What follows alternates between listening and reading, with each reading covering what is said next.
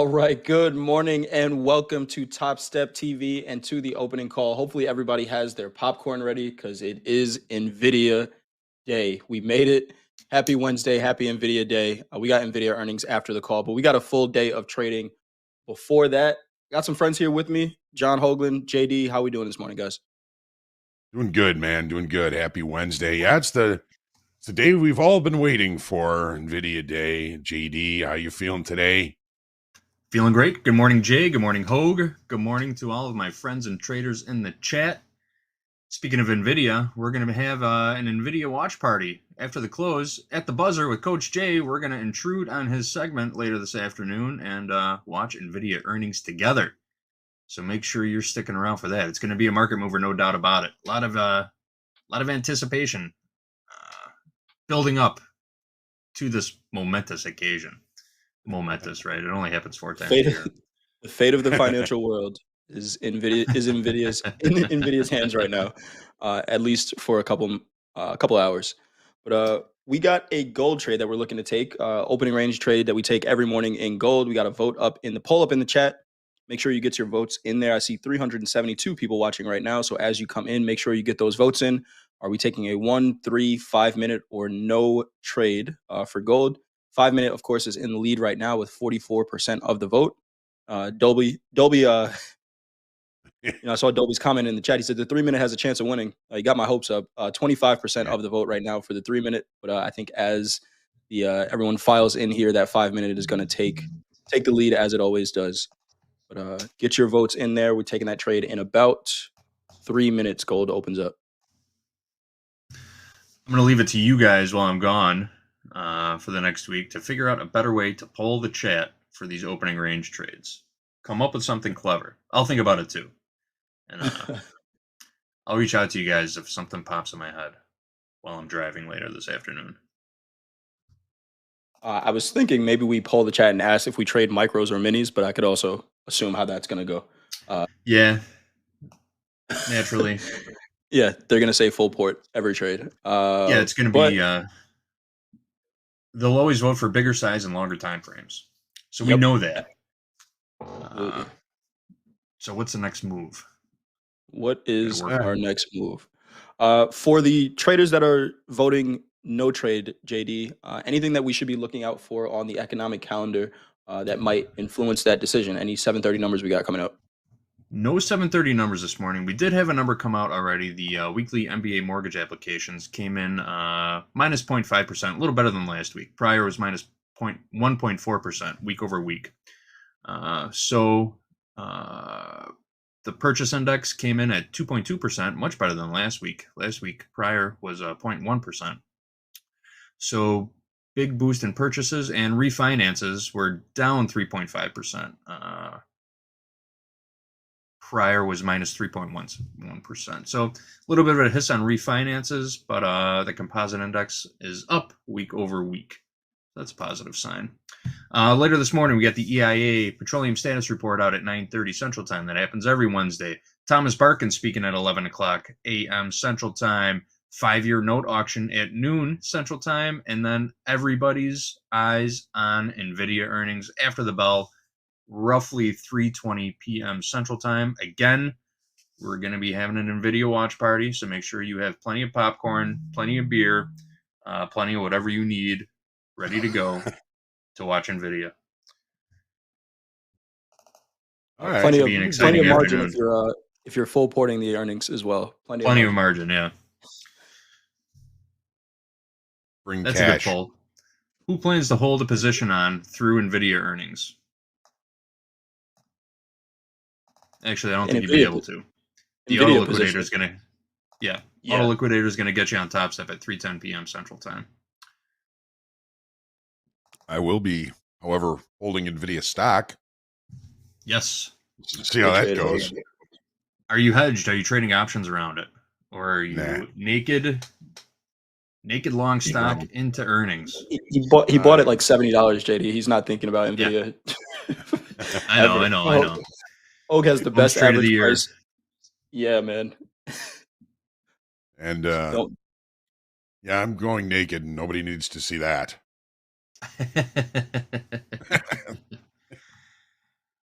Production team in the back. We need an image of Hoag diving into a bathtub like Please. Scrooge McDuck with his Nvidia stock.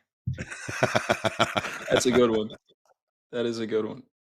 All right, we do have Oh, gold goodness. open here. The 1 minute did trigger a long. We have a, what is this? About a 20 tick, 18 tick opening range in the 1 minute, but we are going to be taking that 5 minute with 47% of the vote. 1 minute looking like a pretty good long for now, but we will wait this out. Yeah, we have 1 minute some pretty long. short overnight inventory here.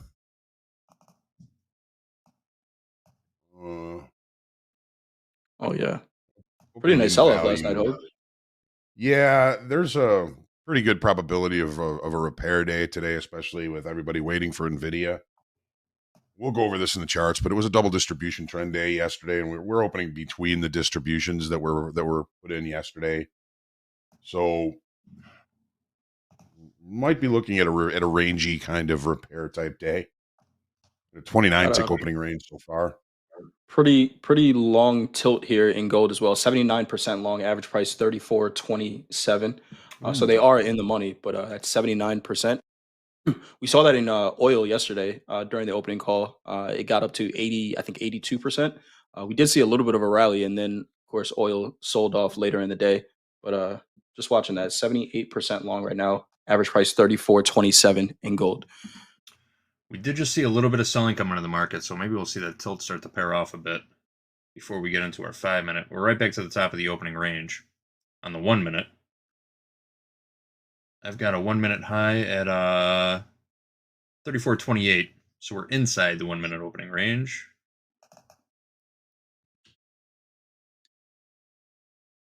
Yes, 3 minute opening range has been established. I'm going to switch over to a 5 minute chart now. 2 minutes. 2 minutes for that. JD, we want to run any news before we get into this trade? I suppose we could. T-words back. Big headline overnight. The U.S. has doubled tariffs on imports from China. We boosted it to 50%. We're going after India for buying Russian oil. Let's roll that beautiful oil footage. It had already been hit by 25% tariffs. Now an additional 25% is being added. India is about to face one of the highest effective US tariff rates in the world. That's the rate that once you calculate various exemptions. That's because after Russia invaded Ukraine in 2022 and Europe started sanctioning Russian oil, Russia focused on selling its barrels to Asia, and India became a big customer. By June this year, nearly 47% of Russian crude oil had been sent to China, and around 38% had been sent to India. Now, last month, Trump announced secondary sanctions on countries purchasing this oil. After that, a crude oil analyst at Kepler noted a slowdown in purchases from India, and that those barrels are being snapped up by China. They noted around 15 cargoes had been sent to China. But that hasn't been enough to stop these sanctions from coming into effect today. That could make certain items that the US gets from India a lot more expensive, from jewelry to jeans. And if that demand is cut down, it could have an impact on jobs in India. But the actual impact on Indian GDP is not predicted to be that significant. You can see here it's just around a knock of around 0.8% based on these tariffs. Now, engineering goods and electricals are a significant portion of the products that India will ship to the US. Earlier this year, India actually overtook China to become the biggest exporter of smartphones to the United States, according to research firm Canalys. But smartphones are exempt from these sanctions, which could provide some relief. Other goods will continue to be sold to the rest of the world without facing a tariff increase. Anna Kubin, CNN, London.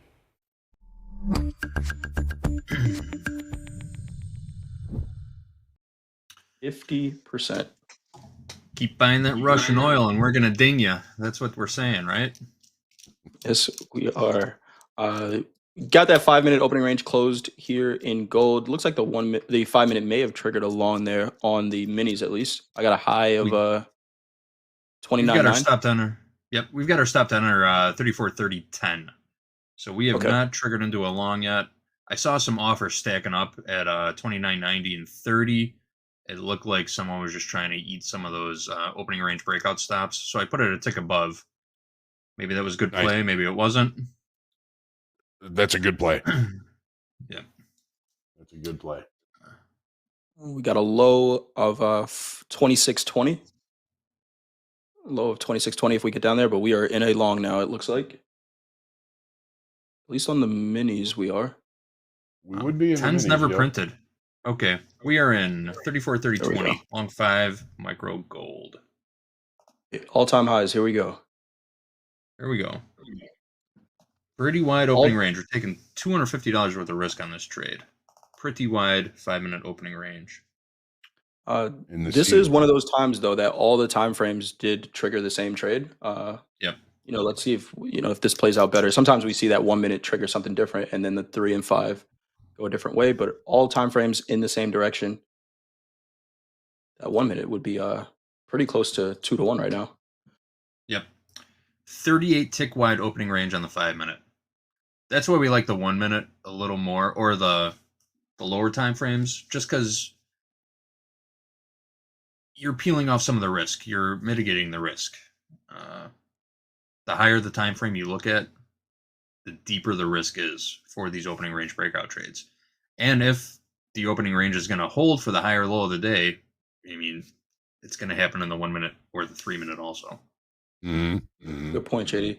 I wonder then if, like, if you're looking at it and we're looking at all the stats, does the win rate improve with the 5 minute, right? That'd be the question, because either way, it's going to be the same trade. Ideally, we're going to hold this for the entire day. So does that win rate improve? Where, sometimes, especially in crude oil, right? We see that fake out in crude oil all the time. That lowers the percentages. Be interesting to look at. See if we can put some edgeful stats on that. Yep. But right now we have the house account long 5 micro gold from 34.30.20. 34.30.20. See if we can hold this all day. 34.30.20. Andre from Edgewall, I know I've asked before. If you're listening, please reinstate my lifetime membership. Thank you. Where's 1 to 1 on this, or 2 to 1 on this, JD? What are we risking? About 3 points, you said? Yeah, 2 to 1 on this is going to put us up at 34.40. Got you. Good stuff. Let's just keep rallying gold. Reconcile that overnight inventory. Any news we want to run on gold before we get into the charts? Let's take a look what happened to gold. Gold eased up overnight on firm dollar and profit taking. This is a Reuters article. Spot gold down 0.3% per ounce. U.S. gold futures for December delivery eased 0.1%. The dollar index rose about 0.4% overnight against its rivals, and causing a little bit of a sell-off in gold overnight. Here is a quote from an independent analyst named Ross Norman. Gold prices are acting less like an arrow and more like a feather, with the prevailing direction of travel determined by the dollar. Current gold price weakness is likely attributable to some profit taking after gold hit a 2-week high as momentum faded to the upside. So this particular gold analyst is saying that the gold futures contract is directly correlated with the U.S. dollar index right now. So if you're trading gold, maybe keep an eye on the U.S. dollar, see what it's doing. But what are the charts telling us in gold? Are we singing the same song? What's happening in gold? What are you guys seeing? What are we seeing, Hoag? Well, let's dive in. Let's take a look at this. So pulling up the Dixie right now, dollar index. Last we checked, 98.59, up a little bit, 0.37% as of just a few minutes ago. And as always, these charts and this is the time when we kind of look for context, always thinking about risk management and remaining patient in our trading. So, on the daily chart, obviously, it is still range bound. We've seen the market come off of recent lows. Last week's low, we took out last week's high yesterday and closed relatively strong, but we're getting up near the high of the weekly kickoff high here, and that is 34.53. You see these range bound markets narrowing over time, and I believe that what's happening now is just kind of a function of that. We are looking at volume and open interest. We added 3,000 in open interest on pretty decent volume to the upside yesterday. But the way the price action is looking now, it's looking more like we've trapped maybe some shorter time frame, weaker hands longs up there. Uh, Balanced rotation. Was this close enough to weekly kickoff high for a rotation back near the lows? We don't know. You definitely want to keep an eye on the dollar when you are trading gold. Technically in the longer time frame, we're still range bound and relatively centrally located near the center of the current range. Jay, do you have any thoughts on gold right now? Just kind of getting some moving averages braided in the neighborhood here. What are you thinking? Yeah, we are, Hogue. Especially that 20 and that 50, they've been kind of wrapped around each other for the past 3 months, it seems like.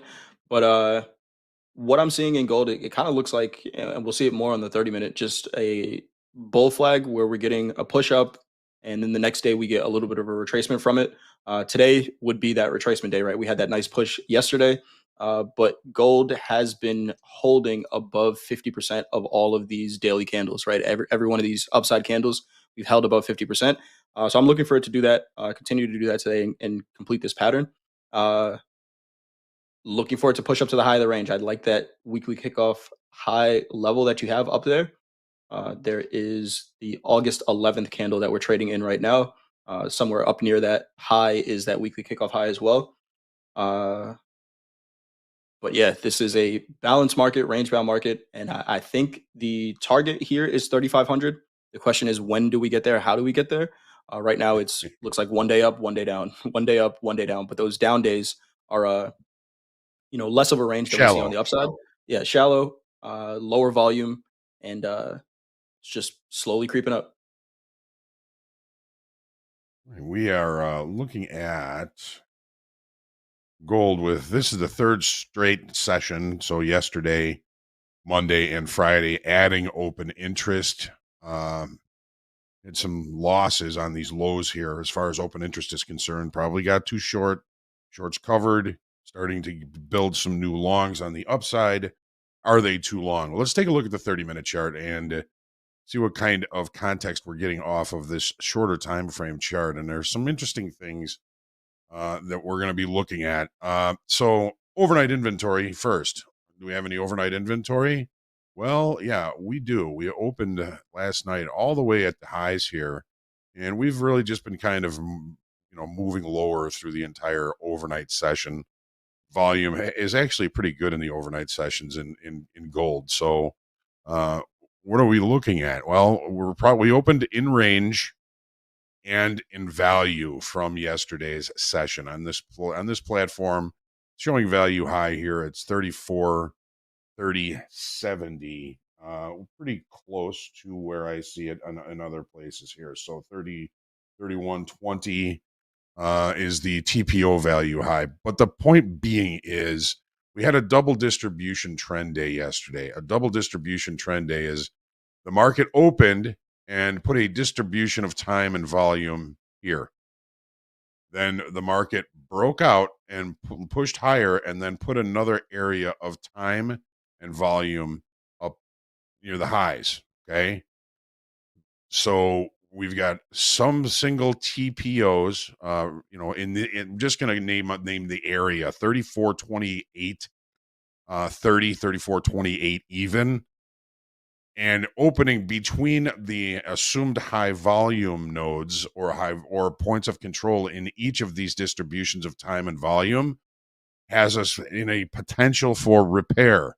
Repair would take us to an assumed point of control in the upper distribution and the lower distribution. So I'm looking for the market to trade to a high volume node in the upper distribution and then probably pull back and look for a high volume node in the lower distribution.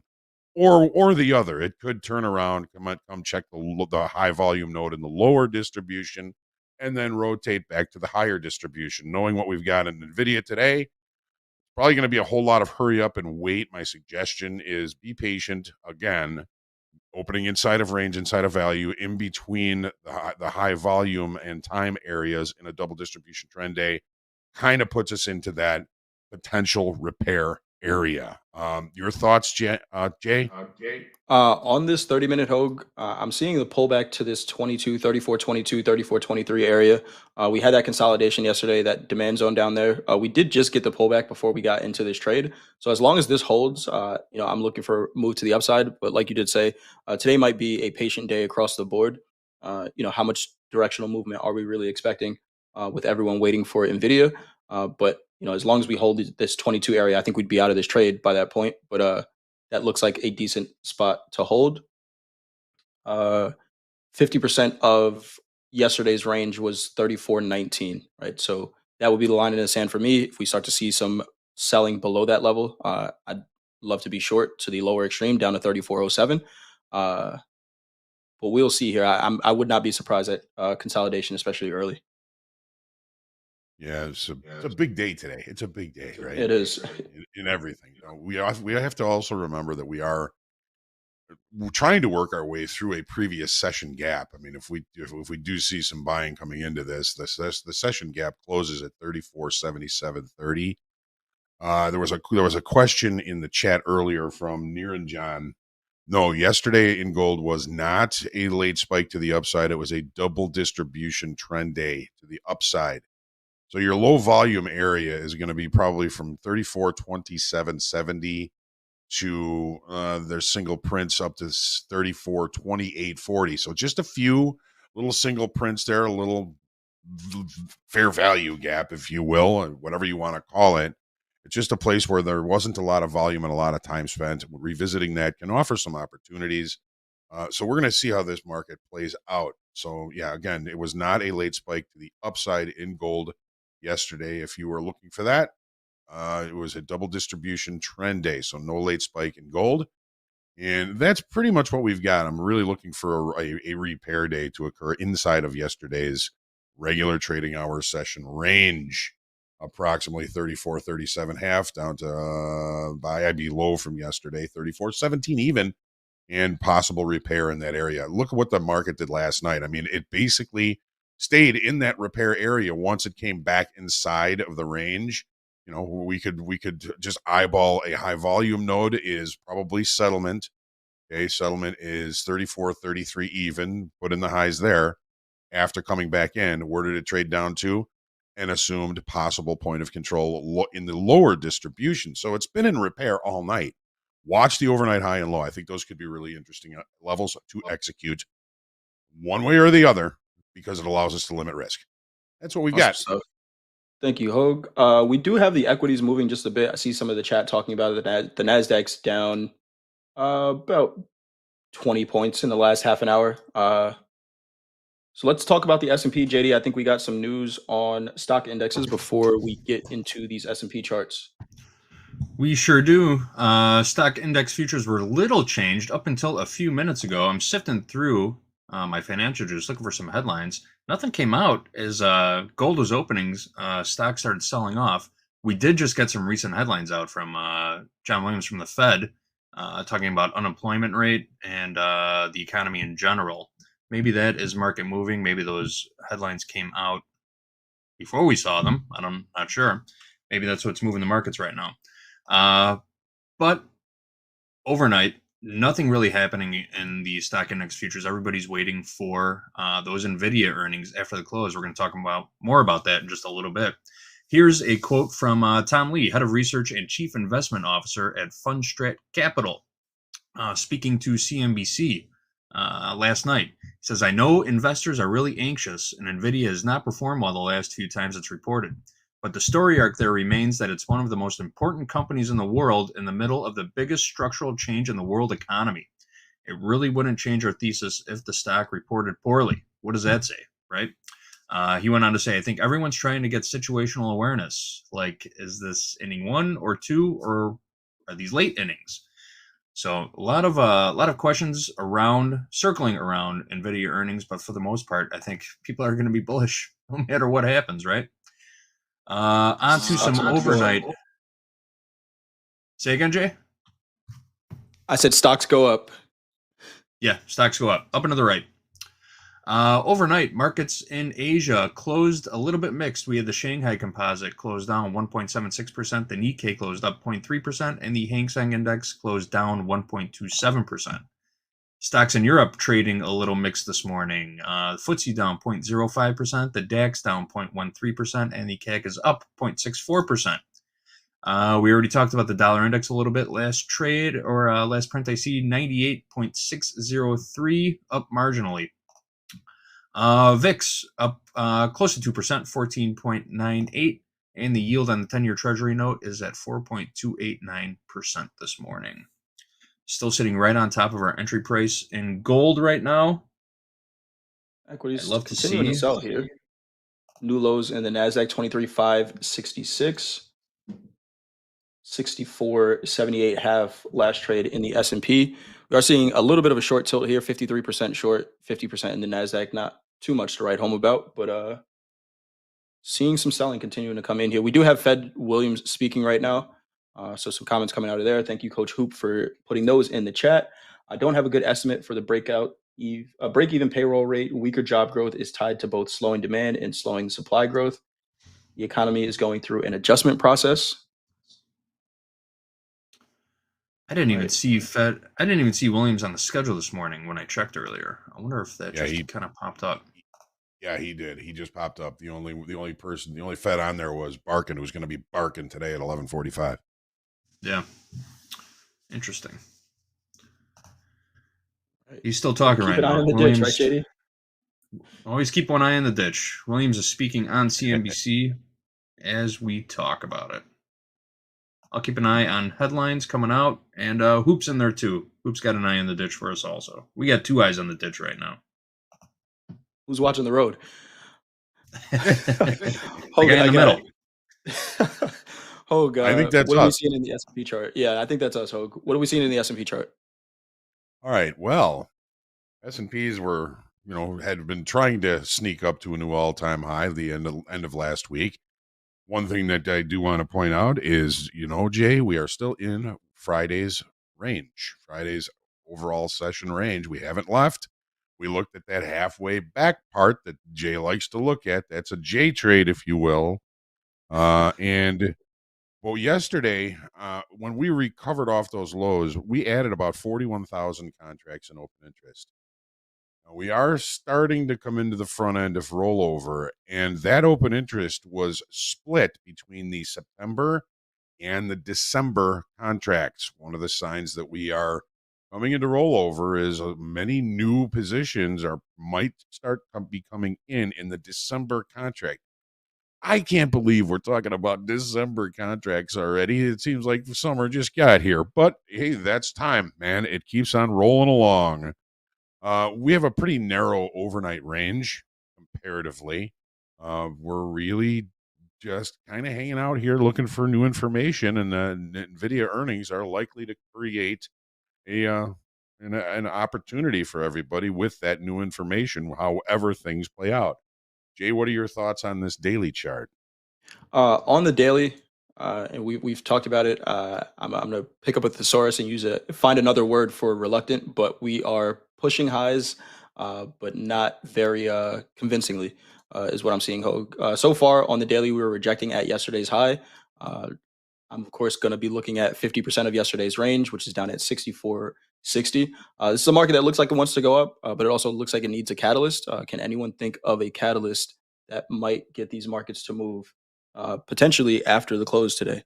I could think of one, but outside of that, Hoag, I'm seeing consolidation on the daily.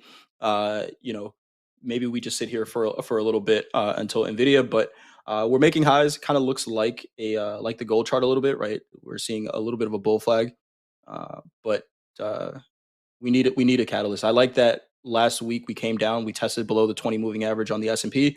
We're strong above that right now, but this daily candle from the 22nd, which was last Friday, we know that was Jackson Hole. I'm looking at that, Hoag, as a bull flag right now. Got it. Yeah, I mean, Monday we stopped short of it. We just put in a lower low and a lower high yesterday. volume was okay, but the direction and the open interest increase was to the long side. Let's take a look at this on the 30-minute chart. All right, so there's a lot of cool things that we can talk about with that happened with yesterday. With a lot of had to do with the late spike from the previous day, from Monday. We're going to start with, really, are we looking at any overnight inventory this morning? Not really. The market opened here. We're trading a little bit lower. That's okay. That's all right. So we're not going to be probably looking at any opening opportunities using the overnight inventory. So we're going to look at, let's see. So we had a late spike to the downside Monday. When we opened below it, that's a sign that the market is attempting to accept lower pricing.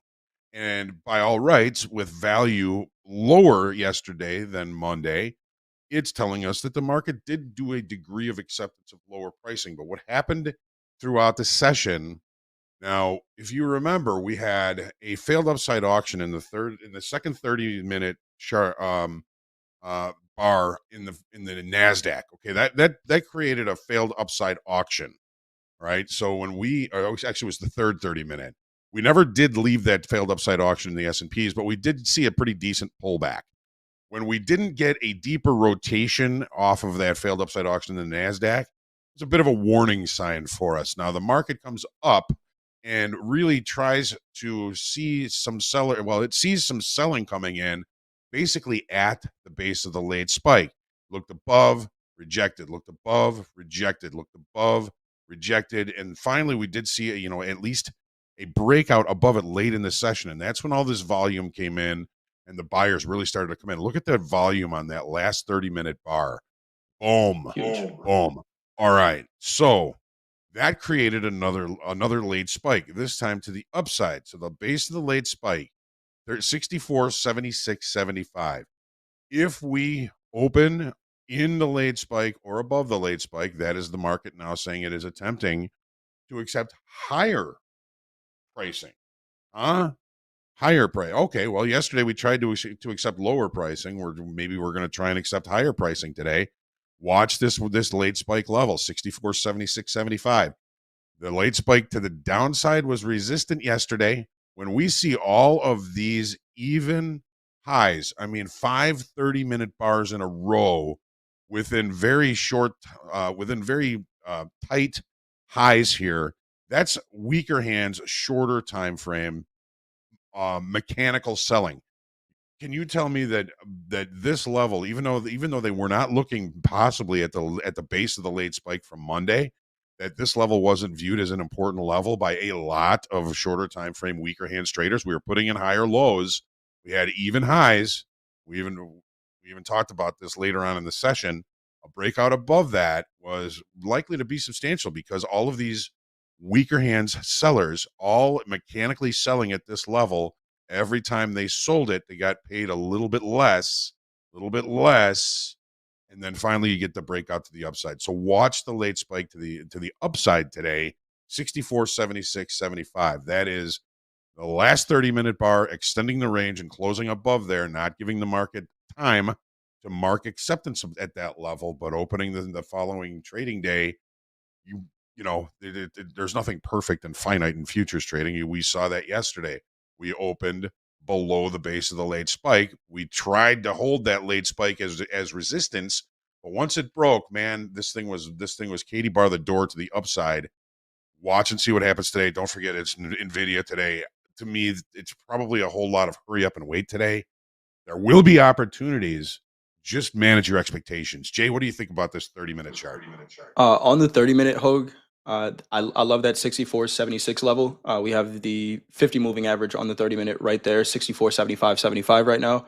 I'm looking at that, second half of the day price action as the potential range for the day. We can already see in the overnight session we tested up at the highs, 64.87 half, up in that range up there.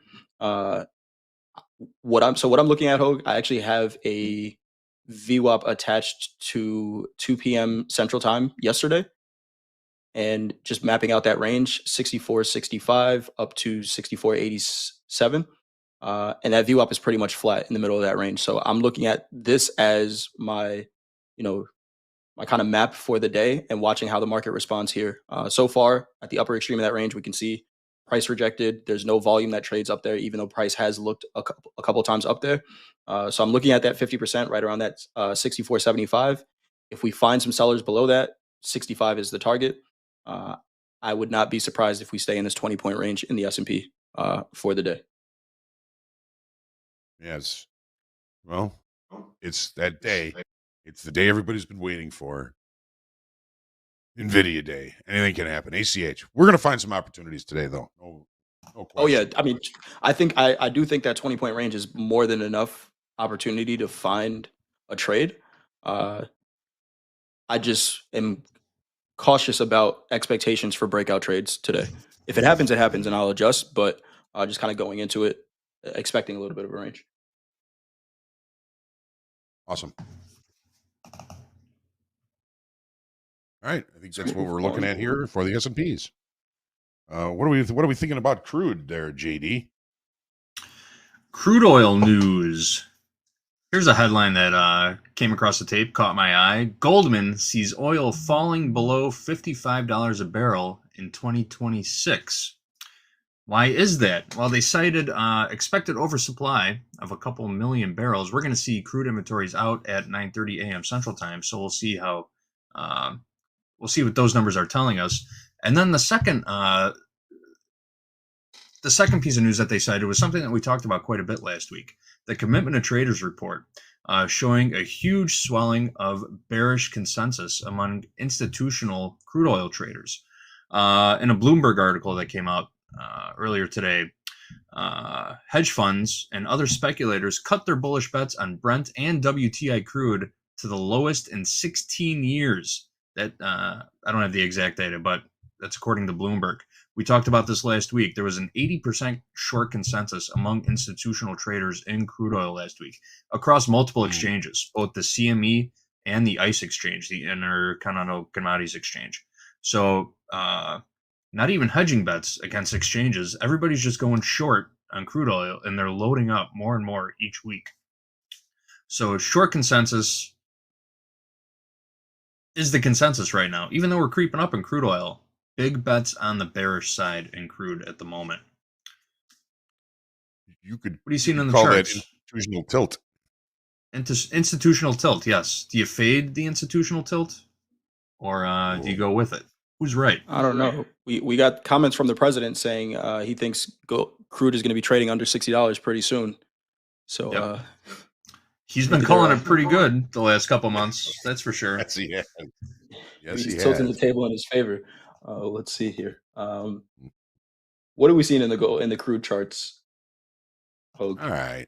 Well, on the daily, we can go into the Wayback Machine and see how really imbalanced this market is. And we had a look on Friday up at weekly kickoff high 64.80. That was, on Monday. That was Monday's settlement. Yesterday's high. We saw sellers come in off that level, perhaps on a failure of a potential breakout above that important inflection level. We had the 50-session moving average right there as well. So this is just kind of reeking as a new rotation lower. We added 1,000 estimated contracts yesterday on this pullback off those highs.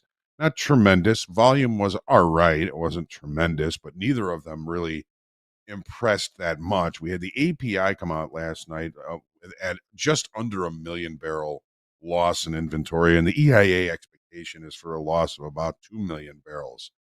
We'll see what happens. Those releases seem to have very little relation to price after those come out. It seems like it's a buy the rumor, sell the news type of situation. Happens a lot in crude oil. Jay, we are centrally located right between weekly kickoff high and low. After a test of the weekly hot kickoff high, do we look to the weekly kickoff low 62? I don't know. What do you think, Jay? I would say that's a safe bet for how crude oil has been trading. Hoag, low the range, high the range, and we can call that high right at that weekly kickoff high. Yeah, just rotation. It looked like it had a chance. Right now, we're sitting at that 200 daily moving average. The 20 is getting ready to cross below it actually for the first time since the middle of June. We haven't been under that 200 moving average with the 20. We're getting ready to see that cross. Right now, the 20 is sitting at 63.58. The 200 is at 63.40. This is a market that is in balance. Every time it looks like it's going to do something, it reminds us who it is. And I'm not going anywhere, is what crude oil says. But that doesn't mean that there aren't great trades in it. It's actually quietly been one of the better trading markets, I think, if you can catch a piece of the trend for the day, because there's not a lot of overlap, right? If you look at these daily candles, there's some pretty big bodies on these daily candles, right? So if you're able to catch a piece of the move, and I think hold on to it in crude oil, it's been a nice trade. It's just where are you catching on to that piece is the question. But pretty good trading market right Right. now. Right. Yeah, we had a pretty decent opening range trade on it a couple of days ago. 0 for 2 yesterday, and we're currently still Speaking of long which, gold. Hogue. Speaking of which, Hogue, for the opening range, we do have that poll in the chat. What opening range trade are we taking in crude oil? Is it a 1, 3, 5 minute or no trade? Right now, 37% of the vote for the 5 minute, 37% of the vote. We are seeing a 71% long tilt in crude right now, average price 63.38. But make sure you get your votes in there. What are you looking at on the 30-minute, Hogue? All right. Well, first thing, overnight inventory. I mean, we got VWAP pretty flat. I don't see any major overnight inventory here. Maybe a little bit to the long side, but we have a double distribution trend day, just like in gold, where we might be opening between this accumulation of volume and this accumulation of volume and time. Opening between those has a tendency to create repair. There's not a lot of volume that traded in this area. The market opened, looked higher, balanced, drove lower, and then found a new area of balance, and opening between those has a tendency for price to visit both sides of those balance areas. So, if we're looking at a high volume node in the lower distribution, it's this volume point of control 63.37. We're looking at a high volume node in the upper distribution. I would probably look pretty close to the initial balance high from yesterday, which is 63.92. What happens is that when we see price move quickly through these areas, price will sometimes come back to them, see if there's any business left to do.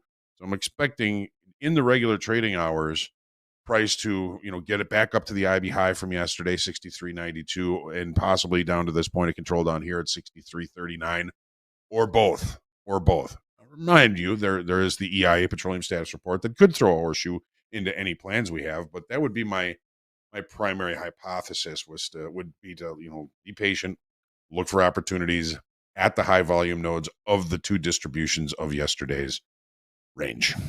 Thoughts, Jay? For me, Hogue, how I'm approaching this 30-minute chart in crude oil, I'm looking at that 200 moving average. Right now, it's at 63.71. I think the approach is I'm going to put a line on the chart right there at 63.71, and the candle that tests that, attach a VWAP to it and see where the flow for crude oil is going. If when we test that level, volume's trading above it, and I want to trade crude, I got to get in the flow of that volume. If we reject there and volume stays below it, then the flow is to the downside. Now the question is how much of a trade is there in crude? And right now we just tested it, so I'd be tagging a VWAP to that candle that just tested it. Yep. And let's see where the flow is from there. So crude oil is open. Looks like we're taking a 5-minute opening range trade, 40% of the vote. But crude is open for business. Right. That 63.71 is that 200 session moving average. It's also the IB low from yesterday. There we go. Do we get acceptance back into that initial balance, Hogue? And that's where the single prints are in crude. 63.70 down to 63.55 are where the single prints are. It's right where we opened. High probability of repair today. I know it is the open, but a ton of volume just traded there as well. Mm-hmm. We just got about, yeah, ton of volume just traded at that level. So we will be watching. 1 minute opening range is closing now. 30 tick range. Pretty big here. Ooh, let's go. We are still long gold. House is long gold from 34, 30, 20. Long 5 micros there. And we're looking at the opening range trade here in crude oil. Remember, crude oil opens up at 8 a.m. Central Time. That's why we see that spike of volume there. We are looking at a 5-minute opening range trade based on the chat's votes. 78% long tilt in crude oil right now. We saw this yesterday, right? Yesterday we saw, what was the price? It was an 80% long tilt at 63.81 in crude oil. We did get a little bit of a push, so that tilt did see some profit on that, but then pretty quickly we turned around once we tagged that $65 level and sold off from there. So just watch that tilt in crude oil.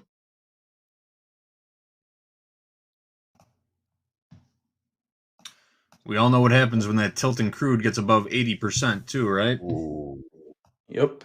yes, something you have to pay attention to. And I always find myself when it gets to that saying, "Well, it'll be different this time." But it never is. It never is. Yep. There is. You know, I thought we made a pretty good case for the 1 and 3 minute opening range breakouts earlier when we put the gold on. I guess not good enough though. Well, Chat, you you guys guys listening to convincing. us? Either we're not convincing or chat's not sending their best to the polls here. But it looks like no trade so far in the 1 minute crude oil opening range trade. We're moving on to the 3 minute now. In just a couple of seconds. So yeah, today in gold was a great example of how, if the opening range is going to remain the dead ass low, the 1 minute usually is going to get you in better trade location. And it's still holding right now. Still Have we holding. have we tested that 1 minute opening range in gold? I don't think so. I think since we left it, Nope. we haven't looked back. We're still sort of middle-ish of the range. I'm going to switch over to a 5-minute chart now. So still no call on the 1 minute or 3 minute. So whatever the 5-minute signals will be the same for all three, obviously. Can you hear my dog, the pitter-patter of my dog's tiny feet in the background there? Hey, dog day was yesterday. Dog day was yesterday. What kind of dog do you have, JD? A little rescue pit bull, 70-pound Nice. pit bull. She's Nice. a rescue. Nice. Someone asked about the tilt in gold. 72% long right now. Average price 34.29.30.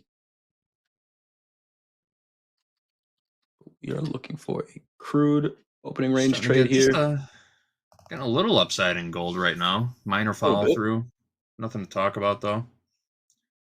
I was thinking about adding on to this position if we broke out of that that bull flag, that 5-minute bull flag. But we just kept testing the high and then spitting right off of it, jumping right off of it. Yeah, so focus on crude right now.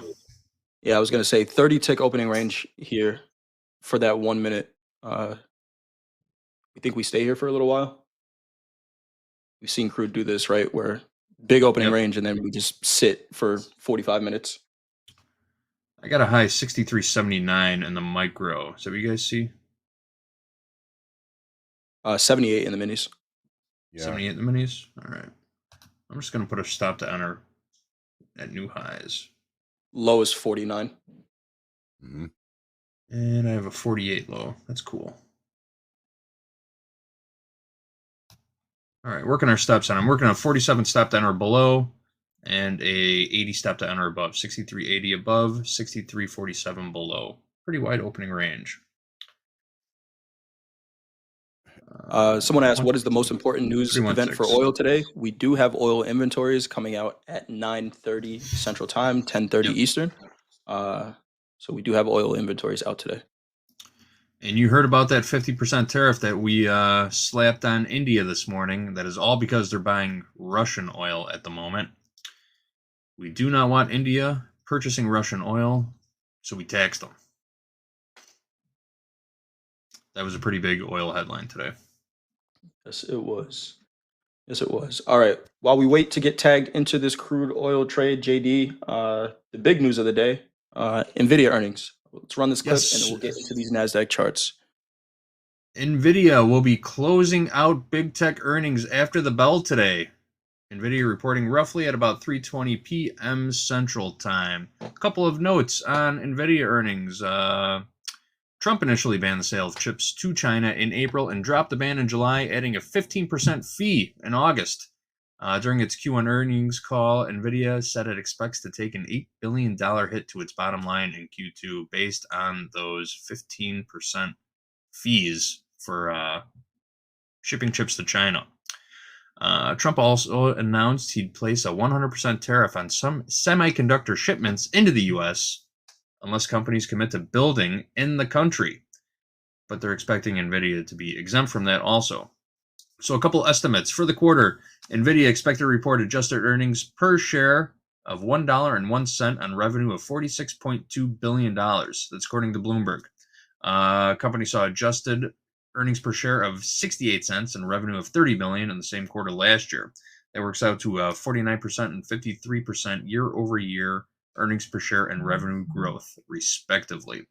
I took this article from Yahoo Finance, but it's a Bloomberg article, I believe, that you can read fully on Yahoo Finance.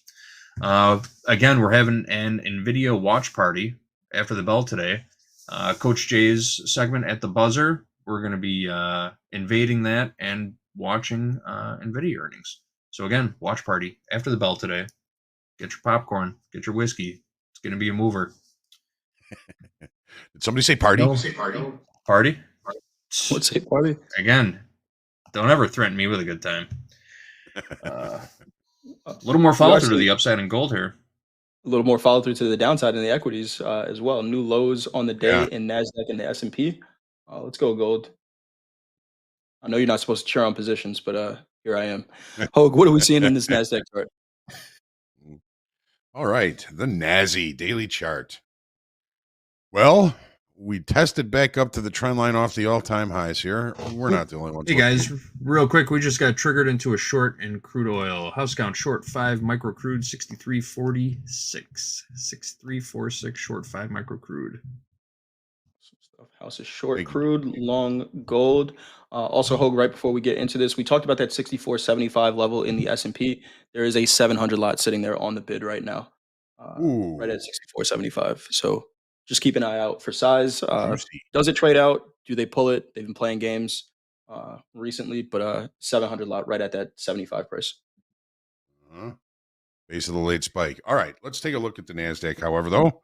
On the daily chart, inside Friday's range still. 3 days. Testing right back to that halfway back. That's a J trade right there. Nice job, Jay. Volume, open interest, somewhat inert. Open interest only added 700 yesterday. I'm calling that inert in the NASDAQ. However, we did kind of close relatively well against this trend line. Are we going to break out? Are we going to fail above this? All of it depends almost fully on these Nvidia earnings and what happens after that. I think it's, there's going to be opportunities today. Keep your expectations reasonable. And demand good trade location.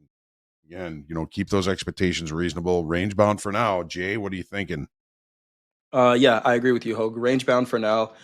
We are, inside yesterday's range. We rejected up at the highs, and this is kind of to be expected just going into Nvidia day, right? I don't know that I need to rush into an opportunity early. Of course, the NASDAQ is going to move, so it will present a trade, but yeah, range bound for now. I'm being patient. 23,500s at the downside is somewhere near 50% of yesterday's range, which is actually at 491.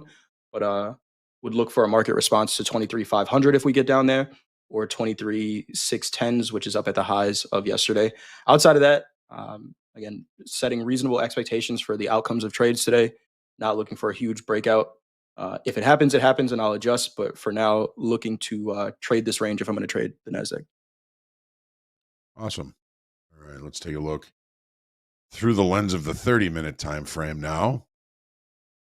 So a little bit different, right? We didn't have a late spike to the downside in the NASDAQ yesterday. The NASDAQ actually has been presenting as a little bit stronger than the S&Ps. But we're all still inside of that Friday Chairman Powell's speech day. So we're still inside of that. We haven't really moved much. We don't really have much as far as overnight inventory is concerned either. We are looking a little bit short and possibly rejecting higher pricing here as we are currently trading below the late spike to the upside that occurred in both the S&P and the NASDAQ.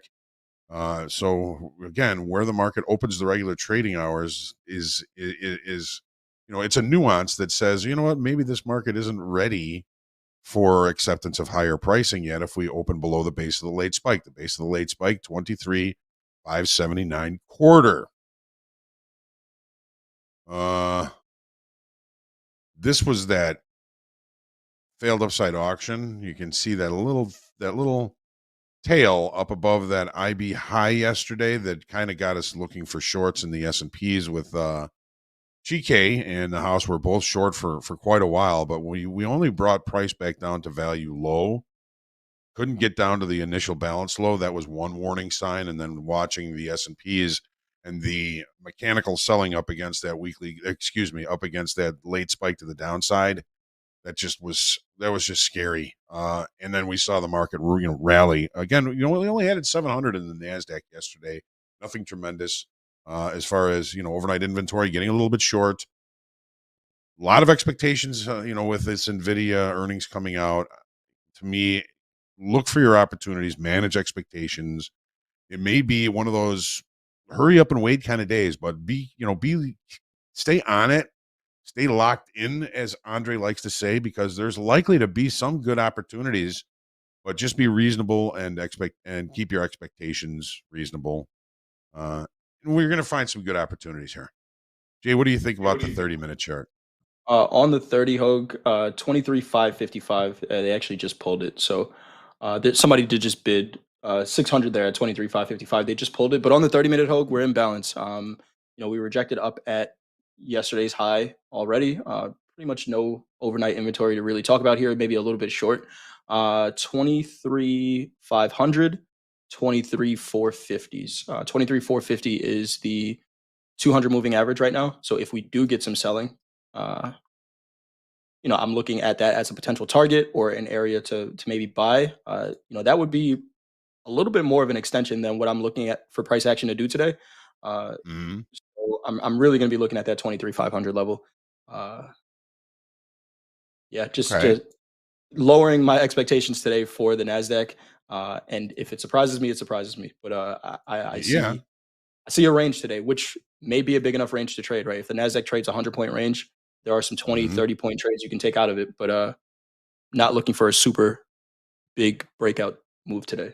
And I think that's okay. It sets up for the next one.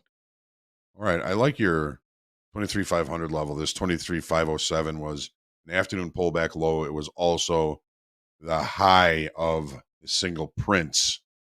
We almost got to the low of the single prints yesterday. But, that's probably close enough for rock and roll, considering the 200 session moving average was supportive there. This is going to be an interesting trading day, as always. Make sure you do stay locked in. Make sure you're thinking risk first, of course. That's something we're always doing as traders. Our job is really as risk managers. If we manage risk, profits will take care of themselves. Let's have a great trading day today. And I think that's about it for the charts from what we've got looking for today. And again, stay patient. Stay patient. Not looking bad in our opening range trades here. Still in profit in both of them. We do have to manage those expectations. JD, you and I will be in probably pretty close touch today as long as we're still in these trades. All right, good stuff. We got through the charts pretty quick today. We are still in some trades. JD, give us a quick update on these trades. House is long 33, 34, 30, 20 in gold. 34, 30, 20 in gold and 63, 87 in crude. We got a nice little rip here in gold at the moment. I'm looking at a 15-minute chart, looking strong for this long position that we have on. Looking I'm working good. an Just got offer up back from top to peel it. settlement. Yep. Trading above settlement right now. Settlement price 34.33. I'm working an offer to peel a couple off at 2R. That's all the way up at 34.40.30. So if we get up to 2R, take a couple off, and then ride thruple for the auto liquidator. 40-30? 34.40.30. 34.40.3. It's a ways off.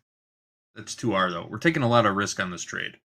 That 5-minute opening range candle was pretty It's wide, huge. almost 40 ticks wide. Yeah. But we're coming off a decently strong 15-minute candle, so I'm still confident in this trade. Okay. See what happens when we start approaching 1.5R. Hogan and I will be talking in the background, like you said, and maybe we'll talk about better ways to manage risk on this trade. We just put in the session high in gold, 34.34, in honor of Walter Payton.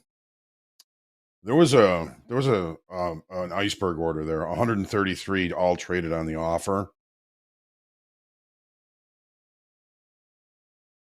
At 34.34? Yeah. Didn't see much on the micro side. Boomer Bryant says, Bo Jackson. Wasn't Bo Jackson number 8 on the White Sox? I believe so. I'll have to look it up. Got crude oil coming down here as well. VWAP in crude oil is 63.30s. But the short is looking pretty good as well. We got one more news clip to run. JD, I got a question I want to ask you. What do Justin Bieber, the R&B group 112, and Jack Black all have in common? I don't know. They all have songs about peaches. What is today, JD? Well, it's funny you mention that because today happens to be National Peach Day, folks. Sweet, juicy, and one of summer's favorite fruits. Wednesday, today, National Peach Day. Whether you enjoy them fresh, baked into a cobbler, or canned for later, peaches aren't just delicious, they're also good for you. The fruit is packed with vitamins and antioxidants. They're also low in calories and help fight illnesses like heart disease. The fruit's history dates back 4,000 years, originating from China and Central Asia. Back then, they weren't only a delicious food, they were an expensive and highly traded commodity. Peaches arrived in the U.S. in the 17th century. Today, the top peach-producing states are California, South Carolina, and Georgia. Oh, they left out Michigan. There are endless ways to celebrate the day. Visit a peach orchard, local farmer's market, or try a few peach recipes. However you celebrate, send us your peach pics. Tag us in your peach pics today. I shouldn't have asked that. Don't tag us in your peach pics. That one guy is actively fighting heart disease eating that peach. He's just Yes, he is. Wow. Well, we have some beautiful peaches around right now in the Chicagoland area. Probably a lot of them those Michigan peaches that JD was talking about. We even got two boxes of absolutely delicious peaches from Costco of all places. Costco does usually have some pretty good produce, but I've been eating 2 peaches a day, so I'm doing my part for my heart. Well done, Hoag. Well done. There you go, Hoag. All right. JD, who do we have on the calendar for today? Who's trading with us? Team in the green room. Another great question. Here we go. The schedule for today. Fast Market's coming up next. I see him in the green room. We've got Braden and Dakota going to be joined by Andre, Jack, and Hoag. Fast Market's coming up next. Hoag's coming in at 11 o'clock for the morning recap. Then we've got Coach J, Edvin C, and Andre for Trade with Topstep at about 11:15 Central Time. Jack and Ben back for the shoulder tap. We're going to roast and toast a couple of traders. Lunchbox Trading, me and Hoag, and a yet-to-be-determined member of Hoag's Heroes. Coming up at 1 o'clock, Jack's coming back in for Top Quiz with our friend Bonnie. Then me, Jack, and Mo will be hamming it up for Back to the Futures at 1 o'clock, 1:15 Central Time. Then we're going to close out the day in Power Hour with Coach J, Mandy F, the Salt Lake City Sniper, and Dolby Time. Don't forget, after the bell, at the buzzer, we're invading Coach Jay's At the Buzzer segment for the Nvidia watch party. Start popping your popcorn now, folks. It's going to be action-packed going into the end of the day. No doubt about it. Somebody say party. Party? Somebody say party. Someone say party. I'm ordering wings. Hoag, we got time for that checklist. Let's do it. Did the traders do their homework? We did ours. Yes. Do your homework, folks. Absolutely. Morning routine. Well, what about your pre-market research? I was with my my VIP team yesterday. We were talking about a little document I put together for people that I've been coaching with. We call it the Market Performance Analysis Worksheet. And we go through and we were, kind of looking at some of the things that I look at, some of the things that a lot of traders look at. What do you look at? What markets are you trading? Is it in a trend? Where's settlement? What about volume, open interest? Are those things that you're going to be looking at? Make sure you take note of those things. All of your reference levels, previous week high, previous week low, yesterday's high, yesterday's low, value areas, points of control. All of those reference levels that you look at, make sure you put them on your charts. Make sure you put them on your worksheets. Once your research is done, you can check off the morning routine. Complete pre-market research. Yes. Plan, review, everything. Platform. Yes. Everything's good. Trading journal, prep the workstation. Now you're ready to party. Now you're ready to go. Now you're ready to look for trades. But if you're looking for trades, you're damn well going to find them. Make sure they're the good ones. Make sure they're the ones that come to you. The ones that whisper and say, hey, this looks like a good opportunity with small risk. The ones that are yelling at you, hey, get in now. Hey, get in now. Probably much more leaning towards the impulsive side. But if you get your trade set up, is it a number one entry, stop price, profit target, risk to reward ratio? What happened afterwards? What happened after the trade? And then, the post-market checklist, of course, we're going to be reviewing the trades we've taken, updating our trading journal, and getting plenty of rest and staying hydrated. Maybe come to the Nvidia watch party after the close today and join us for the watch party. But just keep those trading psychology things in mind. You don't want to overtrade. You don't want to trade out of FOMO. You don't want to trade impulsively, and you certainly don't want to trade angry. And then take your notes. Maybe these are your notes that you're going to be putting in your journal. But by all means, do the work, do the homework. If you do the homework, you get to play. And don't forget about that journal. Reliving those trades can only help improve your learning curve, increase your learning curve, speed up your learning curve, if you will. There we've got it. We've done our homework, guys. We can party now. Awesome stuff. Thank you. Ready. In. Going into fast markets, remember, we got the house account long gold right now, 34.30.20, and short crude oil. What is that price we're short crude oil from, JD? 63.46. Short 5 micro here. crude. Right here, right now. All right. We got a good show coming up here. I'm excited for it. Hoag, you ready to send us into fast markets? Yeah, absolutely. Absolutely. I'm ready. I was born ready. Jay, always a pleasure. JD, I know we're going to see you later on today. Yes, sir. So we're just going to be looking for my top of the chat today. Some new names. I love it. We got Tom. We got Tig. We got Shubham as usual. Anastasio's back from a vacation. Jibo, Ali, Rich Quas, Yabbersmack, Paul H. Hit the like. I love that chat name. Nick Nichols, Man Caves, Alexander. Great to see everybody. And yes, it is an Nvidia watch party. Did somebody say party? Well, we've got a party coming up for you right now. It's called Fast Markets, and we're looking forward to it. Did somebody say party? Well, let's have a party now. Fast Markets coming at you in 5, 4, 3, 2, 1. Let's go.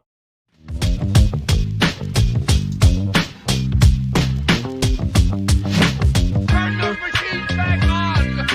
Turn those machines back on! Turn those machines back on! Turn those machines back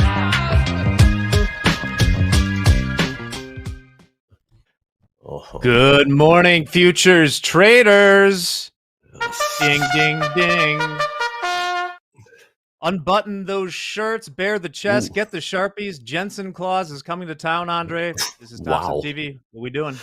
Oh, doing great, Jack. Yes, thank you so much. Welcome everybody to TopstepTV. Who we got here? Lower left-hand corner, number 11 on the big board. Mr. Braden in the house. Lower right-hand corner, looking dapper as always. Coach Dakota on this Wednesday. Nvidia Super Bowl earnings, all that good stuff. Let's go right to Braden. Braden, how you doing on this Wednesday? Thoughts coming into this open? What's happening, my man? Oh, you're on mute. You're on mute. He might be nervous for the Nvidia earnings. The big day is upon us. Number 11 on the big board locked in. We'll get that dialed in. Coach Dakota, Mr. Dakota, how we doing? Thoughts coming into this Wednesday? Man, buy the dip. You're already gonna say it. I know. Where do we buy this? Where do we buy this? No, today's a little bit different, right? Not looking for direction because we have the Nvidia earnings that everyone should already be aware of. I'm just watching these markets, watching Nvidia options going into the open, seeing what's going on, and I think it's just wait, see, react. That's how this morning's gonna go for me. Make it short and sweet. Braden, you back? You good to go? Give me a thumbs up if you are. We'll get right into this. Jack, thoughts coming into this open here? Look at the ES last trade 64.76. What's up, Jack? Yeah, well, we had kind of a squeeze into the close yesterday that we're retracing a little bit now. I'm still liking. I'm with Dakota as far as we'll probably be pretty range bound today. Maybe around 65s. I'd get interested in trying to buy this ES. Rates very interesting. 30-year knocking on the door again of 5%. We'll show the chart on that a little bit later. 5%, that big number. We'll keep an eye on that. Let's take a look at these prices here in the NASDAQ. 23,554 last trade there. ES 64.75. We got gold pushing a little bit lower here. Last trade 34.31. House account long from 34.30, so about $1 in the money. Look at crude trading $63.44. House account short 5 micro crude from 63.46. Braden, you good to go?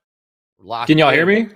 Absolutely. Yes, we can. Loud and clear. Thank God. Yes. Okay, we're good to What's go. happening, Braden? All good, man. What's up? Yeah. So yeah, no, we're just. I was trying to figure that out.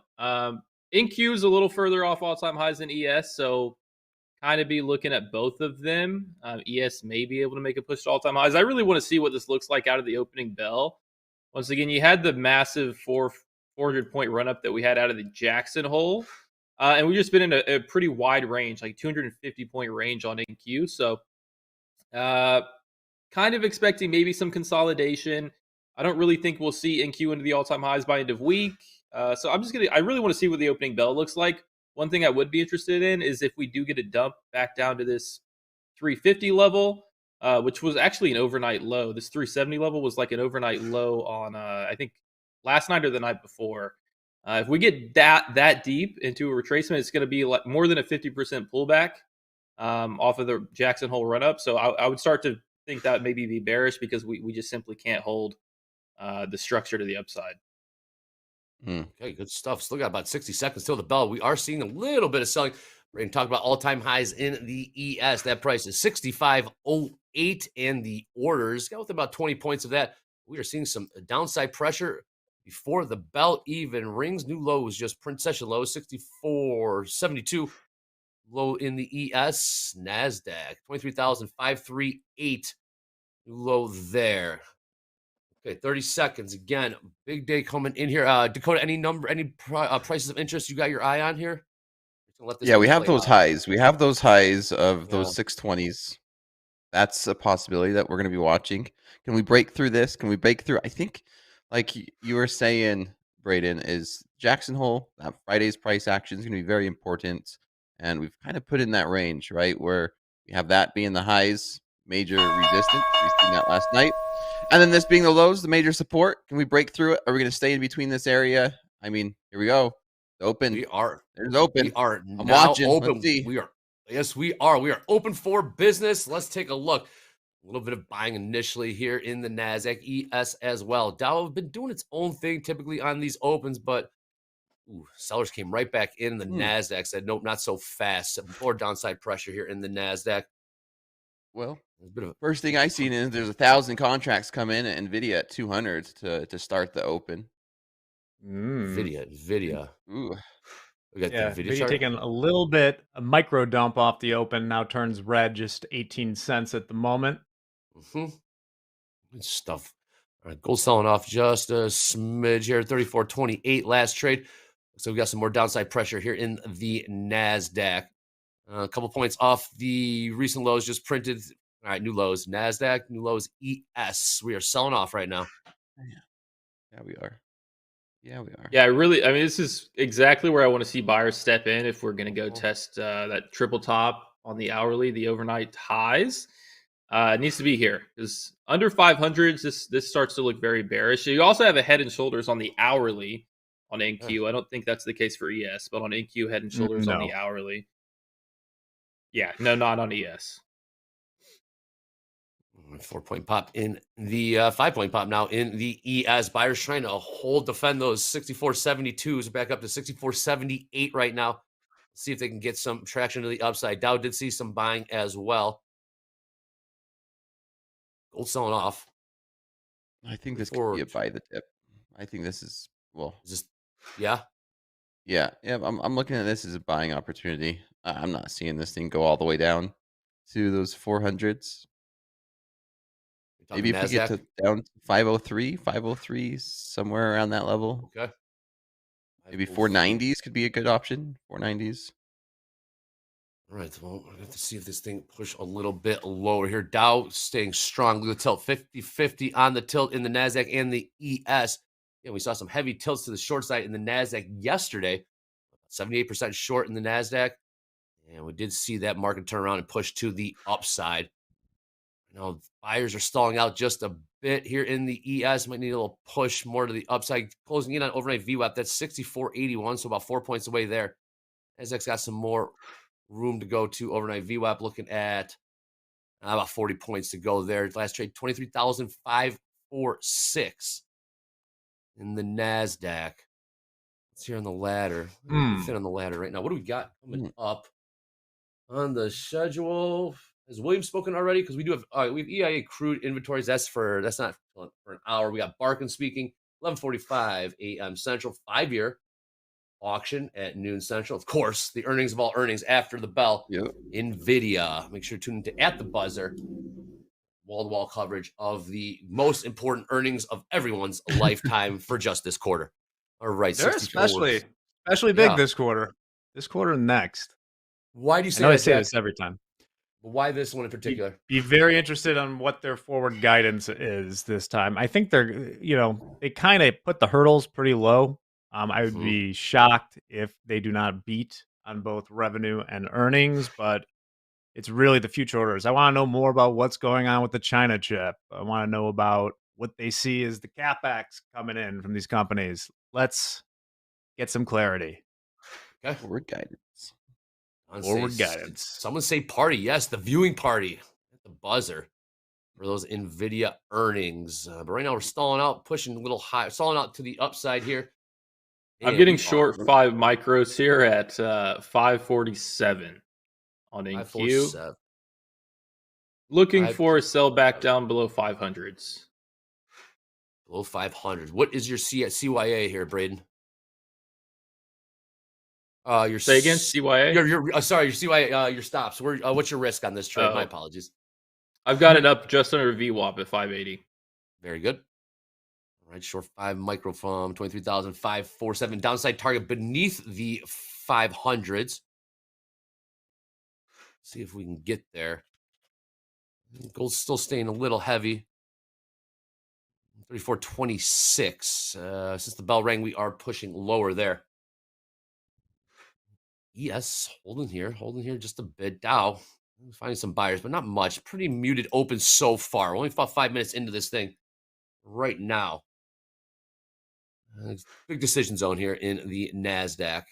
So we trade 23,558. Anything here on the ladder? I'm not seeing too much upside or downside. Dakota has the eagle eye for those big orders using that level 2 data. On top yes, we got a 200 lot at 64.85 half and a 350 lot at 64.86. I'm not seeing too much. Buyers are stepping in here. Trying to. I mean, this could be very similar to yesterday where we chop. Maybe we hang around settlement for a while. It's a mixed bag across the board is what I'm seeing. No clear direction.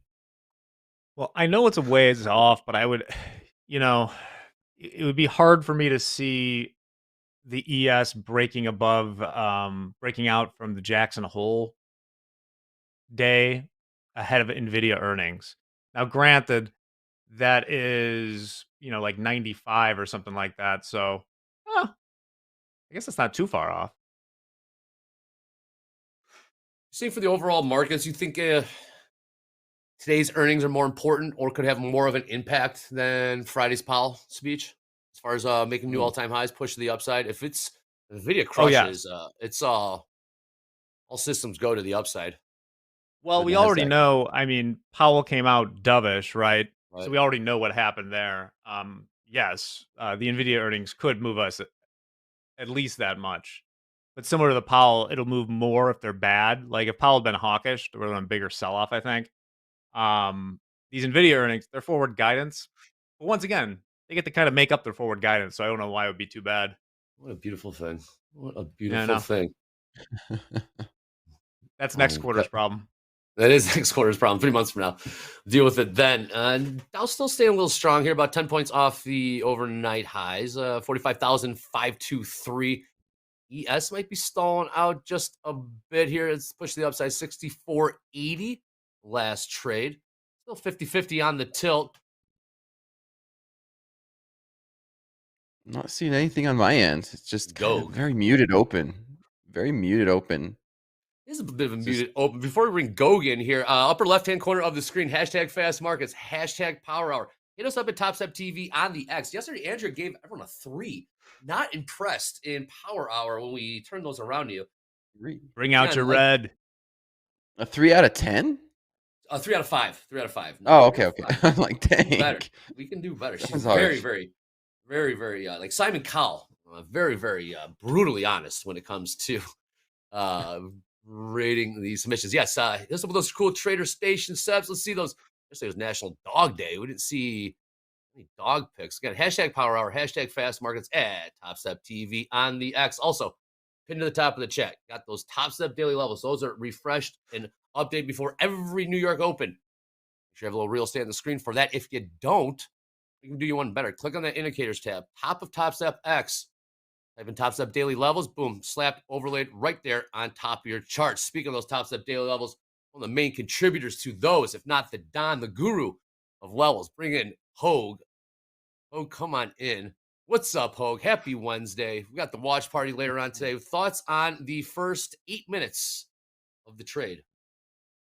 Good morning, everybody. Good morning, Andre, Jack, Braden. Good morning, everybody. Did you say party, Andre? You did. You said party, didn't you? All right. You said party. I'm always down for a party. I want to go to the party. Yeah. Opening ranges in the NASDAQ and the S&Ps. It's traded both sides of them, just on both sides. We kind of talked about this on the opening call, and one of the things that keeps coming to mind today is hurry up and wait.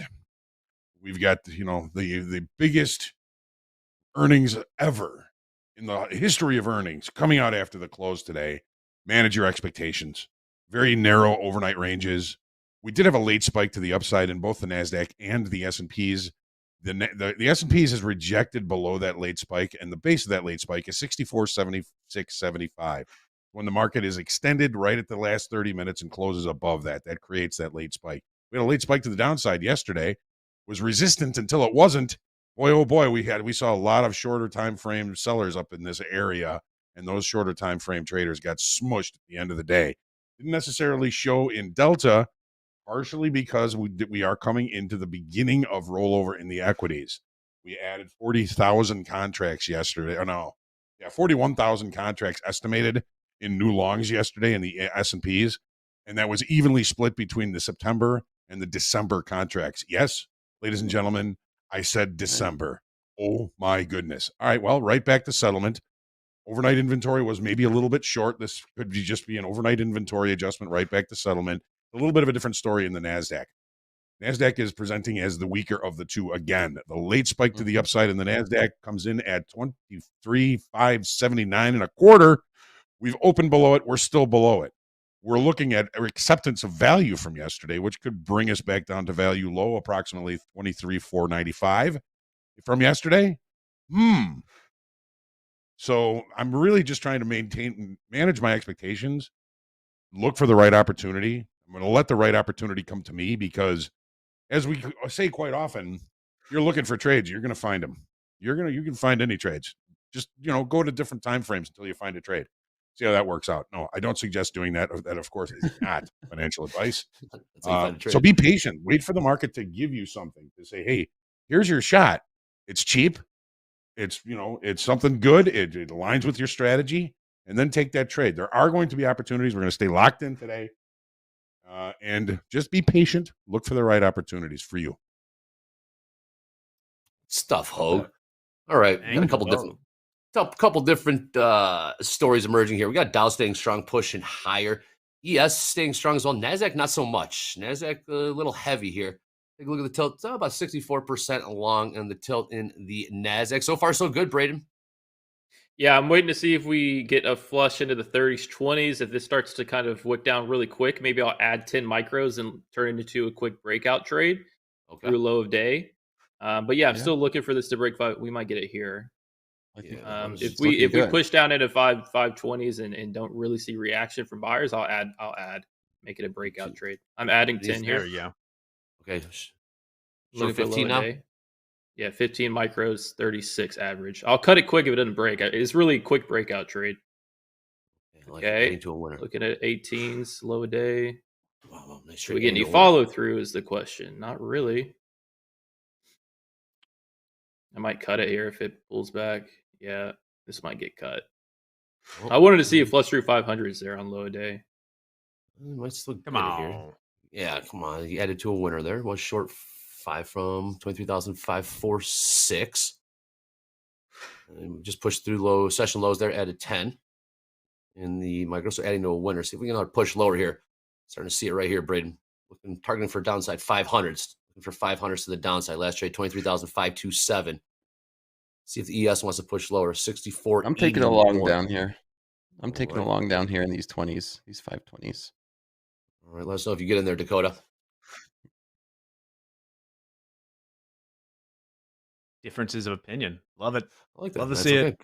Both sides can be profitable on this. Still not in, Dakota. You're waiting, right? What are you looking for? I'm in long now. In long now. Okay. What price? As Dakota gets in long, I'm covering it. 530. Beautiful. I'm covering some. Okay. 530. All right. Braden's still short 10. Shave 5 for a winner here. I'm doing how many long? The wide stop. Micros with a wide stop for me. How many times, Dakota? 5 micros. Stop loss is at 95. Okay. Braden's still short 10. Yeah, we keep breaking low a day, but not getting a lot of follow through. Yeah, ES and Dow are pushing higher here. I don't know if at all, just something to keep an eye. ES definitely stronger there. Oh, yeah, about settlement. Here we go. Yeah, interesting. Interesting what's going on right now. ES above overnight VWAP now by 0.6482. You're getting a little heavy here. Yeah, NASDAQ underperforming the ES by 0.3%. Very interesting. And NQ holds Nvidia, right? Nvidia is part of NQ. Yeah, at a higher concentration than ES. In fact, one moment. Oh, all right. New lows NASDAQ 23,512. 510s now print. Can we go target those 500s? Braden's looking for that to the downside. 507. Yeah, I want to see 490s, 480s here. I'll start to take some more off. Short from. Yeah, that's where my stop loss is. That's where my stop is. These 490s. Stop loss might be a better entry, to be honest. Gold selling off. Nvidia down 1.3%. Just gonna ask. Interesting. Yeah, I'm covering some in the flush to 90s. Okay. How made you shave there? Maybe just like 3. So I'm in short 7 micros at 531. I've locked in 600. Well done. I'll go break even. I would like to see a flush in his 70s and then cover the rest. Yeah, this is pretty deep retracement on the 15-minute here. I mean, we're back into deep. I think that was Tuesday's lows, overnight lows. 496. Yeah. So Nvidia is about 8% of the S&P 500 and about 14.5 or something percent of the NQ. So 14.5. I didn't expect to be that high. only 100 stocks. Oh, man. Still Talk pushing lower about here. Pushing lower here. Just new low is 23,493 just printed in the NASDAQ ES. Definitely more stubborn going on the downside. Stuck around 64.80 in the ES Dow. Very strong. Printing new highs there, 45,636. Gold pushing lower, 34.24. Let's go take a little bit of heat there. And then we got the crude trading $63.50. Buyers in the NASDAQ going to try to hold this 23,500 as we trade 23,508. Here on the ladder, not seeing much. We'll let this trade play out. Then I'll take a look at the bonds. Okay, sounds good. And are you watching options activity on Nvidia as well today, Jack? I will be. I'll pull it up from time to time. Let me pull it up. Yeah, I've been watching it. I've sold some cash secure puts down here. At the 170 strike. There's a lot of volume. There's a lot of volume coming in Nvidia. That's for sure. That's for sure. Imagine. Mm-hmm. I might get stopped out here. Yeah, I'm stopped out. Well, I'm up 650 on the session, so nice trade. Nice trade. Nice. Let's go turn to Cody here. Watch this. Opposing trades. I mean, I'm still long. I'm still Absolutely. long. I'm almost in the green now. I'm in Come the on, green. watch this. Right well there. Done. Let's push this. I should have been a little bit more patient. That was my first mistake. I said I'd like to see 490s, and I got in early. And this is the same level we held yesterday a couple times when we were on too, Andre. Like this is that level. Those 490s we held pretty strong. Little pop here. Yeah, ES looks really good here. ES looks really good here. It held up.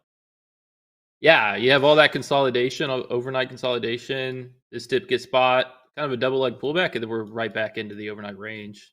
Whoa! Oh, tape bomb hit. Yes, whatever that was. Did.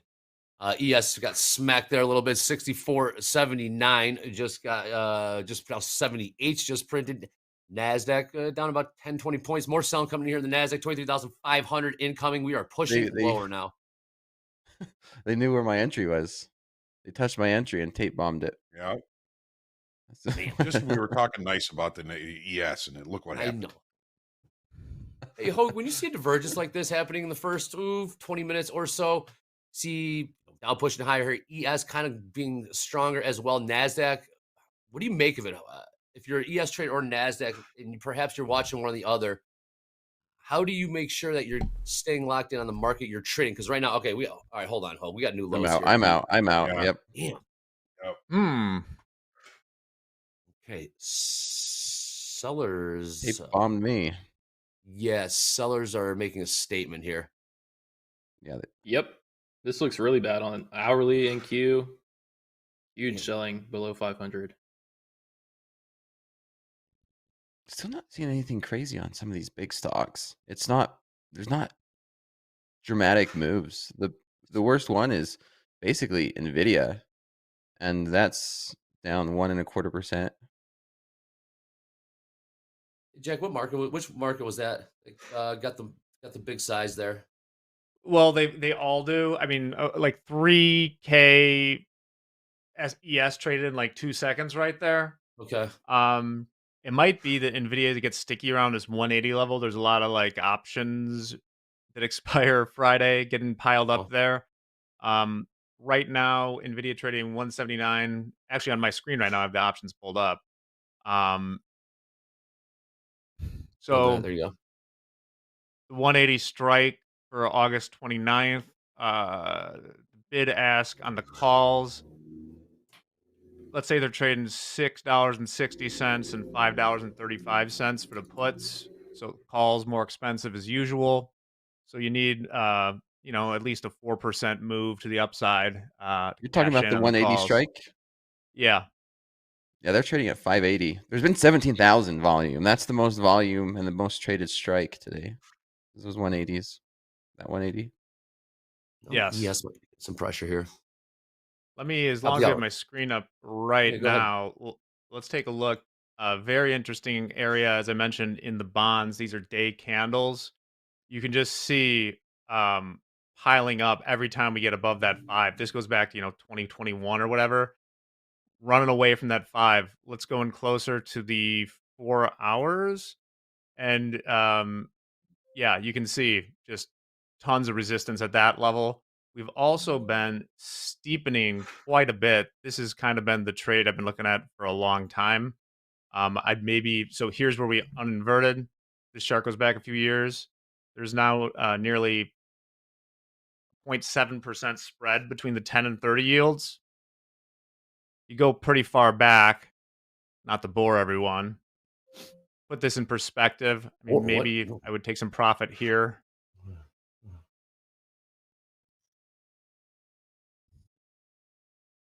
Building in more risk premium across the curve. Yes, it is. Yes, it is. Feeling heavy here, Braden. 23,510, now 512s. Can't really get the juice to Yeah, the I was just upside. looking at the Nvidia chart. Just for context. I mean, that's got to be why NQ, just because it's more concentrated, right? It has to be why we're seeing more weakness on the NQ. ES still looks decent here. It just has a wick on the hourly. It's still kind of holding the range to the upside. We're right under all-time highs. It doesn't look bad at all. NQ looks a little weaker. All right, I'm back in long NASDAQ. I'm back in the longs. 5 Here. micro? 5 micros. Just trading micros. I'm long from 513. I like that we were just holding. I got stop loss was a better entry. My stop loss just got ran, and now we're bouncing. So I am back in from 513. 5 micros. Looking for a push back up. Crude cooking. I like this market's holding. This market's holding, except it's held. It looks dramatic, but it's really not. Apple's green, Google's green, Nvidia's off its lows, and nothing's too crazy. So still looking at it being more of a consolidation type day rather than us to just have some type of big move before this Nvidia earnings. Let's see if we could push back up and test these 550s. Okay.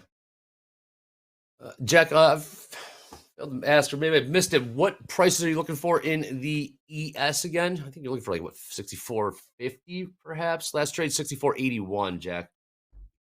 Yeah, 65 would be interesting to me.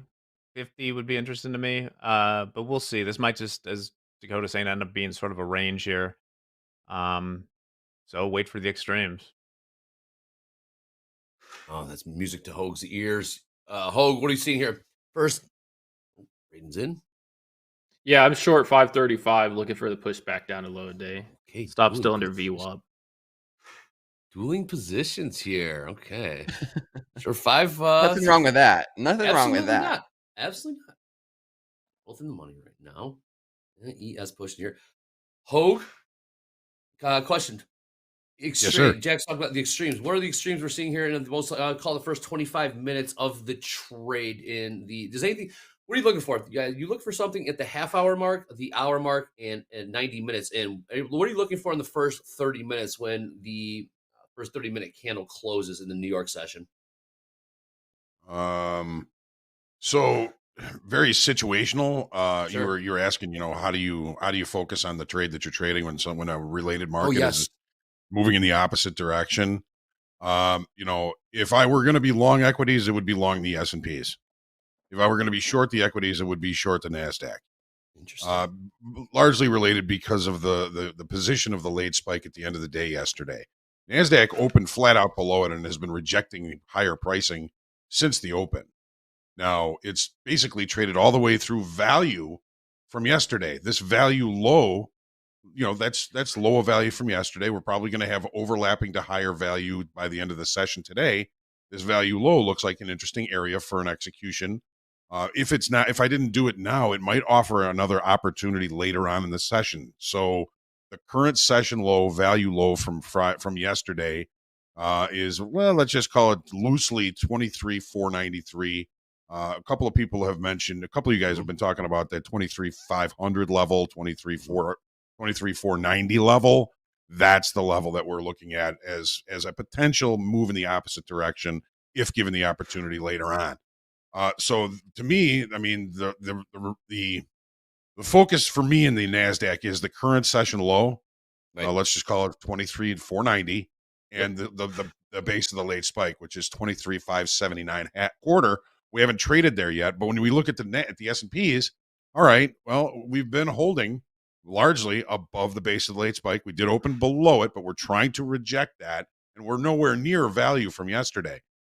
NASDAQ's traded all the way down to here. A related level in the S&Ps would probably be right around 6450, which Right. Jack has talked about as being an interesting level. But we've got a long way to go before we're going to get that. If we continue to see price spending time above the base of the late spike, 64.76.75, I could see this market rotating higher and maybe checking out the overnight high, maybe even check out last week's high, which is the high of the Friday bar with the Powell speech. So if I'm long one, it's going to be the S&Ps. If I'm short one, it's going to be the NASDAQ. Like that. Right now, Braden short NASDAQ. Put a long NASDAQ. I mean, we had a pretty good trade in the S&Ps based off of something that happened in the NASDAQ yesterday. NASDAQ had a failed upside auction. Yes, it did. GK in the house got short. It did pay to a degree. If we stayed too long, then that's when we got hurt. But the market didn't give us what we were looking for. I'm going to show you this in the NASDAQ now. Yes, So here was that failed upside auction in the NASDAQ. We got short the S&Ps. When we see that, really, we're looking for a deeper pullback. We're looking for a pullback down near the initial balance low from that day. So that would have been a nice trade, 23,427 after being short right up against this high. We only got value low when we pulled back. That's a bad sign for continued to be short. So if we were looking at that and we were talking, we would have probably said, hey, if we're on multiples, we're taking most of it off at value low because we're not getting the full rotation like we were looking for. So it's just another example of sometimes what doesn't happen is as important as what does. Finally, we got to this low. We got to this afternoon pullback low, close to it in today's session. Value low, afternoon pullback low. This area, 23,500, 490, 480. Definitely an area I'm interested in. Right now, 2005. Yeah, locked in, my man. Bit of a holding pattern here. 22,526. 526. We got Braden short and Dakota long. Both in the money right now. How about that? Hey, everybody's making money. I like that. Yeah. Oh, while we're at it, click subscribe. We're closing on 179,000 subscribers. 179,000 subscribers. The march to 200,000 subscribers is on. Please click thumbs up if you like us. Click the bell if you want to be notified when we are on live here on TopstepTV. If you'd be so kind, we greatly appreciate that. Top of the hour coming in about 20 seconds. First 30-minute candle about to close in the New York session. Nvidia buyers stepped in down there. So yeah, I think we can just consolidate here a little bit. Like pin Nvidia to 180. Yeah, that's You know where what I a mean? lot of the That's what I'm most of the thinking. volume is. At 180. Jack, we've been talking People are about placing their lots bets. of options volume. Options volume has been very, very high this week. What do anything we can attribute that to? Earnings? The psyche of America and the world at large. What are you trying to say? Robinhood. What are you trying to say? You know, What are you trying people to say? didn't really use the trade options. No, Now they it's didn't, Jack. now it's quite easy to do so on extremely short time frames, and yeah, things that are big return in a short time period is sort of a pastime of this country. So yeah, I'd Mm. attribute it to that. Gotcha. I think I catch your drift there. All right, again, we got ES stuck right around here at overnight VWAP 64.82. Hey, we're about 26 points away from all-time highs to the upside in the ES. That price is 65.08 in the orders. NASDAQ's got still about 500 points to go for all-time highs. Can we get to all-time highs before Nvidia? Will Nvidia have to do the heavy lifting? It's possible, man. If the earnings come out good, better than expected, or maybe even just as expected and have decent Yeah. guidance. We Yeah, we could, had that when. yeah. Sorry, Dakota. I No, was go just ahead. remember that when Facebook, it was Facebook and Google had. I mean, that was I guess a month or two ago. We shot right to all-time highs after the bell, and we were hundreds of points off, I believe, at the time. But yeah, Nvidia is definitely going to be crazy. On the show. It has a 7% expected move, and we could exceed Is it that. really? Like anything's Oh possible. yeah, I would guess it goes both ways. That would be my take for it. Well, how about that? That is how you hedge your bet right there, Jack. I like it. I see what you did there. Top of the hour has come and gone. Before it closes tomorrow morning, it'll be at 180. It'd be 180. Yeah. Yes. No. What's it trading right now? About 180. Oh man. There you go. That's That's where how you everyone do it. is. You can only get that type of insight and analysis here on TopstepTV. Where else are you gonna get this kind of stuff? Just joking. Well, it's a joke. It could go huge either direction, but clearly the market makers and all these options we're talking about would love it not to go anywhere. Yeah, I mean, could you imagine Friday Nvidia closes at 180? Oh, that would piss everyone off. 64.83 now. 83 head on 84's trade in the ES. Got up to here earlier in the New York session. We did see some sellers come in here and want to. New highs, yes. Yeah. You want to smack it down here. About. I got 5 points from overnight highs. What we got for here for session highs? 64.88. BTFT, baby. Yes, it's gonna go. What we got here on the ladder? Nothing really. See, there's the sellers. They are. Nothing's very breaking thin on the out. We're definitely in range here. You know, every time we get up there, they sell it. Yep. Thin on the ladder. 70% long in the ES tilt right now. Almost 70% long in the NASDAQ tilt. 72% long in crude and 71% long in gold right now.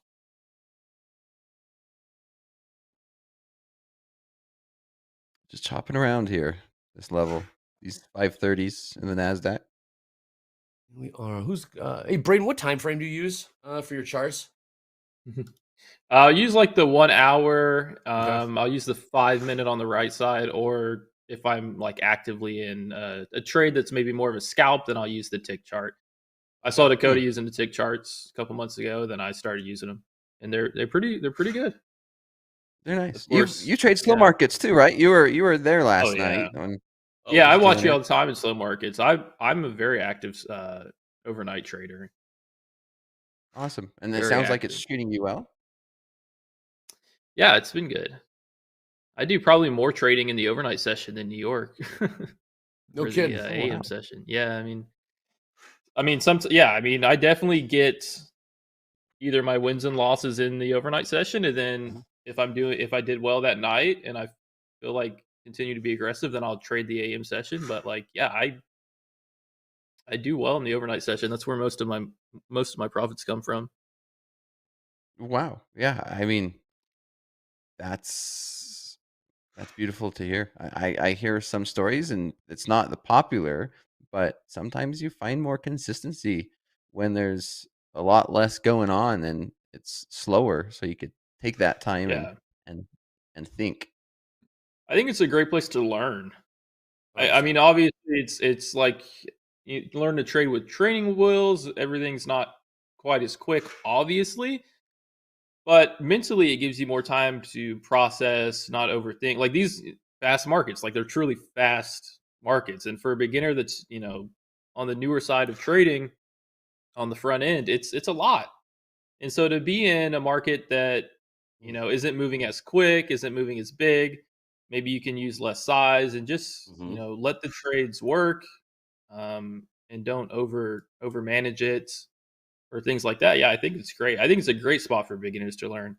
Obviously, you need to have the mindset going into like, okay, this is a market that is truly slower. I'm not probably going to get a lot of very trendy moves, but at the least, like I can get into this market, put a trade on, and watch it, and just watch how the candles trade, and watch how the market moves, even though it's slower, and still get some good out of it.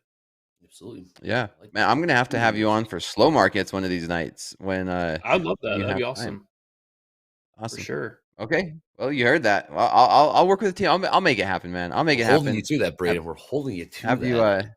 join me for slow markets. Don't want to affect your trading. That's my number one priority. But if you have time and you know how Oh, slow I'm these down. markets could get, tonight Oh it yeah. might not be as slow, but a normal night we would see some very slow markets and some good conversation. Stuff 75% long NASDAQ right now. Yeah, 75% long the NASDAQ. ES pushing higher here, closing on session highs. Some big tilt now. Big tilt. Average price in the NASDAQ, 23,536. So they're a couple points in the money there. Well, what do you say, Andre? Let's hit a few news stories real quick. We'll I'm wait for interested to this see to what's play on your out. mind. Yeah, let's do it. Hit that graphic. Look at this thing. Yeah. There's only one thing on my mind, baby. You know what I day know it it. is. Ah, yes. Maybe this is sarcasm. If they miss earnings, we're all going to die. The earth will explode. Of course, Oh, that no. means today is Nvidia earnings. We've talked about it. We'll keep an eye on the options pricing throughout the day. Right now, still trading around that 180, just a little bit above it. But this leads to one of my favorite, what do you call it, type of graphic. Remember, Nvidia right now is a market cap of over $4 trillion, Oh, look at 4.3. that. But, maybe it's not a bubble because the most valuable company today, but not close to the 10 trillion inflation adjusted value of the Dutch East India company. So we got to double Nvidia to get to the Dutch East Indies. There are connections between these companies in that neither of them build anything. That's Like the right. shipping Nvidia company does. from like 400 years ago. Yeah, it turns out having the rights, mineral rights, and what have you to new continents with no Uh-oh. competition is a pretty lucrative business for the Dutch East India Company. Also, in AI news, you tell me if this is troubling. Sam Altman says colleagues are glad he's a dad now because they think raising a child will help him make better decisions for humanity. Per Fortune. What a humble guy Sam Altman is. Is that true? Jack, did that happen for you when you became a father? Well, unlike Sam Altman, I don't believe that I have the role to make decisions in humanities, but did change some things I do. So To be hopefully it mellows him out. a billionaire, man. And- yeah. And lastly, this kind of coincides with the chart of the day I will show. Hopefully, we have Nathan for you fans. Your stock trades at 59, but we can make it trade at 62 if we manufacture a crisis by changing the logo and then immediately changing it back. Cracker Well, yes. Let's bring this down. I so happen to have the Cracker Barrel chart up, and wow, Yeah, I know where you're going with this one. what an amazing fade on both sides. You can see these big fat red devil candles here was when they took the beloved Cracker and Barrel off of their logo, and now it has gone above that just by switching back. So maybe it was brilliant going on? management after all. What is And going that's all I on? have for news. Absolutely nailed it. Thank you, Jack. Incredible. Just change the logo. All right, we got 78% long NASDAQ tilt right now, trading 23,554. Let's see how this plays out. Heavy long tilt. Yeah, in the NASDAQ. I closed out of 1. I'm Okay. still in my 4 micros. I closed out of 1 there at 55. Still in the 4 from 513 and looking to hold this for a little bit longer. Lots of buyers stepped in, and can this be the low a day? You know, I wouldn't be surprised, to be honest. If that was the low a day. You heard it here first. Oh, you did hear it here first. Braden, did you get stopped out there? No, it's very close. My stop's at VWAP. Gotcha. I did add another 5, and I pulled the risk. The risk is the same. I tightened the risk on it, but I did add 5 at 58. So new average is 10 micros, 546. 546, 23,000. 546, 10 MNQ. What you like the shorts? Braden, typically, if I remember correctly, you typically like the longs, the trades to the long side. Today you're taking the shorts, I've noticed. Yeah, It's changed. I do typically like longs. Nothing really. It's just the hourly is. I still have the head and shoulders on NQ on the hourly. We're still way further off all-time highs on NQ than ES. These markets haven't been, even if ES does break through all-time highs and carries NQ a little bit, it hasn't really had a ton of like strong continuation through that level. NQ I'm still short, just for like the move through low of day still looks good to me. And then if not that, it still does kind of look like a choppier day. So I still think there's ability to play both sides of it. But we'll see. I mean, this needs to reject VWAP for me and sell back down. I would like to see it into the 520s, but we'll see. I mean, it's kind of a choppy day, but that was a nice move to VWAP. We'll see if it holds. You guys are playing the extremes of the range right now. I like that a lot. We got about an hour. We got EIA crude inventory numbers coming in about 18 minutes. 18 minutes to the bottom of the hour. Ho, can I get a Delta update? I think we are asking for a Delta update. It's we're about 45 minutes into the New York session, but anything cooking over there is still pretty neutral. We saw some big ones yesterday into the close. Yeah, it's congruent with direction in the S&Ps. It's up 2,700 right now, up 500 in the NASDAQ. I would say that's somewhat congruent a little bit, but nothing really standing out as far as divergences are concerned right now, and Andre. Thank you, Hoag. You betcha. I'm going to take, Hoag, real quick, I got you in here for gold, man. Gold. Stuck right now. Keep talking about maroon upside. We're trading 34.27. You got any more gas in the goose? Well, here's the problem. So we had the opening range trade to the long side, which I wasn't really a huge fan of. And when we put in the highs, we saw a pretty decent sized iceberg order and right at the high of the regular trading hour session. But when we opened 720, it's all in what happened yesterday. We had a double distribution trend day yesterday, right, Andre? You've heard me talk about this. Everybody has, but the market opened and ranged. Okay, let's just call it to 34.27 down to 34.17. Then it broke out to the upside and then started a new range above the previous range, leaving single prints.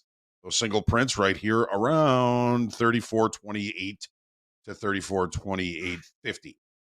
So when we opened right in that area, the first thing that happens typically is a repair day where price will go to the upper distribution, check an assumed point of control, which is basically the point of control from yesterday, up here, and then check the lower distribution for a point of control, which it already did. So right, we couldn't really count on directional activity today, and that may change later on. But right now, I mean, look at this. We're looking at overnight high and overnight low.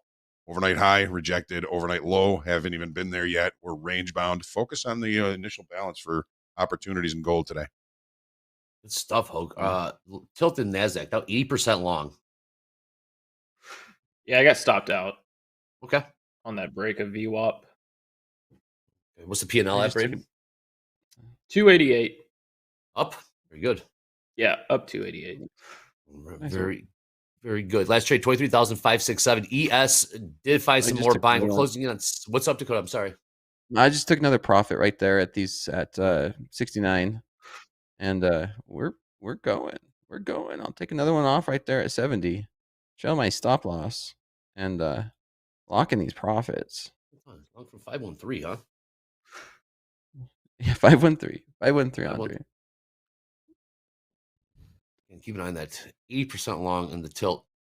It says, thanks from Istanbul, Turkey. Welcome from Chicago, Illinois. Thank you for tuning in.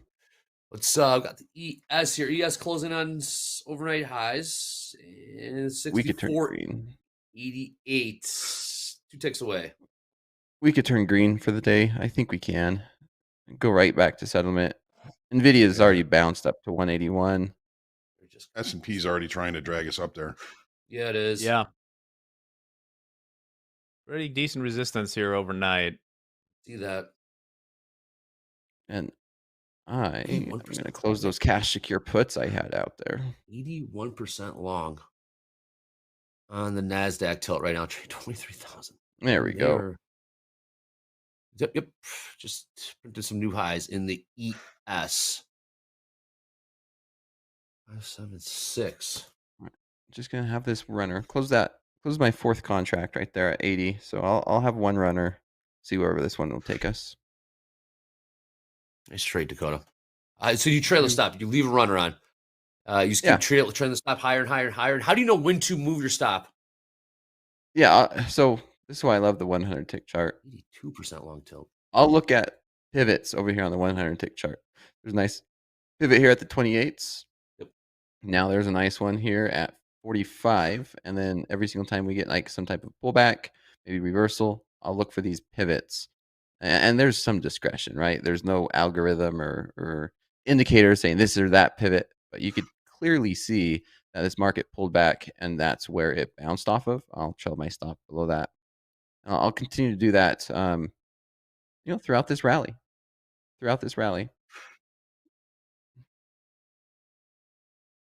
But I mean, it doesn't look like it's slowing down. Like I said, when we got down there, it always looks the scariest at the bottom. There's a lot of fear that I've seen in the chat, and it looked very scary. But I'm sitting here watching like Apple, Tesla, Nvidia, like some of the big stocks, and I was not seeing that same panic. And we just flatlined down there. Nvidia got as low as like 79.25, and buyers stepped in. So it was a good opportunity, I guess. And then we came into the session saying, it surprised me if we see a big trending day. The fact that we started to sell off, provided a decent opportunity to say, this is a critical area in the NASDAQ. 23,579 is the base of the late spike that occurred yesterday. The base of the late spike in the S&P is what based this current upside move that we've got going in the S&Ps. So if we can take this out and hold above in the NASDAQ again, 23,579, then we're looking at Friday's high, possibly overnight high at least. But this is kind of a critical spot right here. When do you want to see a hold by, Hoag? Right here, right now, or? Well, you got to give it a little bit of time. I would say a close above that on the 30-minute chart. Okay, so about on the hour, about 11 minutes, and maybe get moved back to it for a support level. Okay. I mean, here's what it did in the S&Ps. There's the base of the late spike. We opened below it. But we rejected it, and then when we came back to it, it became support. I would look for something like that to limit risk if we get that opportunity in the NASDAQ. So here, I'll go to the 5-minute chart. We can watch this. 579s. I think we keep going. Keep going. All right, we're buying ES 64.90 now. We up to 6,500 even. Again, we are 18 points away from all-time highs in the ES. That price 65.08 in the orders. And here goes the NASDAQ now. NASDAQ cooking as well. We're staying above those 79s here, Hoag. Just seeing 23,600 just traded. Man, and round number. Nvidia is running.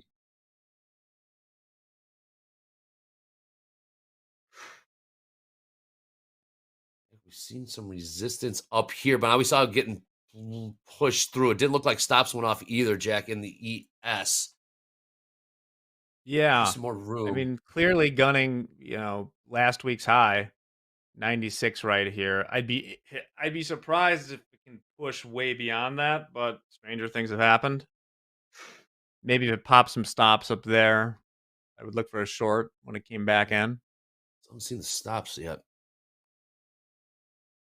Hoag right now looks like we're holding, looking good. Hoag, so we got through it, right? We got through those 579s. We're trading 593. Pull back to 579. You want to see that tested? And you said last week that did provide support, 23,579. Hmm. Yeah, I mean it's the base of the late spike. It's the same spot technically that the S&Ps started this rally off of today. You want to call this a rally? I mean, already we're seeing, one time framing to the upside. We're seeing on a 5-minute chart higher highs, higher lows. We are one time framing in this time frame. So you do get a decent pullback. I mean, that's a little bit more than 50% of this bar, this 5-minute bar, but we do get a pullback near that area. It lets us limit risk. That's what we're looking for is where can we limit risk? If we want to get long, where can we limit risk? We don't just buy it. Right. So where can we limit risk? Is that the first question you I mean, ask we're yourself, still- Hoag? Where can I limit risk before Yeah. entering any trade? Yeah. And is this in my best interest? Well, there's a lot of ways to go with that question. I mean, Yep. in general, is it go, or is it for my account, my psyche? No, it's Sleep? that if I'm asking, is this in my best interest? It's psyche. It's, am I pissed off? Am I doing something that I wouldn't normally do? Is this a cognitive decision or is this an emotional decision? Emotional decisions suck. Mm.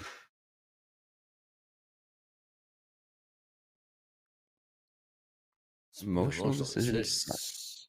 I mean, they can. Yo, Well, at least for me. I for everybody, right? agree. Mhm. Only if it goes against you, Hoag. Then they suck. Right.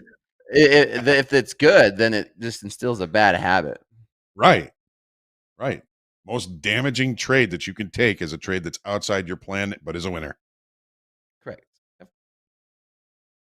Exactly. Yes, it is. Yes, it is. 100%. We got gold continue to grind higher at 34.30. NASDAQ going. I don't see this thing slowing down yet. Hey, like Nvidia is almost green. No, we got Mike. Google's up. Mike trades in the Twitter. chat. Never trade your emotions. We're talking about emotional trading. We're here with Hoag. Well, guess what? Tip of the week here at TopstepTV is keep your emotions in check 100%. A little sell here in the ES, about 4 points. Keep your emotions in check. Emotional control There you is go. crucial for successful trading. Absolutely 100% true. Don't let fear or greed drive your decisions. It's easier said than done. And take breaks if you feel overwhelmed or stressed. Braden, how do you keep your emotions in check? You're number 11 on the big board. How do you do it?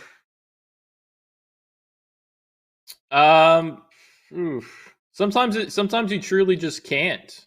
Like, you can try your best, but sometimes you truly just can't. So you need like daily, like for me, daily loss limits sometimes will save me from doing, like literally take me out of the set, like take me out of the trading day. Because sometimes you just truly can't. Like some I still battle with, getting emotional. So yeah, I mean, if you have risk parameters that can limit the consequence of what happens whenever you get emotional and you're trading, then that could be a way to go about it. But yeah, that's trading in a nut. It's like emotions are everything, and even very experienced traders deal with that. I mean, that's what makes this game so difficult. And yeah, I still deal with that. So I mean, if I didn't have like a daily loss limit sometimes, then I'm sure I wouldn't go about it as well. So yeah, daily loss limit's good. I think everybody should have that. Absolutely. Well, Use the like tools Kike around said, you. Absolutely. Use the tools Kike around you. said the initial, essentially, an uncontrollable emotion lasts for about 40 seconds. 40 seconds, and then the next 40 minutes or so, just keep replaying it in your head. So it keeps you emotional or angry. Fascinating. Still thinking about that all. Yeah. It can go session to session too. Sometimes for me, it can go session to session. It could last a The week. size you trade, I think, has a huge effect on your emotions. And I would encourage people to trade a size that aligns with your emotional well-being. Good call. As far as I know, I've talked about it before, but there have been trades I have been in that have affected my sleep. And once that's the case, for me, I know that means there is too much, and I put on a hedge or take some off, and I always feel much better. Is this in my best interest? That's exactly what Hoag was talking about. Is this 50 lot in my best interest? No, no. The answer is no. It's not. But, sometimes the emotions get the best of you, right? That's what you meant by that, Hoag. All right, let's take a look at these prices. We are holding up here at 23,599 in the NASDAQ. And look at the ES 6490, about 2 points off the highs there. Sellers still long. Yeah, this looks good. Dakota, great Yeah. trade. I mean, we have the triple top on NQ, which is a likely target to get broken above overnight high 630. Yesterday we had the overnight session, just a ton of consolidation, right? At that level, we had a failed break. I guess you would call that a failed downside auction, or a failed lower low, and actually a higher low on the hourly. And now it's pushing back into all these orders above 630. Looks good here. Yeah, there's a lot of momentum too. I would say it's a range bound market, but there's a ton of volume on this hourly pushing up. We might get a breakout through the overnight highs. Hey, like breakdown. Oh, shout out to Richard Steele in the chat. Just passed a 50K combine. Well done, Richard There Steele. we go. Nice work. Nice. He's liking the longs here. I like the longs. Liking the Liking longs. the longs. Yes, staying strong. That's the same level we bounced off yesterday. And yesterday during Power Hour, Andre, I was talking about it. I mean, these 490s, I was like, if we get down there, I'll buy. I made the mistake of getting in a little bit too early. And sure enough, we rejected those 90s again. And right back up. But, I mean, I could still see this. This has plenty of room to the upside. NASDAQ's only up 0.05. And Nvidia might be turning green here soon. And so I can see the NASDAQ going up 0.25%. I mean, we're down about that. So there's plenty of room to the upside. Plenty of room to the downside? Upside. Oh, upside. I agree. This NASDAQ's staying pretty strong right now. That tilt's still 74%. What were we about to say, Jack? I'm sorry.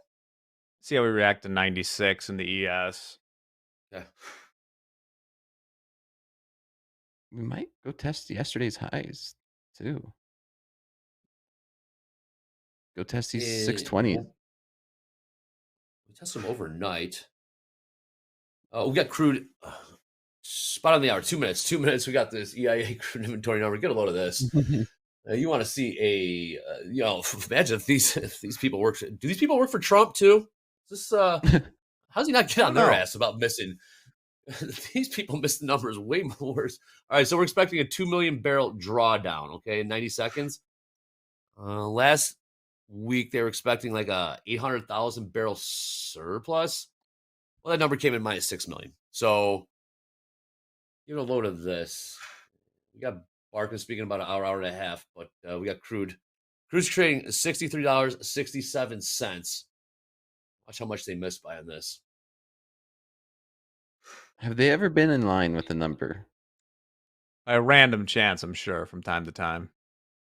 I mean, watch it be in line today. Just go flat. 60 seconds till the Crude number. Wow, Crude's about 9 cents off the highs. Hick in the chat says, NQ makes me feel sick. Is trading the NQ in my best interest, Hick. That's exactly what Hogan was talking about. Makes me sick too, Tig. Moves quick. It's staying strong right now. Very interesting. 30 seconds. An expected 2 million barrel drawdown.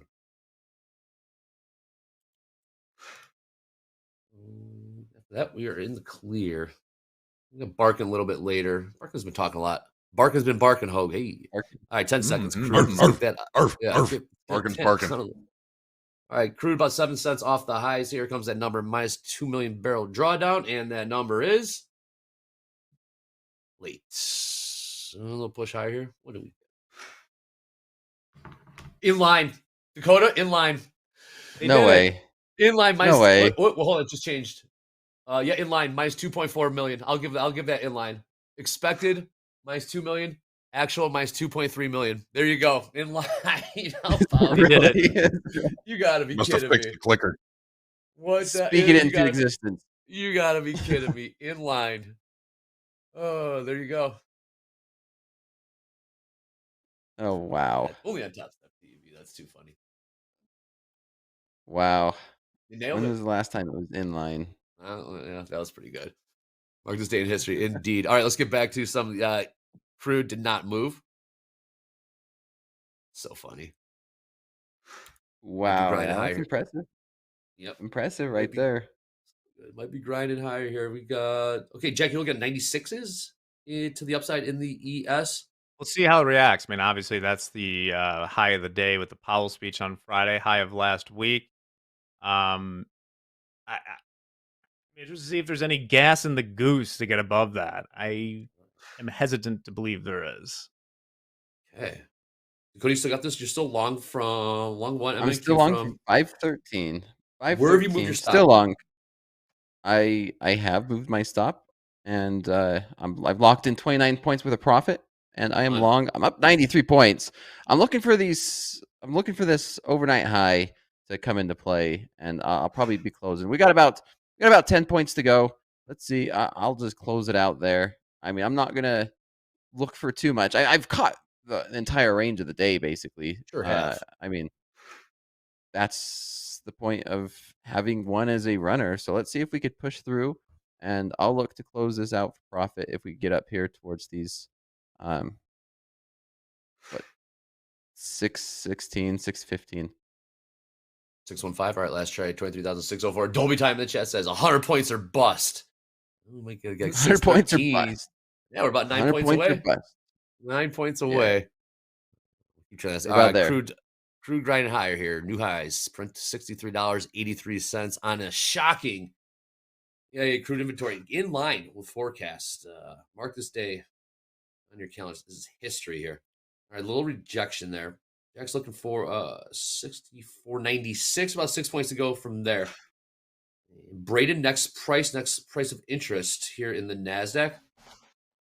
I'm really just waiting to see the overnight highs get taken out here. I mean, this still looks strong. If we don't get any crazy pullback here, this hourly will close nice and strong, and then I'll just expect continuation through 630. It's kind of hard to get long up here, but we just need to see. I mean, if maybe we get a crazy sell-off. I mean, you never know, and if we do, then I'll maybe play it short again. But as of now, this looks strong, so no reason to try to fade it. It's a little high for an entry to long, but looks good. Hoag, we've been up here. All right, Hoag, we've been above these. What was it, 7, 5, 7, 8? We've been above here long enough, right? Next 30-minute candle has closed, so if we get perhaps a pullback to 23,578, about 20 points from there. This would be, you would test that, perhaps limit the risk. Yep. Look Seeing some volume up here as well. Looking good. Yeah. NASDAQ was saved by the S&Ps today. NASDAQ was saved by the S&Ps. There you go. NASDAQ pushing right back up. Let's see if we could get it. I'll put my take profit right there. I'll have a take profit in right at that level. What? 613. I got 613 quarter. Go Dolby. If we can nail that. That's like 98% of the sell-off. Right. You go Dolby time. There you go. It's 100 points or bust. Well, I might get that. 7 points to go. And grinding higher here in the ES. New highs just printed. 64.92. We might consolidate at 600 for a minute. Yeah, we've got like a little 590 to 610 range at the moment, but it kind of feels like just waiting to break out higher.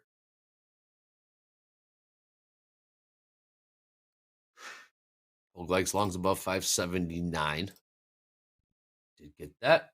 Top of the hour in about 26 minutes.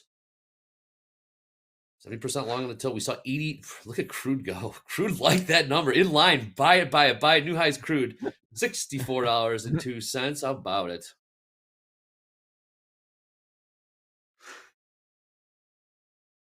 Nvidia still down slightly, just 0.3%. Yep. Intel might turn green. But yeah, just kind of the kind of day we expected, right? Not Intel. so directional and mixed bag. Yeah, hey, Jack. Yes, sir. I saw Lutnick throw out the name Lockheed Martin. Dakota brought up Intel, and obviously the United States took a stake in Intel, 10%. And it sounded like in the cabinet meeting yesterday, Lutnick was saying, and we might not be done. And I did see, I was reading the next name perhaps is Lockheed Martin. Oh, here So comes. keep an eye out for that. Yeah. Yeah. Why? Why not? Why not? Don't they already Why own? not? I think Don't no they matter already where own? you come from it, I think it sets kind of a not so great precedent that How do they the get out? federal government is just taking stakes in companies. I don't know. Well, I know. school. I think the same, Jack. You just we did that with the car. got to buy Didn't the we do that? stocks with them, I guess. We did have the car with the auto bailout, right? Deal with the banking. Well, they went bankrupt. I'd have to read up more on it. But whenever there's one of these things, think about, whoever's president in 12, 16 years. Maybe you trust someone now, but do you want this to be like in the arsenal that we just take parts of companies? Yeah. I don't think so. It's a slippery slope. A slippery slope indeed. I mean, you just buy the same stocks the company does. Do you think the government will go after them for like a monopoly if they own the company? I'm gonna get along with the government. I'm gonna get along with Uncle Sam. Yes. I'm getting along with Sam. Sam's got. This is not financial advice, but Well, I mean, Mm. that one kind of is. Get along with Sam. What's UNH doing right now? Yeah, that one. government has That's deep okay. pockets. It's debatable. You want to put may or may not be. All right, we got a couple cents beneath those highs in crude. Take a look at the NASDAQ just chilling. Hold above these 600s. Braden said it's tough to take along. All right, so no trade. Braden's got one winner, one loser. Up about $200. Not bad. Yeah, I think we're just building some structure to try to attack the 630s a little bit later. But this is holding agree with that. 600s, trying to build some support. Looks good. We're at that point of chill. Yeah, point of chill indeed. Markets are chilling right now. All right, with that being said, here in the States, I guess all around the world, it is back to school season. All right, Jack was talking about being a parent. Back to school season, Jack. That means you got to get the kids' school supplies and stuff. Starting to get a little more expensive. Do Brandon, tell. it could be. Yeah, let's go take a visit on Main Street. Let's see how it's going with Main Street back to school. Often overloaded with spending and savings decisions, many U.S. parents find it challenging to budget for their child's expenses. Anytime you're looking at spending more than what you had anticipated, it is a bit stressful. Lauren Wybar with Vanguard says nearly 70% of parents spent more money than expected on their children this year, according to their latest consumer survey. More than half of parents reported spending about $1,000 or more in the last year on unexpected or emergency expenses for their children. I think for every individual, there's a different trigger point of dollars that generates a level of stress. But I would say that $1,000 mark is fairly significant. A new report from the Bureau of Labor Statistics shows that the prices of educational books and supplies increased 9.4% from May of 2024 to May 2025. As costs pile up, over half of parents are planning to cut back on necessities to pay for school-related shopping, and 44% are planning to take on debt, according to a Credit Karma consumer survey. Wybar says even as prices rise, it's also important to save for long and short-term education expenses. A great avenue, which, believe it or not, only about 10% of parents use, is a 529 plan. And that is geared specifically for education and allows for tax-free growth. In Atlanta, I'm Ivan Rodriguez. Thank you, Pudge. Here's the NASDAQ pushing. Jack, back to school. What is it like? Do you go to the store? What is it like? You go get the Trapper My kids Keepers? can't read yet. They're not in school. I cannot wait until counting off the days like a jail calendar. I can't wait till my kids get to go to school. So you get that fine It- education? it'll be the Or opposite of financial. Like buying school supplies is nothing on daycare. I got you. Mm. Return of the MACD supply lists are getting ridiculous. What are the examples? How are they getting ridiculous? I'm dying to know. It's guys. Is it just all computers or a backpack? TI-89 calculators. Now that was a racket. Yes, it was. The same calculator since I was in high school and before that, and it's always cost what, like over $100. Oh yeah. Yep, always. Well, you got computers Unbelievable for it. Your stuff. phone can do that now. There's Top of an the hour, app for 19 that. minutes. Top of the hour, 19 minutes. I want to see how these lists are getting ridiculous, by the way. It's all Amazon wish list. Is that true? No, I had no idea. All right, 64.89 last trade in the ES. Tilt still leaning to the long side.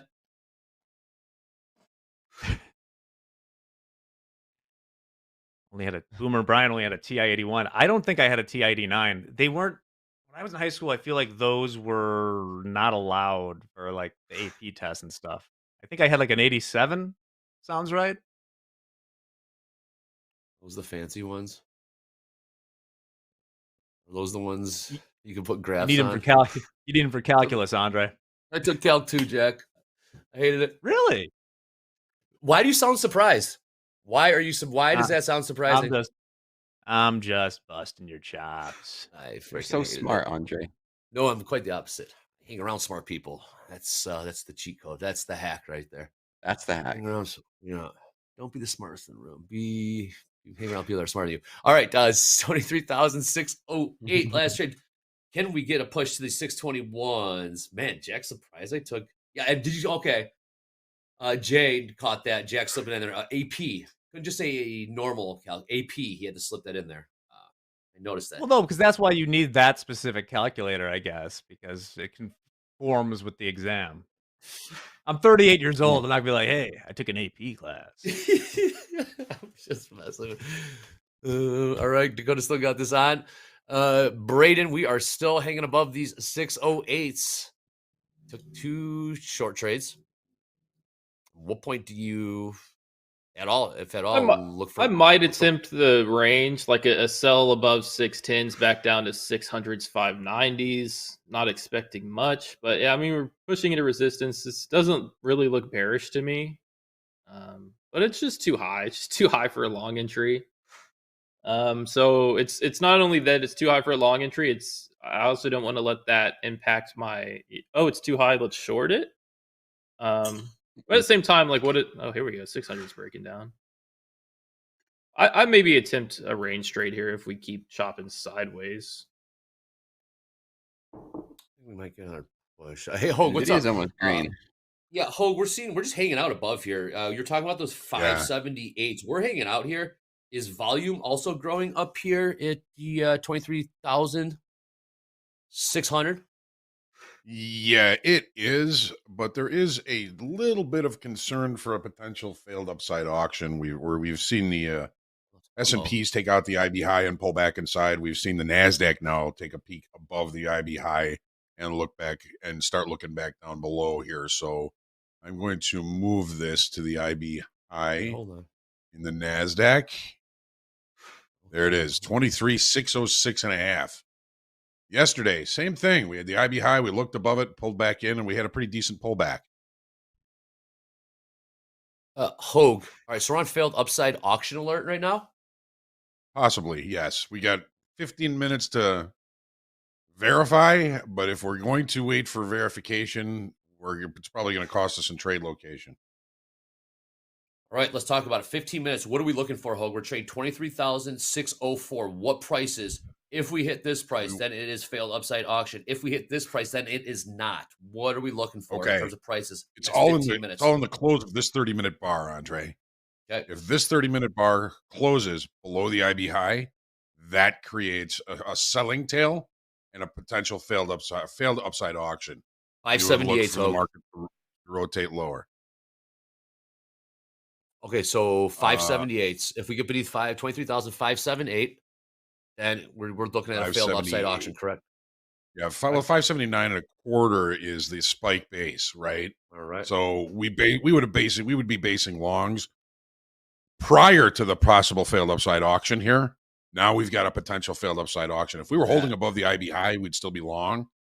But right now, it's looking precarious for longs because we've pulled above the initial balance high and we're now back down below it. So if we want to preempt the failed upside auction, we're losing trade location as we speak. Yes, we are. So let's see what it looks like in the S&Ps now. Okay. So we do have it in the S&Ps as well. Let me get to 30. Let's move the IB high to right there. So there it is again. You know, the initial balance high. 64.92. We looked above, pulled back down below. Yes. Now, when you do that, you know, if you could literally risk 2 points on because it's only a 3-tick failed upside auction. You could risk 2 points to try and get this short. It's very cheap. It's probably not going to work, but it's so cheap you got to try. Well, let's do it. Can that translate to the ES then, Hoag? If we really want to limit risk, or is it just the situation? We just don't want to. We don't want to know. We don't want a new session high. But right now, because while we're talking about it, we're losing trade location. Now we're looking at 6 points of risk. What do you mean we don't want a new session high? I'd love that. That would. Oh, we do. I mean, but not if we're short. Oh, I know. I'm joking. Where does we come from? The royal we. Royal we. Yeah, there you go. Hey, that's my guy right there. 23,593. So we're going to try to see if we're going to stay above 23,579 here in the next 13 minutes in the NASDAQ. It's doing a good job holding above. Okay, Hoag, if it holds above, then we got more room to the upside. I know. I pinned you in the corner there. Yeah, I know. No, it's okay. I mean, everything is based on market generated information. So the potential for the failed upside auction exists. If we were going to be, what I was hoping for was an earlier move back down to our 579.25 level. And then a breakout above the initial balance high, and then maybe see some continuation. But as time goes on, we're learning more market generated information. We're still holding above that 579. It could hold there, and it could just continue to push to the upside. That's why sometimes you gotta pick your battles when you're preempting a failed upside auction, or when you're preempting any kind of trade. You got to pick your battles. Is this worth the squeeze? And I would say, yeah, it is. It is. It's a cheap trade. Well, any takers? Dakota's long one. Braden's flat. Looks like. Dakota, you're still long? Yeah, I'm still long from 513. 513. I thought you were getting that last one at 100 points. 613. Yeah. I moved it. I was waiting to see if we break through. Like I said, that's the flexibility is to have a runner. You could you're not part of the royal we. We want it to roll over and trade lower. Good point, Hoag. He's not part of the royal. Correct. Correct. I'm not part of that royal we. I'm part of the one where it's like all-time highs. Let's go. We? The royal I. What do you mean we? So yeah, the reversal pattern is not. It has not played out yet. It would be preemptive to short it now, but if it's going to hold, you're going to get better trade location now, probably.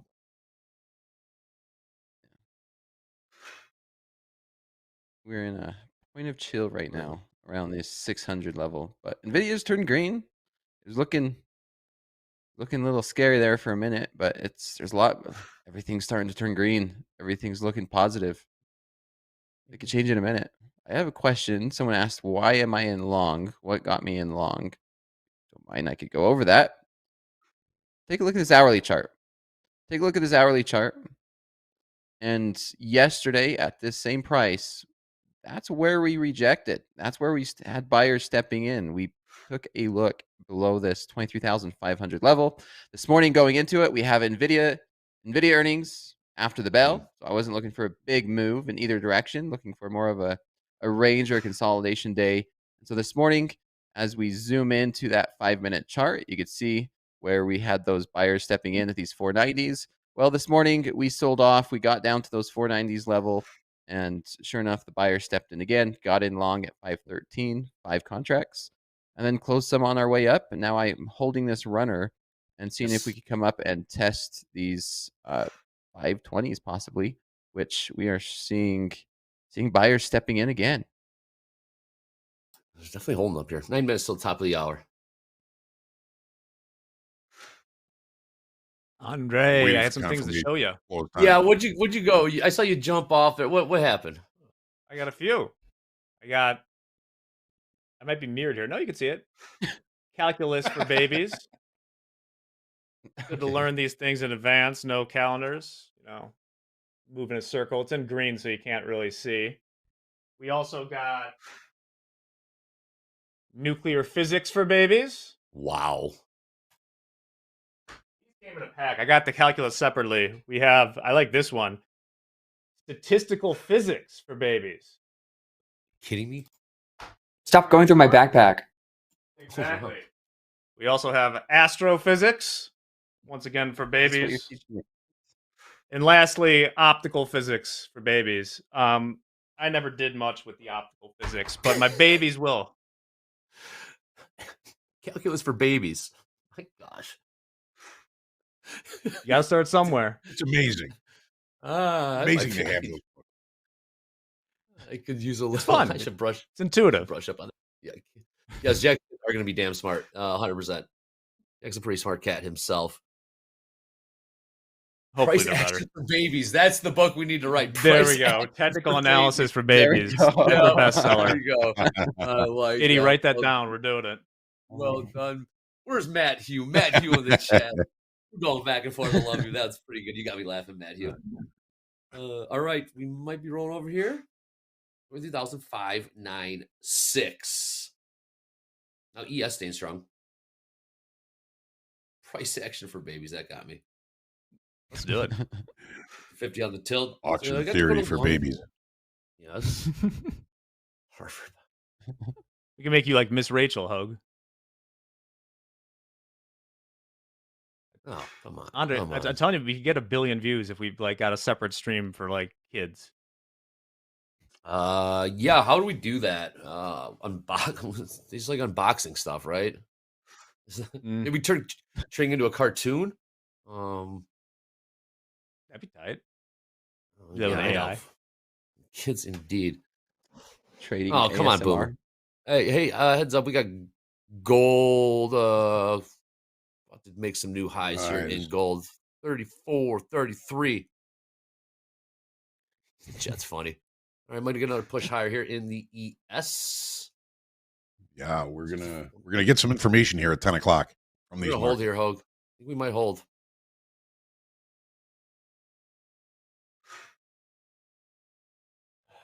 We're a purple. Yeah, the more we hold, Yeah. right here at these overnight lows, the more appealing it does start to look for long.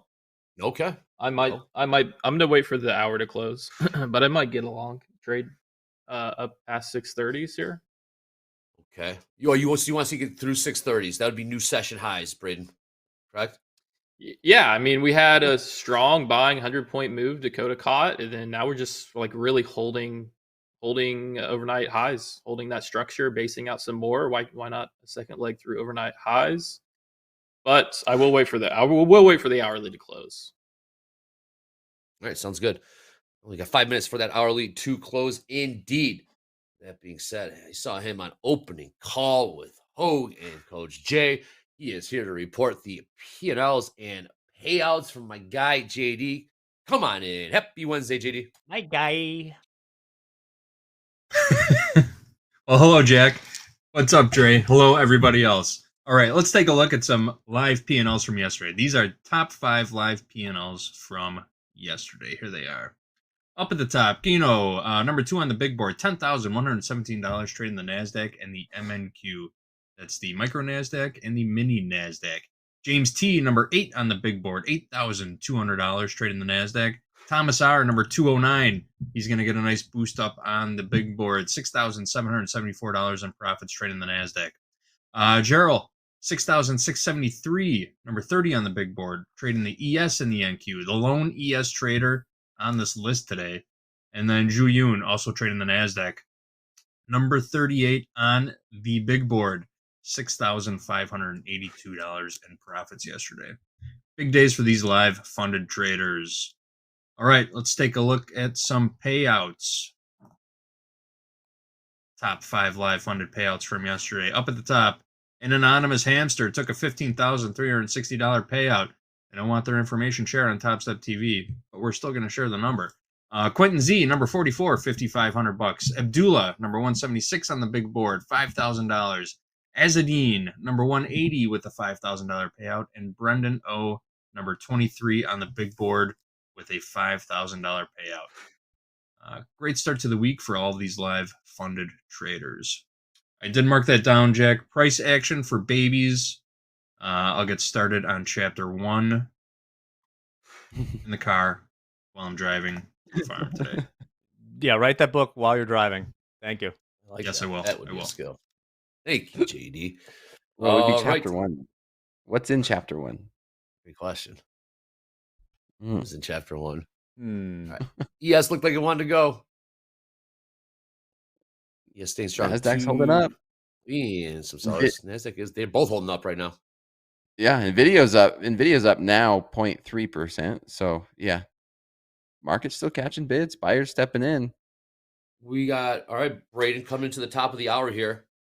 What are we seeing? We're not at those 6:30s, but what are we seeing here? We got, call 3 minutes into the top of the hour. What are you looking for? Just looking for this market to continue holding. Hoag said some news coming out at 10, so I wouldn't want to be in before 10, but I will try to position myself for a push past 6:30. VWAP should start to curl up a little bit. I've got VWAP at 570. That's kind of where I'd want to stop out under, just because we don't have a ton of levels for me. I mean, the only real level that I'm looking at is like 45. Through 45 up to this 600 level is kind of a quick, strong push. So, I mean, VWAP's probably where I'd want to stop it. And I've got VWAP at like 570. So, I'll wait to see if I can get a better entry and look to take high day long trade. Hoag, 2 minutes. There's 2 minutes to the top. there's no like news coming out at 10 o'clock. I'm looking more at the price action right around 10 o'clock. Just like a little liquidity injection. Yeah, like a couple weeks ago, we were right near a failed downside auction, and right at 10 o'clock, you just saw buyers pile in, and I said, "That's it. It's a long now." And a couple people got long on screen and took a nice trade. Dakota, I think you were there. I think you were on there. I think I remember what you're talking about. Yeah, we were getting in long, and like at the same time, all of us, like the switch flipped, and it worked out beautifully. No news. Hoag just wants to see what the price action is doing at the top of the hour. Nothing on the economic calendar. No Fed speakers. We do have gold continue to grind higher. New highs gold 34.35. Top of the hour. 50 seconds. Can we get another push higher here? It'll take us within 30 minutes into the London close. Right now, we are hanging out around the high in the range here. There's a lot of volume piling up in this area. There is. Delta's positive 4,100 in the S&P, is positive 1,500 in the NASDAQ. Okay, so they're come on, give me something here. Give me something. Give me some information. Here we go. Talk to me, market. Talk to me. Talk to me, Goose. New highs gold 34.36. 64.90 last trade ES. 22,600 even in the NASDAQ. 10 seconds till the top of the hour. Gold is continuing to push higher. Crude is 63.80, about 20 cents off the highs. Dow just chopping around in its range. There we go. And top of the hour is coming gone. See if they want to push this higher here. Or the buyer's going to step back in. They just want to trade 91 over and over again in the ES. Yeah, they do. We got another like here. Point of chill. All the points of control are right at the high here. What's that Did not telling see you, Hope? price action that was. I didn't see any price action that was decisive. There's just a lot going on here. The cheap trade is the short. Is that right? Well, Yeah, I mean we do technically have failed upside auctions right now, right here, right now. in NASDAQ and ES? Yes, Shit, I thought we were going to. there it is. Here's the NASDAQ. This 30-minute bar looked above, closed below, initial bounce high. Same thing in the S&Ps. It's only a 3-tick failed upside auction in the S&Ps, but the cheap trade is the short. I'm not convinced in it.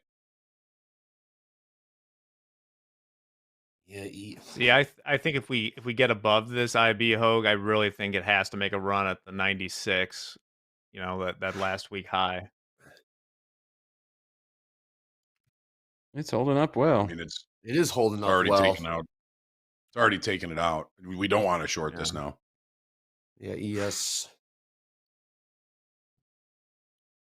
Every time it gets up to these 92, 92 half, I'm going to cap on it. How many times are they going to tap on the ceiling before we get through? All right, Braden, top of the hour is come and gone. What are we thinking here? 23,607.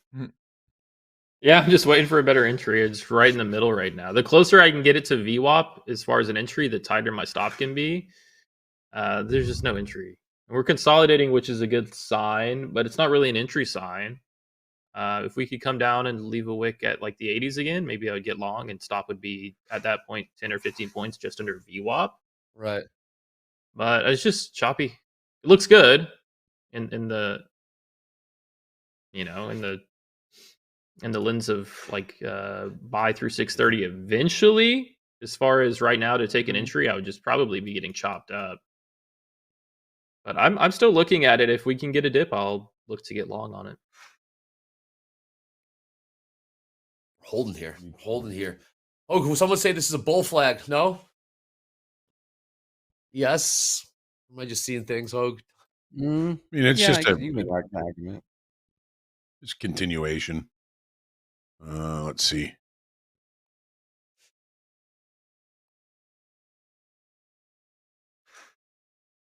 $64.91. We're just hanging a point off the highs here. Yeah, we high are. is $64.92. We want Jack's Breaking got his it hard, high on man. 66. Yeah, we'll stay patient here. How many times is he going to tap on these 92 the orders? 1, 2, 3, 4. 4 times. They've been able to hold it. In the last 30, 40 minutes or so.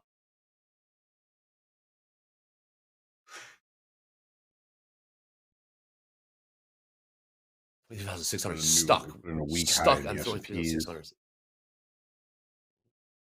So close. London close. 27 minutes. So Andre, we were talking a couple of weeks ago, and we saw a situation similar to this. Put the volume profile on here. Point of control is right at the top. That can be an accumulation of sellers accumulating or liquidating whatever it is. I mean, we do have positive delta. We just gave up about 400 or 500 of it right now in the S&Ps.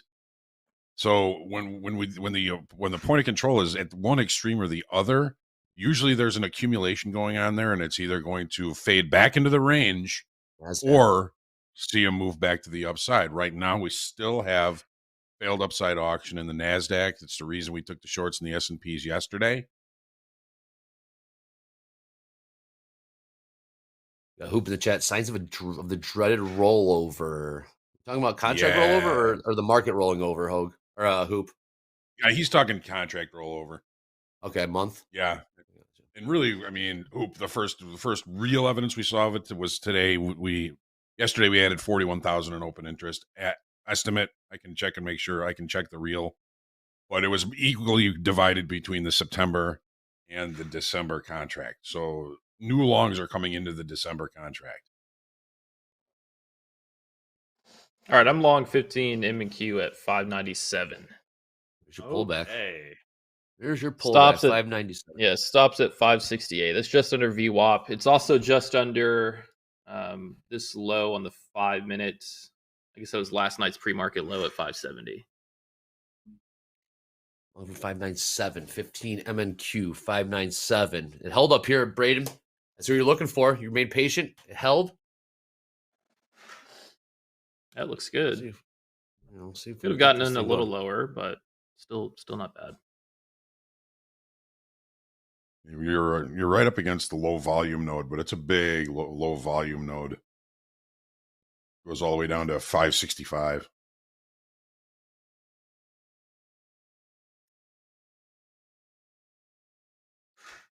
ES staying strong, 64.90. Euro close, 25 minutes.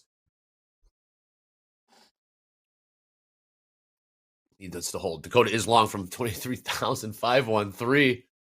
Yep. I like the longs. It's looking good. Yes. Nothing's showing me that we're gonna have a dramatic sell-off.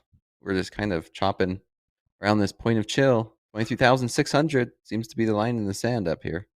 Yeah. We don't really have any reversal patterns up here in the 5-minute chart in the NASDAQ. Nothing saying that date bomb. it's rolling over.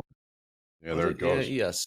They click something there to the upside. Biden coming in. Oh, man, another one to the downside. Yeah, whenever you see those quick flashes like that in the market, I always I just pay attention because like you can get a quick flash like that, but if you're not seeing the continuation after, it gets a little scary. Like What was 603. That was then 2,000 contracts traded. Yes. Yeah. In a second. Yeah. As we get closer to the roll, you can get more of those. Yep. Staying strong. Hoag, what's Delta in the ES? Staying strong, staying positive? 3,500 positive right now. Yeah. Okay. They're Delta doing in this the again. S&Ps. 1250 positive in the NASDAQ. Tattooed Groove says 5-point tape bomb. It's not the points, it's the size. That's what makes the tape bomb. It's the quantity. Tattooed Groove. 2,000 lot. Not the points. Quantity. LOL. 23,595 last trade. In the NASDAQ. We got Braden is long. 50-50 on the tilt. What's up, Doom? How's it going? Yeah, staying strong. We got volume is holding up here. excuse me, I'll be right back. You got No it. problem. Yeah, well, So you got palm trees too? May have palm trees. Hey, take care of that. He's so polite. Excuse me, I'll be back. We Won't do see have you as long. We do have a bit of a bearish engulfing pattern on the highs in the 5-minute here in the NASDAQ. Okay. Yeah, it's just a messy market right now. This is It's literally like nothing convincing. No, I mean you could make a market, Hoke. You could buy 590s and sell 600s. Oh yeah, yeah. You could buy below 600, sell above 600. You want to make a market right now.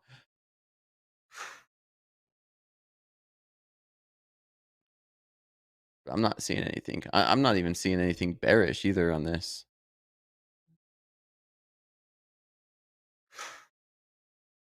I mean, Nothing right now. We'll hold it. We'll wait. We'll hold.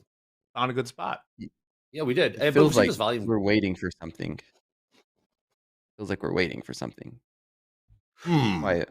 Too Wait quiet. for the next move higher. What's up, Braden? You are back long 15 micros.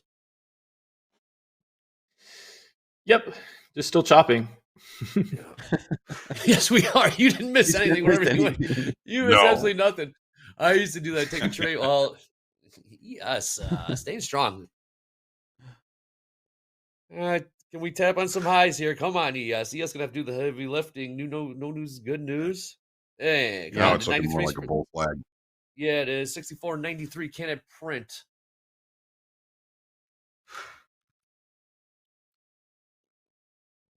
Yeah, ES is back to high day. Yeah. NQ's consolidating just under a red to green flip. Yeah, it's like it.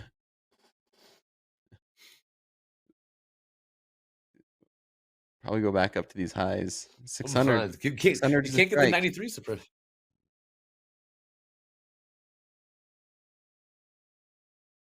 Well, S&Ps Look have at been this. leading us higher all day. There you go, Doesn't look like that's gonna 93s. stop. There you go.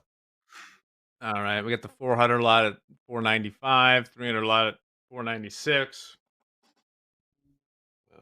Taking out 96 in the ES would be the Yeah. high of Powell Friday.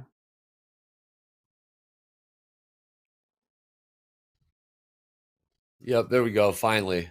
All right, can this take gold continue to push higher?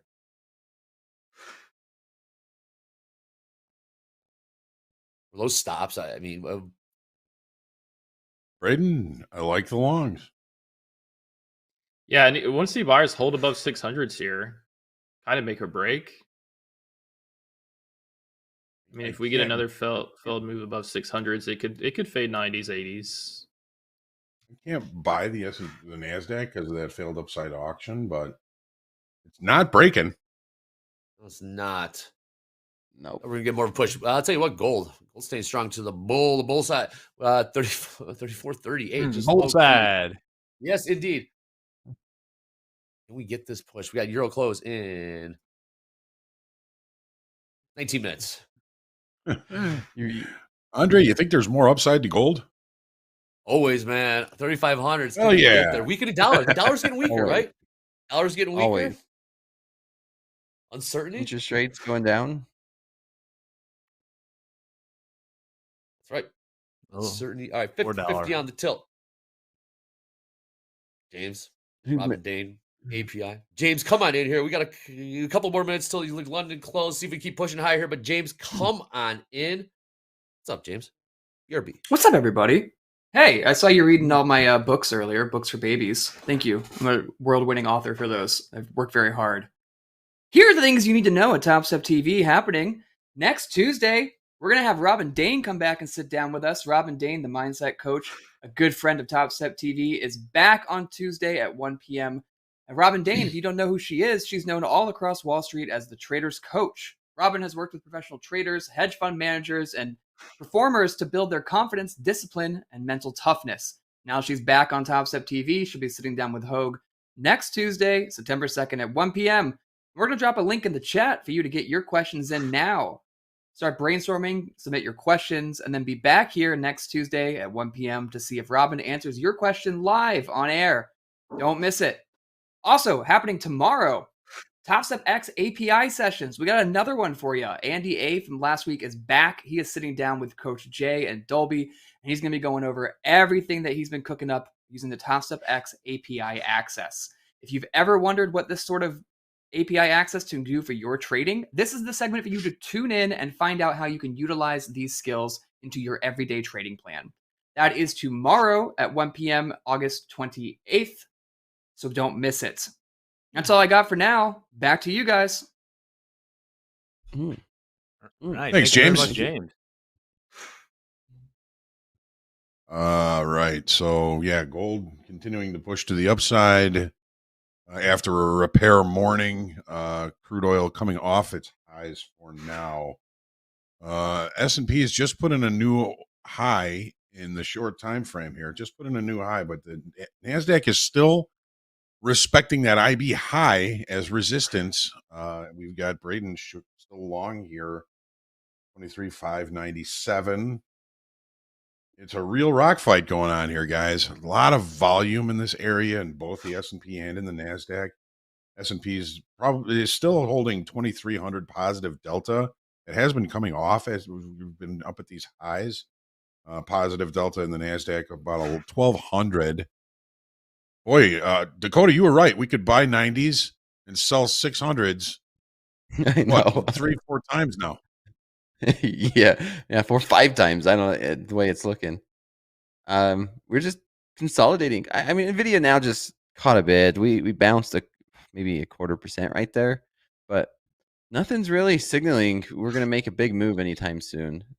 I'm leaning towards the long side, but yeah, this market's obviously in a waiting pattern.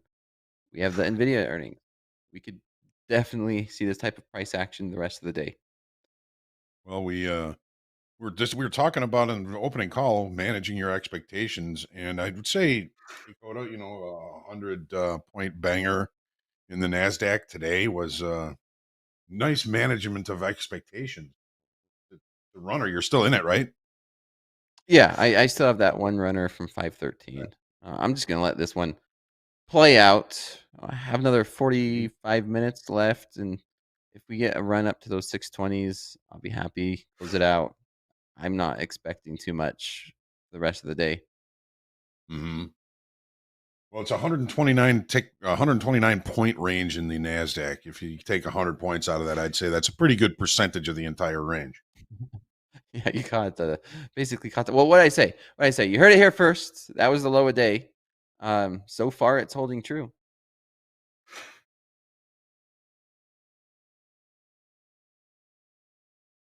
All right. Yep, hanging out here near the high of the day in the ES. Still haven't been able to take out my beloved 96s yet. No. Last week's high, Friday's high.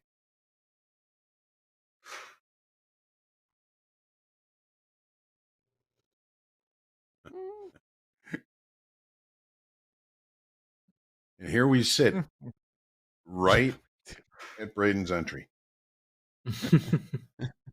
I know. Hope you're not busy, Braden. We may be here for a while. Yeah. Oh man.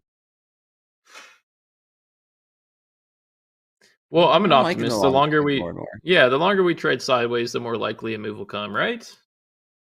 We've been trading sideways. Yeah. How long have we been sideways here? An hour? We're over an hour. An hour. Yeah, an Yes. hour basically. No, but on a real note, I really like how we're holding the overnight's range. Quick failed selling move, complete reversal back up to the highs, and now it's just consolidating, building up some buy orders. It looks great. It's just one of those. It's maybe it doesn't happen as quick, but yeah, it looks great. Yeah, I like it. Yeah, that was a pretty tasty looking 3-bar reversal off the session lows in the NASDAQ today. Was that what you were looking at, Dakota? Yeah, that was part of it. It was really yesterday's price action. The fact that we rejected off that 2-3 times, and then the fact that this market was just holding up. There was no follow through on it. Like I was talking Apple, Google, Nvidia, Tesla. They weren't following through, and it wasn't looking like a trending or a breakdown day. And sure enough, it wasn't. We're now it's mixed bag. It's mixed bag. Nvidia earnings, not expecting anything too crazy.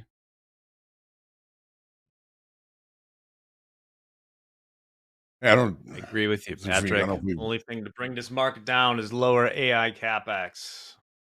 I don't know why Nvidia would say that in their forward guidance.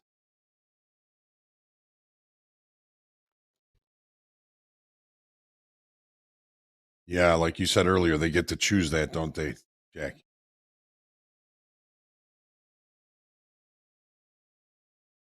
Sorry, You don't fall want to say allergies anything are bad. back. Already? Yes, unfortunately. We'll make it through Good. together.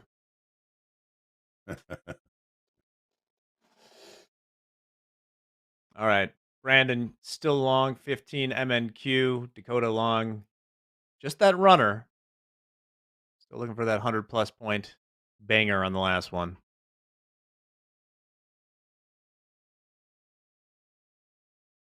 Just no pullback here in the S&Ps. S&Ps are just holding up. We've lost I don't know, a little over 1,000 in Delta up here. So we're seeing, what that tells me is we're seeing buyers placing bids, sellers using market orders to hit those bids, and those sellers are not able to move price lower. I don't think I like the shorts, but I couldn't do anything in the S&Ps. To me, the NASDAQ is still a short until proven wrong because we have that failed upside auction, but the S&Ps are holding up so well, which they have been all day.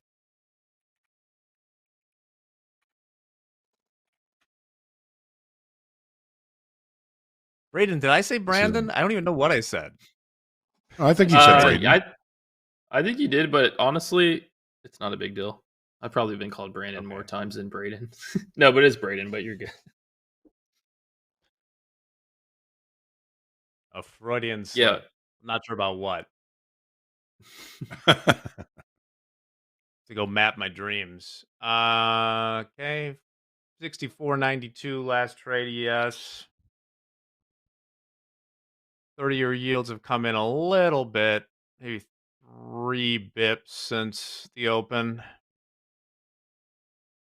Speaking of treasuries, they are out here rollover. sooner. I think we're gonna break out to the long side maybe sooner than later. We're coming to a conclusion, maybe. Don't jinx it. No, it starts to look like that whenever I look at it. It's okay. Maybe we'll get the breakout. Okay, this looks good. And then, sure enough, it's back. Yeah, we're Sure consolidating. We're coiling. The range is getting tighter and tighter, like a rubber band. You feel like it's gonna snap. Yeah, and the longer we're in these ranges, right, the more likely, inevitably, we'll move.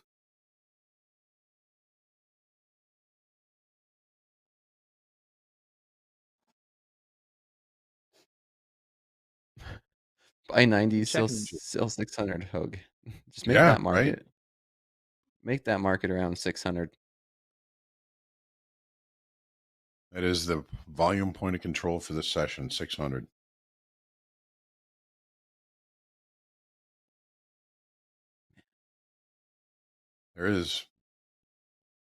There's something that's going to happen. You can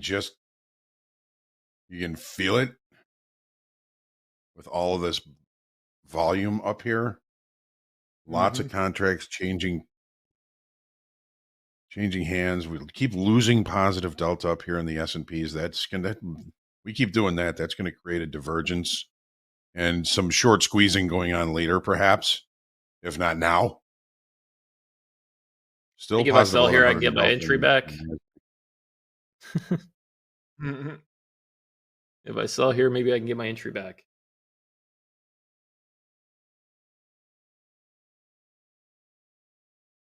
Here we go. Come on. We got to give it to Dakota. Here we go. Here we go. Here we go. Okay. 607. Yeah. New high S&Ps. Come on, 96. Gotta get through a 420 lot. Nice. At 64.95.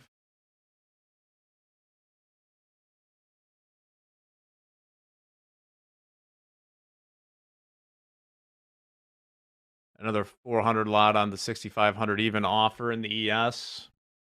Actually, forgot I was on MES because I'm looking to make a trade. You got 500 lots. There's my 500 lots. Jumped it up to 96. That level I talked about, 648 offered in the ES. That's your level there, 96, Jack. Yeah, well, I want to see how it reacts. Ideally, I won't do it as long as these guys are long, but I'd love to pop that, see if there's any stops up above the Powell stuff, and then still believe in the range today.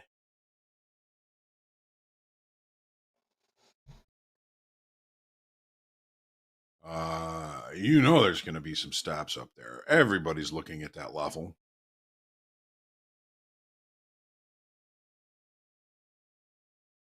NASDAQ just having a hard time at that IB high, 606 half.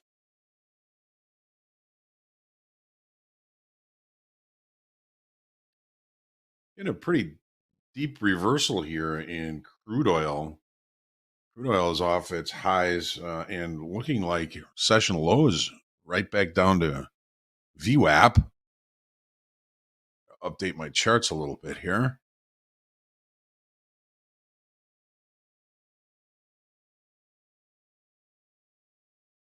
Come on. Get out and poke this with a stick.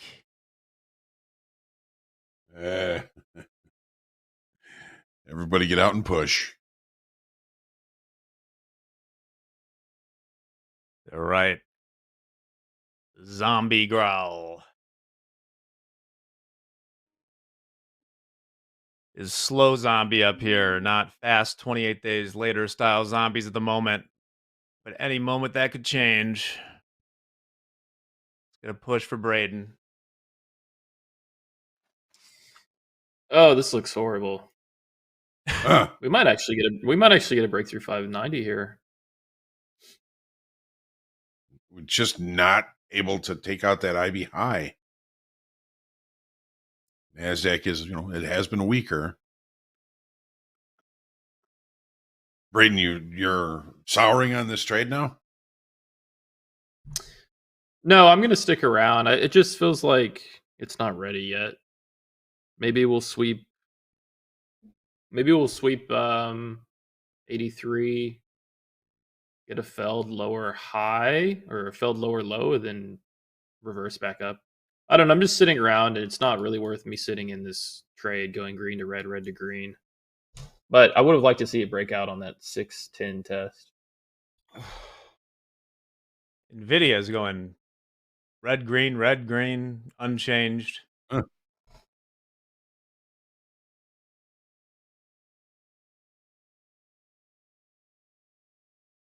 Give us something, Braden. Jensen. I mean, I could, green. yeah. I mean that could make sense. Like you start morning sells off, buyers step back in, markets balance back out. We're into the overnight's range, and maybe it just waits till earnings come out to see if we want to push. That could be something too.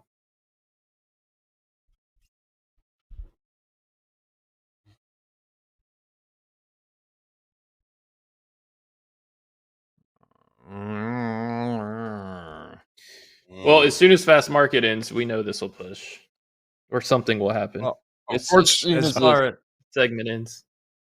Someone mentioned my favorite sentiment indicator, Palantir. Palantir's off 2% right now, pushing the lows of the day. Actually, pre-market, it was trading about $7 higher, so pretty good sell-off there.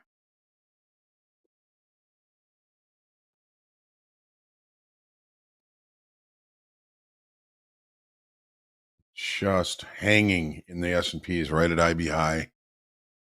Back and forth, green to red. What'd I miss? And everything. If I had to, if somebody said, you know what, Hoagie, you have to take a position now, it would be short NASDAQ. Really? Yes. You wouldn't buy these 90s and sell it if we get back up to 600? We still have that failed upside auction, and until something changes, to me, that's the most important nuance for the day session so far. Okay. I don't want to sell the S&Ps because they've been the strongest.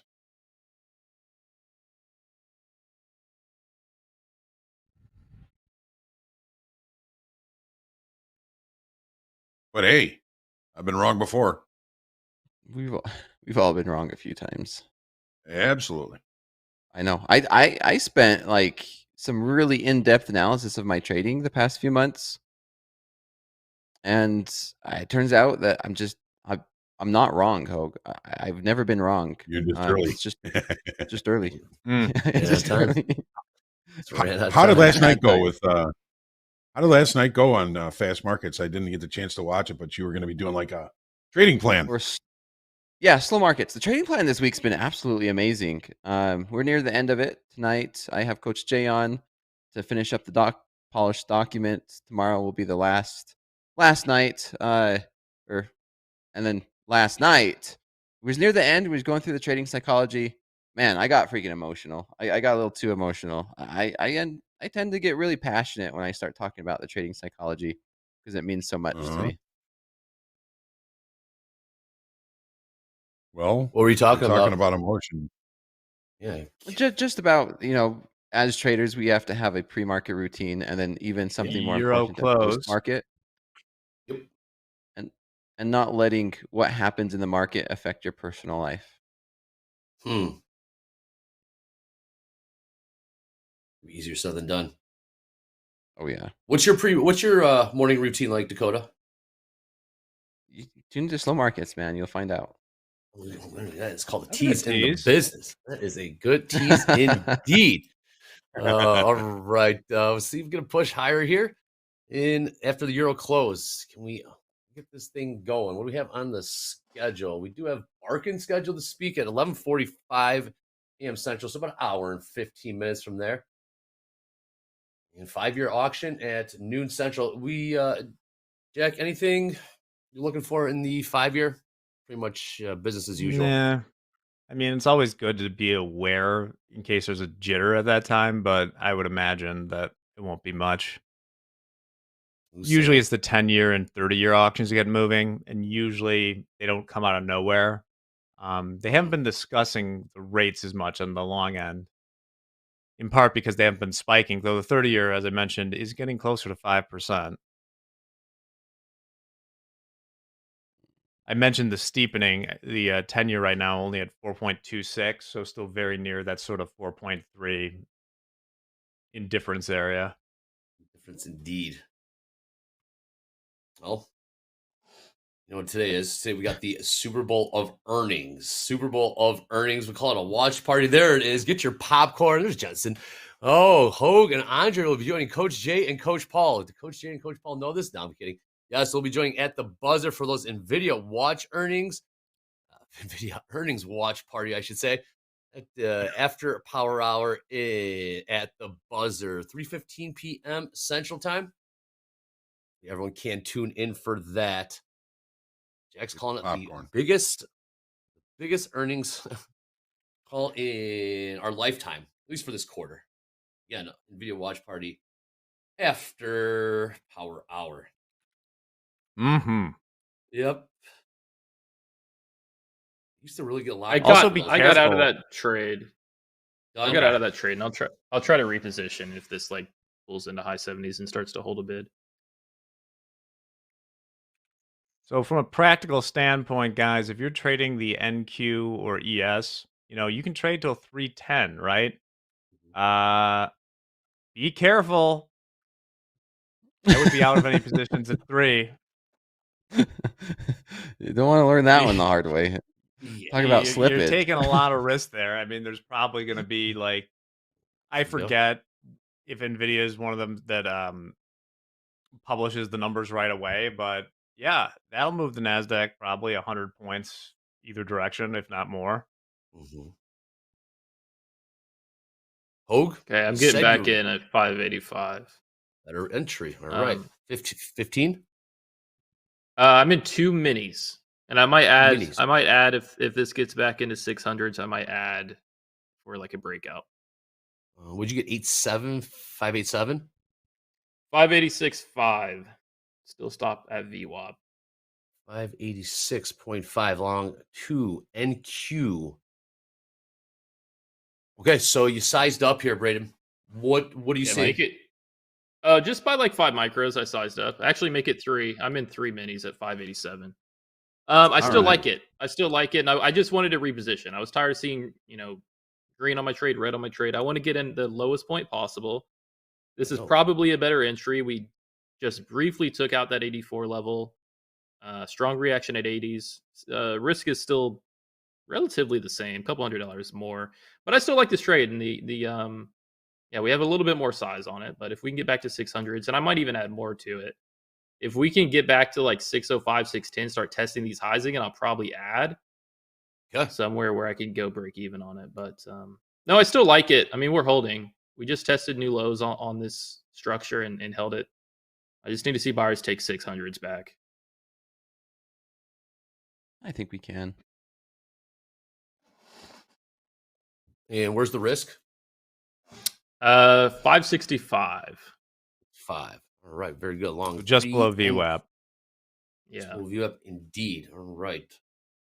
We have 20 minutes left here in fast markets. And you perhaps let's get it before fast markets. Hey. Yes. I'll tell y'all if I add. I do plan on adding. Okay. On the anticipation of like a breakout trade, but I need to see it. I need to see a strong push through like 605, and then maybe I'll add. I mean, I could go up to like 5 minis on this, but at that point, when I do add, I want to be break even stops or at least at this low 581. I get through these 600s. Yeah, I like the 600s too. I like it push right back up there. Let's buy the 90s, sell the 600s. This market over and over again. over and over, rinse and repeat. Yeah, that's Call it a day. looks good.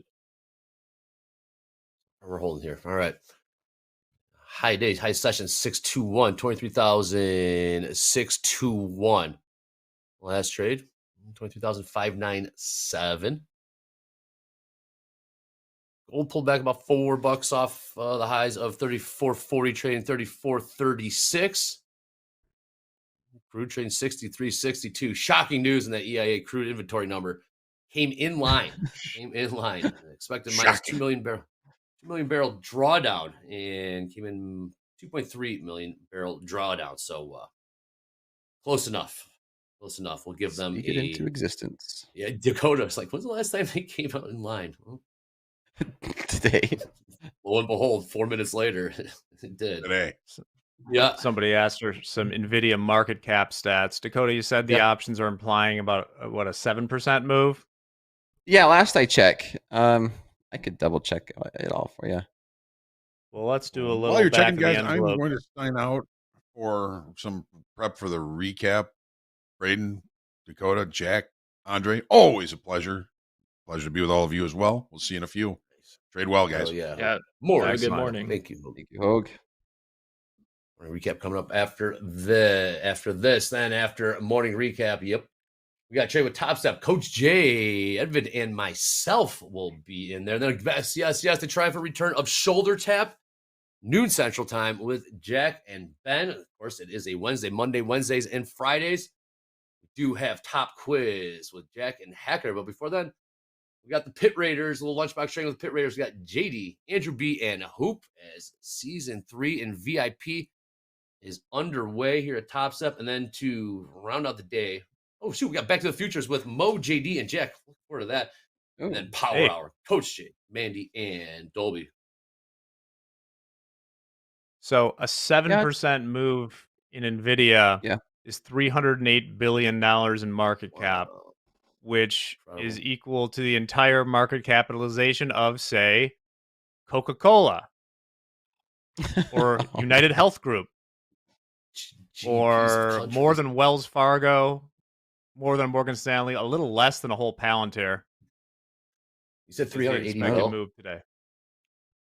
Yeah, I'd still put it at market 7%. Cap, yeah, 7% is $308 billion in market cap.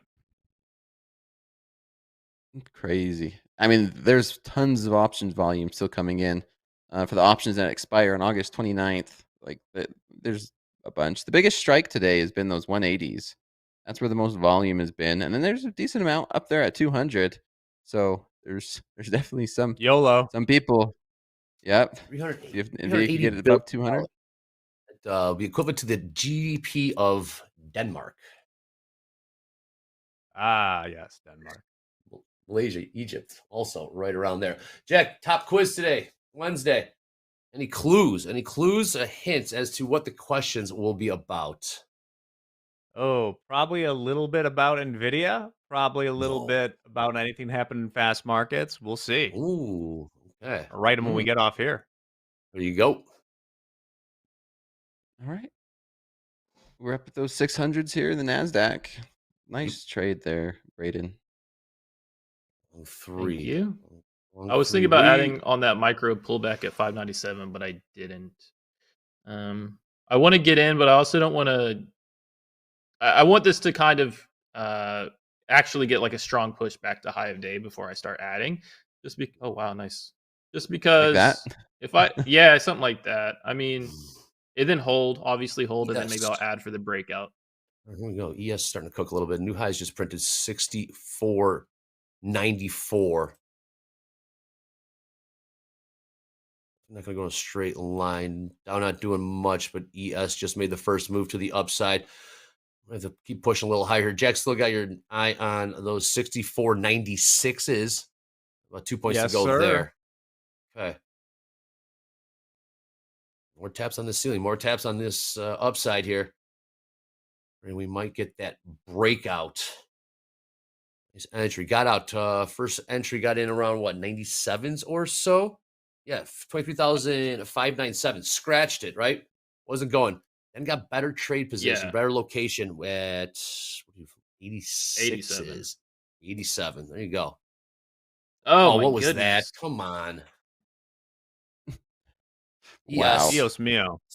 Someone hit the ES. ES. Whoa. All right, ES selling off here down. Something hit the wire. Yeah. ES. Come on. Unreal. 2,700 contracts in a second, and then it redid. So I'm a few seconds later. So I'm thinking there might have been a small headline or something. Let's see what we got. Yeah. You still in it, Braden? No, I'm taken out, and it's right back up. I'm out. What was that? Unreal. Okay, big market sell came in there in the ES. We were trading 64.94, tapping on the high of day. They came in and just smoked it down about 7 handles. That was more than 2,000. That was way more than 2,000 that smoked that thing to the downside. You see 2,700 in 1 second there, and then like 7 seconds later, we got like 1,000 more, maybe some stops. where that came from. Unreal. Yeah, that's insane. NASDAQ was trading 23,606 and got all the way smoked down to right to overnight VWAP 23,572. And we're right back in the range. Wow. There you go. Let's trade. Any headlines? Not seeing anything. I'm not seeing anything, That's really. a good old fashioned market order. See that a few times. Yeah, and then maybe some stops. I thought maybe we were gonna see some news come out because there was the big like 1 second like fine block order puke, whatever it is, and then like several seconds later there was another big one. But looks like just your run of the mill tomfoolery in the futures space. Man, oh man. Yeah, that- Jack, all those other market orders, tape bombs, if you will, those were all to the sell side as well in the ES. They've all been sold. Well, correct? someone's selling, someone's buying. It's a But zero yeah, sum I mean, game, like Jack. they were sells. You know, they pushed Okay. it down. Yeah. You can see those wicks. We had another one an hour ago. Yep. Brutal. That's tough. That's tough. Yeah, that was around the entire market. Like, that was not just the NASDAQ. That was all over. Yeah, ES moved first, then NASDAQ did follow. All right, right back to 64.91 in the ES. Look at the NASDAQ, 23,594. Gold about $2 off the highs there. 50-50 on the tilt. A few more minutes in fast markets. All right, let's take a step back here. James, come on in with some hard-hitting news on this market and digest what just happened there. Come on in, James.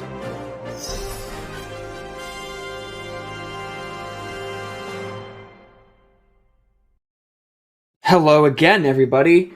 I saw some people in the chat ask the big question. Why aren't we talking about the real news? Why is no one talking about the stuff that matters? So here I am with the things that matter. And the thing that matters most of all, Taylor Swift is engaged. Yes. Mm-hmm. Braden. And thoughts? everybody has a What's hot the take first? on this, including the president, Donald Trump, wishing his one-time foil Taylor Swift a lot of luck in her engagement. Yesterday during that cabinet meeting, after asking about wars and budgets and everything like that, a reporter asked Donald Trump, what do you think about Travis Kelce and Taylor Swift? Why didn't we have that playing at the time? That's the real news. He says, I wish them a lot of luck. Trump told reporters, I think he's a great player. I think he's a great guy. And I think that she's a terrific person. So I wish them a lot of luck. Quick reversal from September of last year when he tweeted in all caps, I hate Taylor Swift, like an angry 13-year-old. So, Time hey, change. Poly market went crazy. As of before the announcement yesterday, only 41% of poly market bettors said that they were going to get engaged in 2025 alone.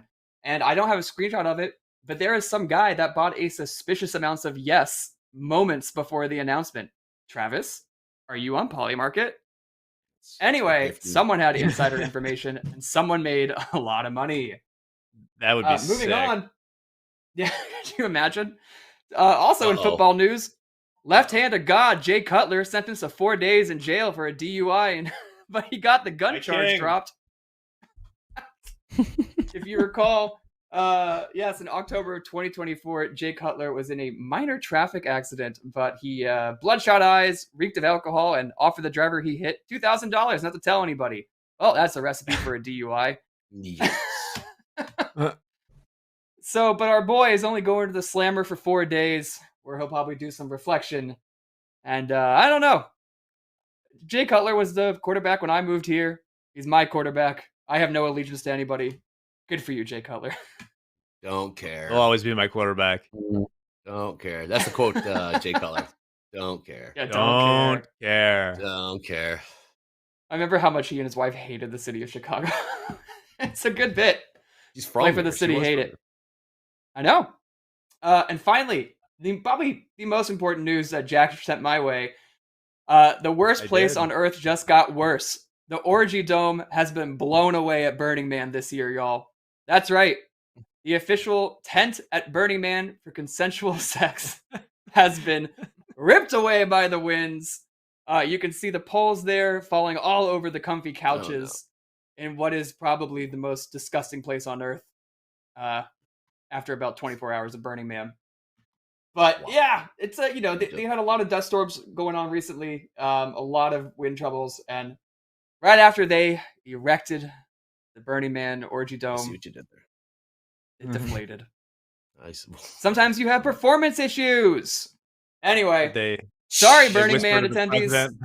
Oh man. This come up, sir. The Orgy Dome is blown away. As he's reading Trading for Dummies to children in elementary school. Dome for that. Anyway, that was your quick news that I know you all wanted to know so badly. That's what I got for you guys. We'll see you later on. We got Nvidia earnings today at the buzzer. Stick around. Unreal. We'll see you there.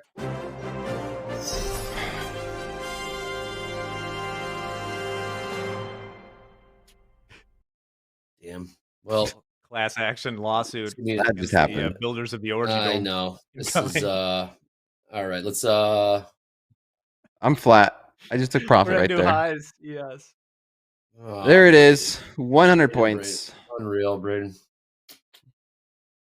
Yeah, That's it true. is That's- what it is. I'm not gonna chase it. I've probably done trading, but What's the P&L? down 645. Okay. Oh man. All right. Yeah, that It's was tough. stuff. We're gonna Nice make slip, nice. kid.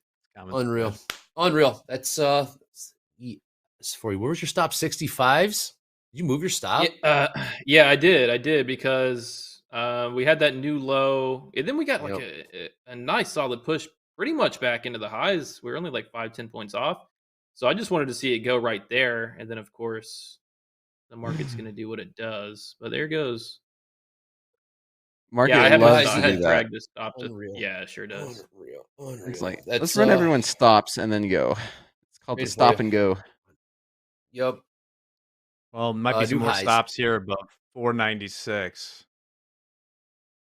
New highs NASDAQ. That was a tough one right there. That's trade, right? Measure risk down 600. You put up big days. You put up $9,000 days, $7,000 days. That one. Yeah, 600 still sucks. Don't get me wrong, but it's definitely one of the smaller red days I've had. All right, new highs 23,625. 625 in the NASDAQ. Oh, man. And then we got the ES just tapped into some new highs, 64.95 quarter. We're coming within 13 points, 14 points of all-time highs in the ES. Let's go. Told you. You heard it here Surviving first. this. Low days. 490s. What was that? You said 3,700 lot cleared out the books to the downside in the ES? 27 backed Something up like by that. another- There was a few big orders. I mean, that was bigger than usual. I think it was like 2,700 on the first one, and then a couple seconds later, hit another one. Let's see where they want to take this thing. 23,000. More room to the upside. 65. Yeah. Show some love to Braden. Braden coming on here. Number 11 on the big board. You saw trading here, real action, real life, real profits, real losses, real executions. Yeah, I wanted to size into that one too, but Let's see. I mean, it would have been hard to even get filled there. Like, you can't market order into that. You would have had to have a limit if you wanted to fill anywhere close to the bottom. But once again, when you see it flash down that quickly, you don't really just want to market order into something like that. You want to wait and see. Yeah, that's jumping into something you have no idea what's going on. And when it happened, it wasn't just with like the NASDAQ. It was the entire market that just moved. Yep.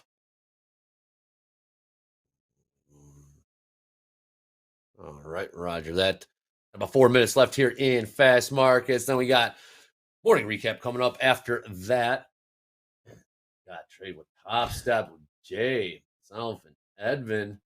Edvin, I think I saw you in the chat say something. I got a question for you if you do come on. All right, 50-50 on the tilt. Jack 64.96 we'll keep an eye on that. We might be able to get up to 6,500s right now. Don't forget we got Barkin. Dakota, any price of interest for the rest of the day? Are you gonna ride this out into the slow markets? It's gonna be hands off for me, to be honest. I think it's just hands off for me. We have Nvidia earnings. I could see some more sporadic movements happening, and this market is kind of in just a let's wait, see what happens with Nvidia after the bell at the buzzer. Coach Jay, watch party. I'm not seeing anything else that's enticing me. Maybe just a grind higher with these tape bombs coming in every once in a while, but nothing else, unless there's always that chance and a headline comes and shakes things up. But no, I think it's been a good day today. Other than that, we'll see what happens.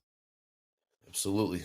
Braden, my man, talk to me. Where do you go from here? Yeah, I agree with call it. I agree. Call it. Trading this thing. Yeah, I might call it. I mean, I'll keep an eye on it. Yeah. But I might call it. I mean, I think considering the expectations of today, which was, I guess we expected more kind of like a sideways market. You've got Nvidia earnings after hours. You had a couple trades. I mean, you had the sell-off out of the open. You had the reversal that Dakota took. You had a long trade there if you executed properly, which if you did, good job. And there's been a couple setups. But apart from that, yeah, it's getting later in the session. Volume's dipping off. I think it'll be interesting after hours. All the new traders and your XFAs and combines. A major market mover, Nvidia, is going to have earnings after hours, so be careful with that. Because it will affect the indexes. Yes, it will. Again, though, Nvidia earnings watch party at the buzzer. Coach Jay, Coach Paul, Hoag, and myself. Yes, the market's going to keep grinding higher here. About to put in new highs in the NASDAQ. That would be 23,625 in the orders. ES, not going to make it easy for the longs, especially after that sell order came in. 64.95. Can we get to 6,500s? Again, all-time highs. In the ES, 65.08 in the orders. Can we get there before the Nvidia earnings? That'd be wild if we did. It would be wild if we got those tape bombs right around the corner. Morning recap coming up next. We're going to see how this plays out. We got Barkin speaking at 11:45 a.m., so about 50 minutes or so. Five-year auction at high noon. That's about it. And then we got Nvidia earnings after that. We got top quiz. We got shoulder tap. More Jack coming at you right after about noon central for shoulder tap. Right on. Yeah, Dakota, who will be joining you on slow markets today? Coach Jay, man. Coach Jay joins me Mondays, Wednesdays. We're going to be continuing the strategy session. And Braden, I'll definitely reach out to you, get you on to some slow markets here in the near future. Yeah, let's do it. Awesome. Have you on. Awesome. Braden, thank you so much for jumping on with us. Number 11 on the big board. Good stuff today. You'd be so kind. Click subscribe. Getting close to 179,000 subscribers. That way they'll feed us after the show. If not, we're going to have to wait till tomorrow. click notify as well. Jack, Dakota, Braden, good stuff. Morning recap coming up next. Markets are about to break out Nvidia earnings today. TopstepTV, let's go. Andre, Waiting I had for some things to confirmation. show you. We got calculus for babies. Good to learn these things in advance. Nuclear physics for babies. I like this one. Statistical physics for babies. We also have astrophysics, once again for babies. And lastly, optical physics for babies. I never did much with the optical physics, but my babies will. You gotta start somewhere. It's amazing.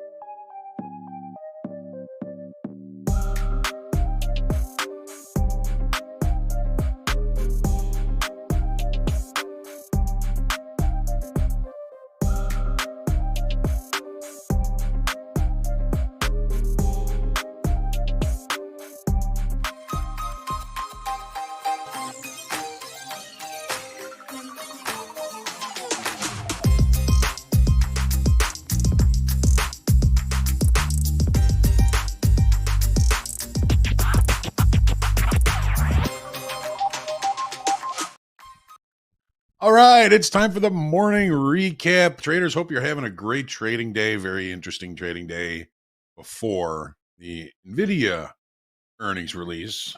Seeing the markets continue this push to the upside. We were 0 for 2 again today for the opening range trade. For the month, we are down about $1,750. Now, this is about the first month that we've been down on the opening range trades. What's different? We've been taking the 1 minute opening range trade, and now we've got everybody voting, and everybody's voting for the 5 minute opening breakout. Maybe that's the difference. So when you're voting tomorrow, maybe think about a different time frame. Maybe think about a little bit of a shorter time frame. We'll see if we can get this thing figured out. But overall, I think we're still up in the opening range trade for the year. Just a tough month this week. Still 2 days left. Let's see if we can pull it out. All right, so the gold opening range trade today. A little bit of context, 30-minute chart. What did we say this morning? We said, well, the market is probably going to repair before it goes anywhere. Repair before it goes anywhere. I'm a poet and I didn't even know it. Here's the range from yesterday. Session high, 34.37. Session low, 34.17. Two distributions of volume and time. It was a double distribution trend day to the upside. Remember, let's do this. All right, now, so we've got the distribution here. We got the distribution here. We opened between them. First thing the market did was trade to an assumed point of control in the upper distribution. Then it turned around and went to the point of control in the lower distribution. Once that repair was done, now the market has picked up any business that was left to do there and starts looking for new areas to facilitate trade. The 5-minute opening range trade took us to the long side. It would have been a much cheaper, because the 1 and the 3 and the 5 all broke to the upside. Would have been a much cheaper trade had we taken the 1-minute opening range breakout. So we took the 5-minute opening range breakout long 5, 34.20 and a 34.30.20. It did kind of pay us for a little while, but the market came back and eventually took out that low of the opening range, the low of the initial balance, and took us out of our stop. Does that create a failed downside auction? Does that turn into a failed downside auction? I guess to some degree it did. It never took out the low from this 30-minute bar, and the subsequent 30-minute bar closed right on the initial balance low. So not necessarily a failed downside auction, but it's just enough to get our stop hit. We lost about 250 on that trade. What about the opening range trade in crude oil?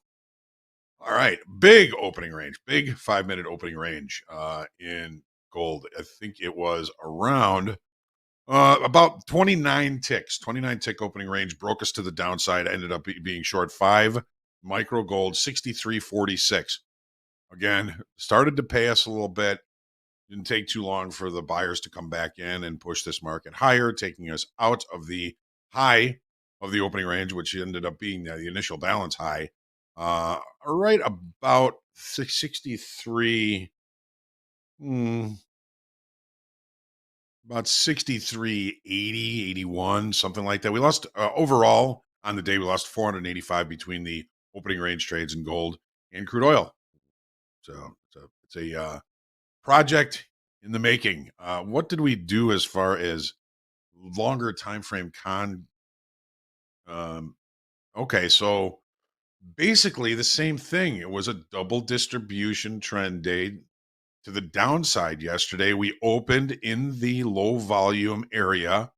First thing the market did was trade to a point of control in the lower distribution, then traded to a point of control in the upper distribution. So it was another repair type of day, and the market is still kind of holding above the initial balance high. Don't know if it's going to see any continuation today, but we could have said this morning in both gold and crude oil, we're going to buy it in this lower distribution and we're going to sell it in this upper distribution. Whichever one happens first, you sell it in the upper, you buy it in the lower, you take it to the other distribution. There's your profit target.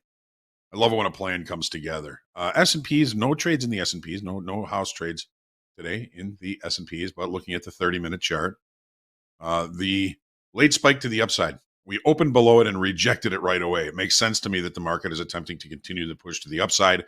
Last week's high is the high of the Friday Chairman Powell Jackson Hole meeting speech. We're still trying to get there. We're still inside of that range from Friday. See if we can get some sort of a breakout, see some continuation. All-time high in the S&Ps isn't too far away, 65.0875. Let's take a look at the NASDAQ. We had some trades in there with our great traders in fast markets. So again, look at context.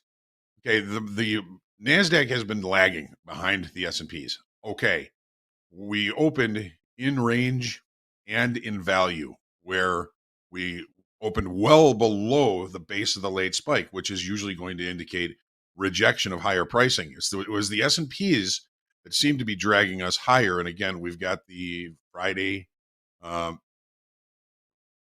Jackson Hole speech. The high from that, 23,650. Looks like we may be targeting that today. But again, a little bit of a different story. The NASDAQ lagging behind the S&Ps, seeing the S&Ps possibly helping with a little bit of dragging the NASDAQ up. Braden was the first one with his toe in the water during fast markets. He shorted 15 micro NASDAQ, 23,536. He piecemealed out of those. I'm looking at the exits. He piecemealed out of them at about an average price of 23,510, making about $700 on that trade. Dakota then was looking to the long side. They were actually in this position at the same time. Dakota was long 23,513. Braden was short. Braden made money on that. Dakota made some good money on this one as well. So he's long 5 MNQ, 23,513. Scales out of 4 of them at an average price of about 23,570, and just got out at the end of fast markets with a 100-point banger on 1 micro, getting out at about 23,613. 513 to 613. Man, he caught a lot of that range. 100 points in 153-point range. Now, Braden was looking for some opportunities to see this market continue this move to the upside. I was not looking to buy this. If I had to do anything in the NASDAQ, I would have been a seller, and I would have been wrong. But we did have a failed upside auction. It was very difficult for this market to finally break out of this initial balance high, and it's really not seeing a whole lot of momentum up there right now. But there were 2 situations where Braden took a couple of shorts. First was 15 micros. He opted out of those, just taking a small loss on those, looking for better trade location. Got into 3 NQ, 3 minis, and it was looking really good. His level was 23,587, and his stop was, guess, right about here where this tape bomb came down and hit him. He ended this session down around $700, $600 or $700. I think he said probably going to call it a day. Braden is a really, really good trader. Of course, Dakota's a really good trader, and we will look forward to seeing them back on the screen again very soon. So there is the morning recap from the trades we were taking and have taken this morning, and it's time now for quotable quotes. Hope you like this one.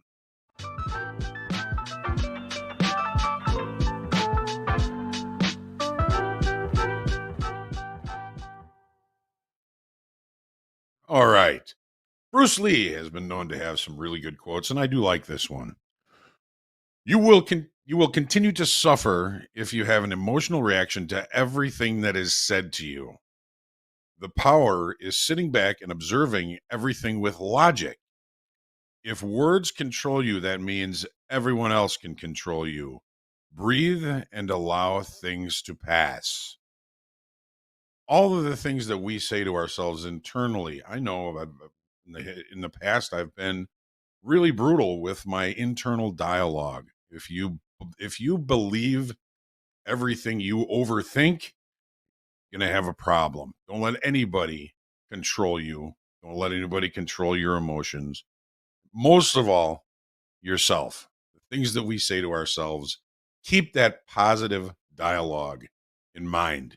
When you start beating yourself up, just remember our good friend Bruce Lee. Just sit back, observe everything with logic. The things we say to ourselves are generally and overwhelmingly lies. Talk back to them. Don't let them do that. Stay positive. Happy traders make better traders. Hope you enjoyed that quote. We are coming up with the Traded with Topstep coming up here. We've got a great Scandinavian, well, I guess from the great Scandinavian subregion of Northern Europe. Welcome back, Edvin C. from Sweden. Sweden, very nice. Edvin has been here before and will be joined by Andre and Coach Jay to trade with Topstep right after the short break. Ladies and gentlemen, this is Topstep TV. Let's go.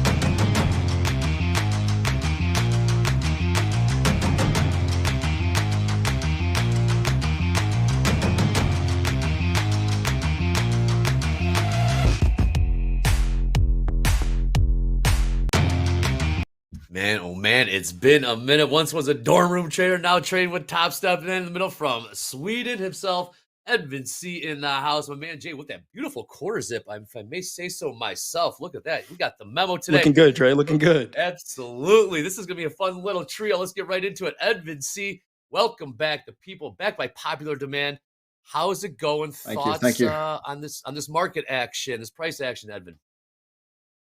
I mean, it's hard. It's hard often, and especially when we had that sideways moving here. I was in a short, and I just got chopped up. So that's where I'm at right now. Not a lot of opinions right now. Okay, no opinions. That's fine. Fair enough. Let's take a look at these prices. I'll throw it to you then, Jay. Last trade in the NASDAQ, 23,597. About 30 points off the highs. They're kind of rolling over. ES staying strong right up against the highs. About 3 points from that. 64.92 half. Gold chilling right around the highs. 34.40. Crude making a run for the high of day. About 5 cents away from that. $63.97. Coach Jay, good to see you. Saw you in opening call. Good to see you in power. Good to see you at the buzzer. See you in the slow markets. More Coach Jay. What's happening? What's going on, man? Looking for a potential short here. I was looking for one earlier. We got this push up in the equities. Looks like we're pulling back now. I was expecting today to be a range day, right? And we got a little bit of an extension. It looks like the market's willing or ready to turn now back below these 600s in the NASDAQ. I know Jack was looking at 64.96 in the S&P. We're turning a little bit here. I'm looking at VWAP as a target. I got this green line here is monthly VWAP, and it's pretty much where the daily VWAP is. So that is my target. Actually, nope. Right around there. There's a green line here. Might be the target here. 576. 75's first. 75's first. And then maybe back down to these 550s here. We'll see. Okay, very good. Edvin, my man, any prices of interest you got your eye on here in the NASDAQ as we continue to roll over a little bit? Last trade, 23,596. What do you have your eye on here, Edvin? Yeah, I'm looking at this level right here under this consolidation here. If we maybe get here, I will maybe look for some longs. Edvin, really quick, when you say here, what price? For those listening on the radio, what price is here? Yeah, sorry. Okay. Yeah, around 580s to 565. There around. So long. Okay, sounds good. Take a look at the tilt, 50-50 on the tilt. We got trade with Topstep, Edvin C in the house, Coach Jay in the house. I'm just gonna ride along and enjoy this. Coach Jay, you're looking for perhaps a short or a long? If we push in the 610s and reject, I wouldn't mind taking that short there. First target would be 75s, and from there 550s. 75s, then 550s. Why 550? That price meant something to somebody. It did, and we got monthly VWAP sitting right there. It's kind of right in the middle of today's range. Just looks like this big green line on my chart. It's kind of sticking out there. We traded under it earlier today. We came back, used it as a support. I'm just still expecting today to be somewhat of a range day with Nvidia coming up. We had that push earlier. We just pushed above 600s. Volume kind of died on that push up. Just looking for a little bit of a retracement back to the middle before the party starts. Speaking of the party, Dre, what kind of wings do you like? I'm ordering wings. What kind of wings? Ordering buffalo, hot barbecue. There we go. Bird's Nest here, and wings indeed. How about you? I like drums also, not flats. How about you? I might do some lemon pepper. Okay. But just plain mild works as well. So we'll see what I can get ordered here for the party. All right, keep an eye on gold. Gold continue to make new highs here. Maybe put some pressure on the downside on the NASDAQ. 23,585. Last trade. No, Edvin's got his eye on 580s to 565s. Let's see how that plays out here. Edvin, getting your setup here. What are you looking for to perhaps get this entry as we get into your zone, into your range between 23,565 and 580? I would not want it to be like a falling knife. If the price, as we see it right now, keeps going down, I will stay out of it. because it got too much momentum right now. So maybe some consolidation around this area, and maybe get some confirmation on like a bullish push, maybe then. But right now, I'm just waiting and see how the market does. Very good. Poll is up in the chat. These are the polls you can only get here on Topstep TV. What dipping sauce for your wings? Ranch, blue cheese, honey mustard, or all of the above? Edvin, what dipping sauce do you like for your wings, my friend? It's a hard question. I don't eat wings so often. It's not like I think it's a very American thing to eat wings. It doesn't happen so often here in Sweden. No, I figured if that's I why I would asked eat you. wings, yeah, I think I would take ranch. That sounds good. All right, that is leading the poll right now. Boomer Brian says a lot of weirdos picking ranch. Well, Edvin, one of those weirdos. No, just kidding. Of course, I'm aware of that. It's a very American thing. I got my eye on gold right now. Jay, you looking for that short? We are moving to the downside here. Yeah, I was looking for a little bit more of a push up into that 610. So Braden was in that long, and that kind of tape bomb candle that took him out of that trade. That's the low of that candle is what the target would be on this short. So it's kind of playing out here. There's really no room left for this trade because my risk would have to go, 25 points above where it is right now, which is a little too expensive for this trade because I'm thinking, there's only 10 points left for that target. So it's playing out. But let's see if we start to see some selling below 75s, Dre. Then I may take the trade down to 550s. I want to see how the market responds here at these 75s because we got VWAP right here. Yep. Yes, we do. Those are asking, Edvin, where are you located right now? They're asking where you're from.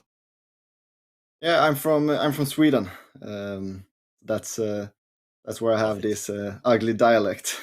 Stop that. Absolutely not. Absolutely not. All right, we continue to push here a little lower. Edvin was originally a dorm room trader. Now he is trading with Topstep, perhaps a rising star.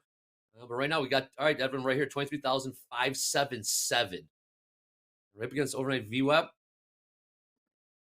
Jay had his eye on that. And ES selling off down about 7 points from the high, 64.88. The ES. Nothing on the tilt right now. Bottom of the hour in about 6 minutes or so. We are seeing some movement here. And trade with Topstep. Maybe look for those 550s, Jay. About 25 points to go to get there. Yep. So you can see on my chart here, we're bouncing right off the low of that candle, right? That's where we had that tag of view up before. So this is why I couldn't take that trade 10 points above this level because I'd have to be getting out right now or at least think in position management. But if we can get this candle to close below this low, then at least gives me a spot to limit risk because then I'll go, risk above the high here, 87. But this is exactly why I couldn't take that short. Good read. Didn't chase. I like it.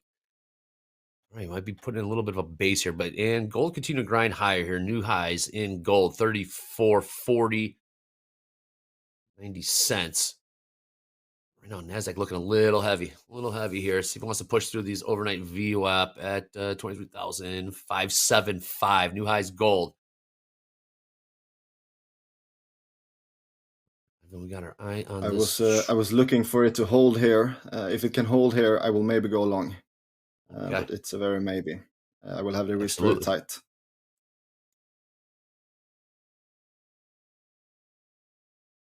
Edwin, what was your trade earlier? I know you said you came in with you're down a little bit. Here we go. We see some selling coming in here. Yeah. Were you looking a long or shorter earlier? Yeah, here we go. I was looking short after seeing this consolidation at 595, and we got this red bar here from 604 down to 86, and I really like those. When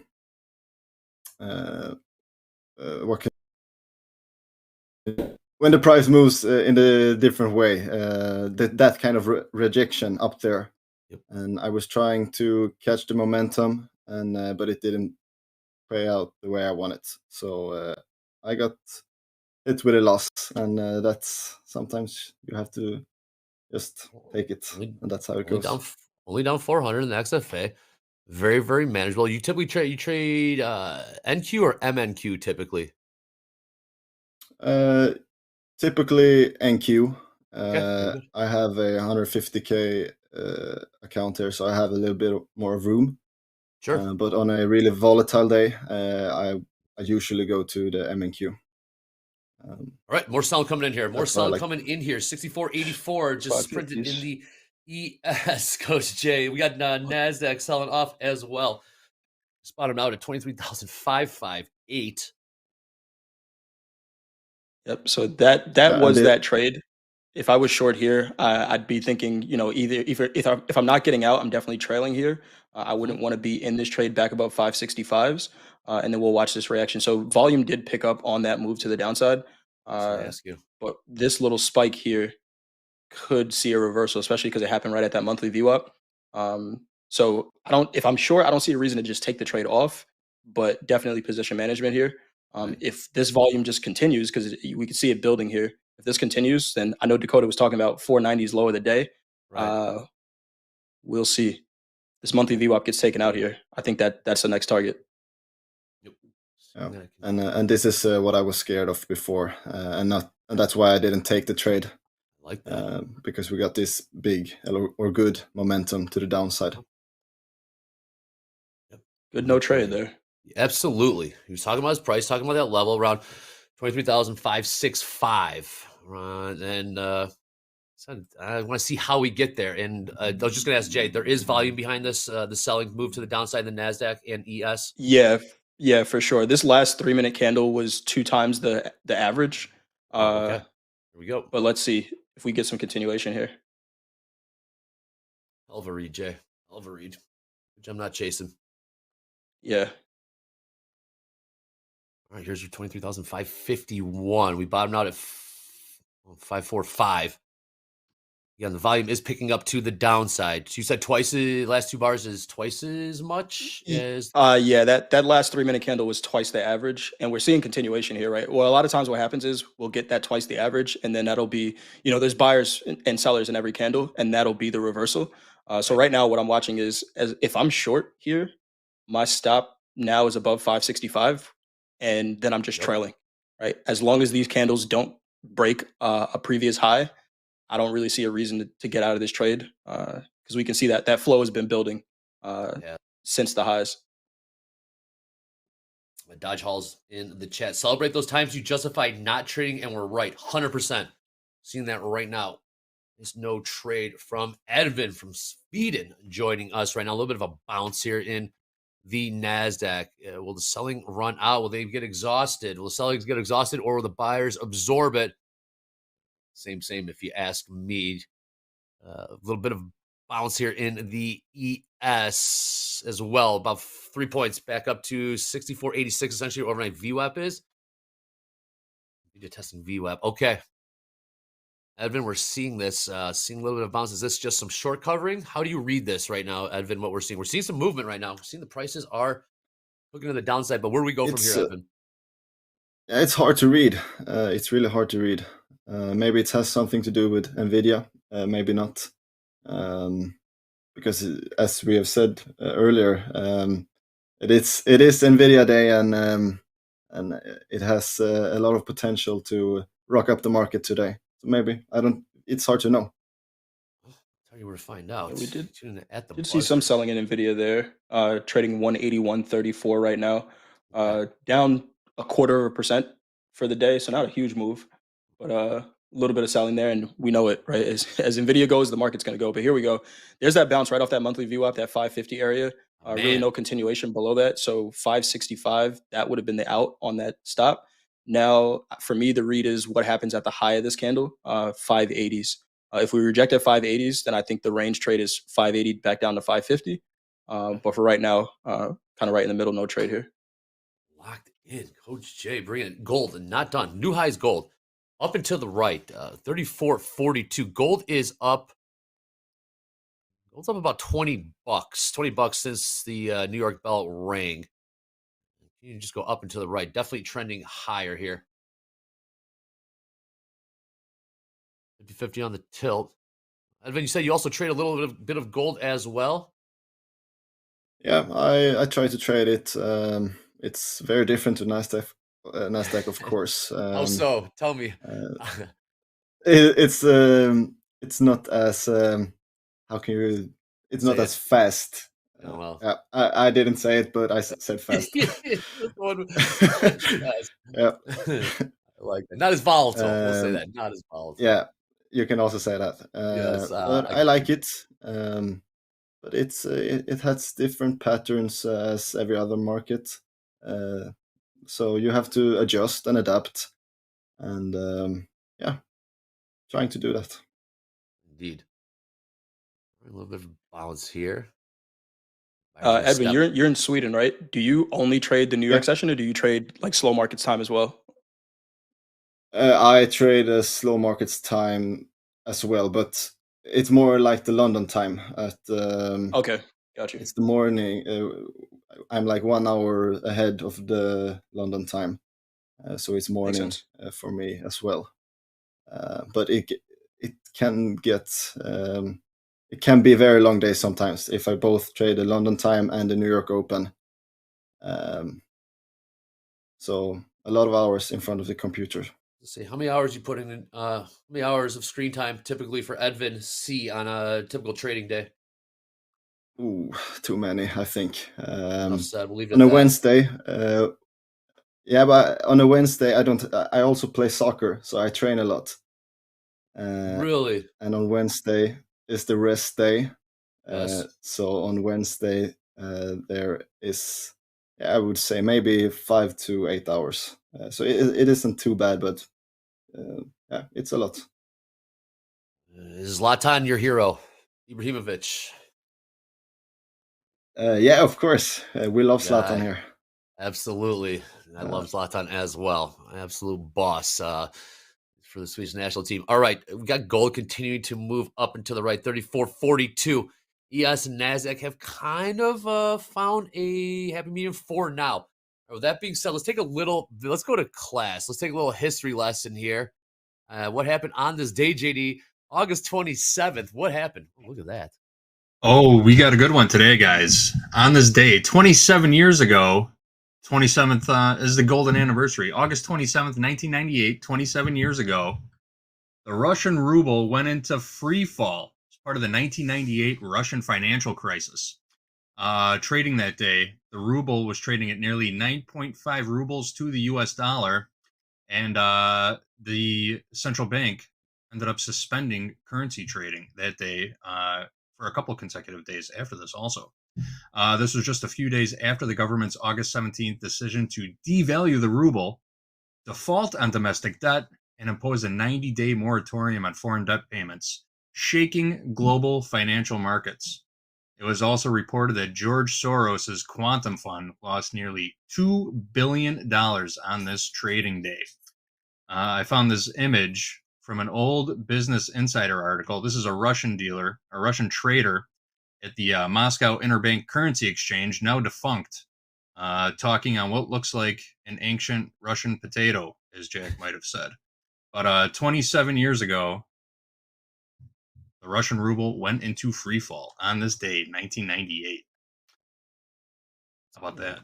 Yeah, thank you. That's a good one. Look at that. Russian potato. All right, I'm trying a little short here. Gold's still short going here. Short the NASDAQ here from 565-ish. May have preempted this trade a little bit. Should have probably waited for 580s. Yeah, it is. Wow. What is going on there? What are you short from there, Jay? 565? 565, yeah. Okay, cool. Stops above settlement. Yeah, what is going on here? Just popped another $4 here, making new highs, 34.45. Could have been some stops. Keep grinding, and finally just took the top off there. We haven't seen these prices in a while. You saw Hoag in opening call and fast markets talking about more room to the upside. Lo and behold, we are pushing this thing higher. Edvin, when you see gold doing this, do you look for correlations between gold and the equities or equities and gold? Because right now gold is moving, continue to move. Do you use those correlations at all, or just keep that keep an eye on that? I try to not, because sometimes gold, if the NASDAQ is rallying, sometimes gold is also rallying, and sometimes it's the other way. So for me, it's hard to know when it's correlated or not. So I usually don't pay attention to that. An answer. I like it. Coach J is short. This thing is just moving right now. Gold. Yes, Watching it these is. 3450s here. Just a whole number level. There is some size up there on gold. Just watching the market's reaction to that because this is a lot of volume coming into this as well. Similar to what we just saw in the NASDAQ, right? Where we see this big push of volume and then it's unsustainable. So it turns around a little bit. So I'm watching gold here, especially as we get up to this whole number level, 3450. 3450 indeed. Okay, talking about correlations, got a cool little matrix here. I'll throw it in the chat. We'll see where correlations may or may not be occurring. Always checking this out. Take a look at this. You can find some between market to market, product to product. Do that in the chat there. Always got an eye on that. Let's take a look at gold while you guys keep an eye on this trade. Edvin, and okay, are we holding? We're holding these 564s, 563s for now. So far, no trade. Jay is short. You get with momentum. Yeah, no trade. Just being patient. I'm down on the day, so I don't really want to lose more. But if there is a opportunity, I will take it. So we will see. Like that. Yeah, there currently is no real correlation between equities and gold right now, according to the matrix. Check that out. Okay, here we go. We're moving to the downside. Okay, we are accelerating. There's volume behind this thing. Jay, what's your downside target on this thing? Short 1 and 2, 23,565. Let's see what happens at 500 and then low a day. I mean, be reasonable about this. 530. I'm going to manage the position at 530 because that was the candle that made the low of day. The high of the candle that made the low of day is right at 530. So I just want to see how the market responds there. But locked in, if we tag that and bounce, it doesn't need to be a loser at this point. Joe V in the chat. I think there's a Fed speaker coming up. Indeed, 11:45. About 8 minutes. We got barking. Gonna be hitting the wires. See what that's all about. Then top of the hour, we got a 5-year auction. You know, markets are pushing the downside. Look at that.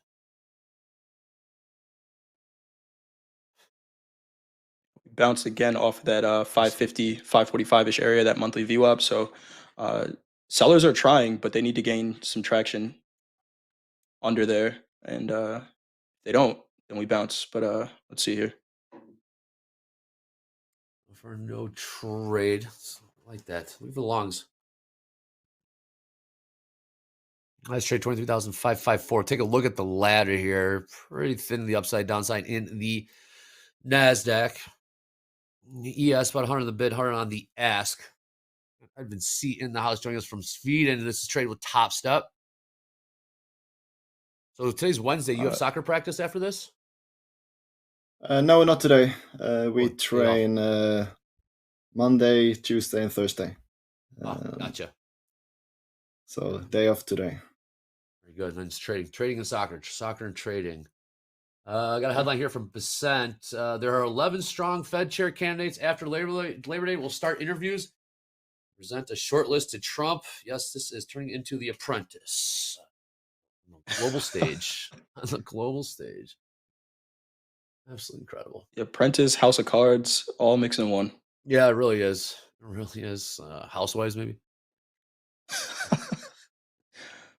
Let's see. There's a question for me in the chat here. You know, I said the NASDAQ held that monthly VWAP. Why take a short? It really depends on the expectations you have from the trade, right? If I'm looking for this to sell off 300 points, you know, maybe not. But I could have taken that trade off right at that monthly VWAP for about 15 points here. We'll see how this one plays out. We did just tag that, so it could be the spot where I should be buying, either buying to close this or getting long. I don't know if I really love the long off that level though. So. Gold not done. What's volume telling you though, Jay? In terms of since we started the session, volume is picking up to the downside, right? All of the volume that we had earlier in the day was pretty thin, and you know we got extended from the New York session VWAP up here, right? So this red line on my chart is New York session VWAP. This extension up here obviously would have been the greatest trade location. Right now, it's kind of flattening out a little bit, so. It would take a lot for buyers to step back in here and push this back up to the highs of the day. We'll see what that means for this trade, but like it for now. Maybe I should have just took it off at that monthly VWAP though. We'll see. Gold is not done. Gold is on the No, it's move not. since we came out with Trade with Topstep with Edvin C. Gold is up about $10. $10 this session. Gold is on the move. I'm guessing the dollar is getting weaker. Nvidia earnings after the bell at the buzzer. Let's get caught up. We were talking about the news. So let's get caught up on some news because it feels like this is going to be more news coming on in. We just saw some headlines. JD, come on in. What do we got here for the news? A little recap. Yeah, we're going to talk about Nvidia earnings and a little insight into the U.S.-China trade war. So, as we all know, Nvidia, the U.S. chip maker, is about to provide the latest look at how its business has been affected by the shifting landscape of tariff policies, trade policies, I should say. The company is seen as the bellwether for the larger AI ecosystem, and on later today, it's set to report earnings for the quarter that ended in July. Nvidia warned in May that it expected to take an $8 billion hit to revenue due to export controls on shipments to China. According to financial data from FactSet, Wall Street analysts expect Nvidia to report an approximately 50% increase in revenue and net income compared to a year ago. Year over year, 50% increase in revenues and net income. While it would be positive news, the result would still mark a slowdown from 122% year-over-year revenue growth and even stronger year-over-year profit growth. Those results for Nvidia could fuel concerns about a possible correction in the market. So we are all looking forward to see what these numbers are coming out at the end of the trading day, after the bell, later this afternoon. Don't forget, Nvidia watch party right here on TopstepTV. Let's go. Yep. Thank you, JD. 50%. 50% year over year. Insane. This short may be cooked here. That might have been the opportunity to get out there off that monthly VWAP. We'll see. My risk is up at 590, but that might have been a little double bottom there. Could be. Edvin, did you take that long? I know you were looking for 565-ish here. No, I didn't take it. I saw that that wick momentum down, and it scared me a little. I'm just trying to stay patient. So no, I didn't take it. Good call. But it would have been a great trade if I would. But it's easy to think that after.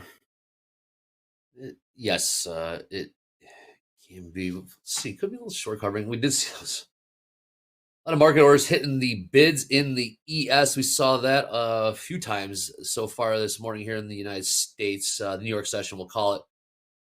Sellers definitely looking to make a statement. Let's put it that way. Crude might be moving a little higher here, $64 even. Barkin, see if Barkin has anything to say in the next minute or so.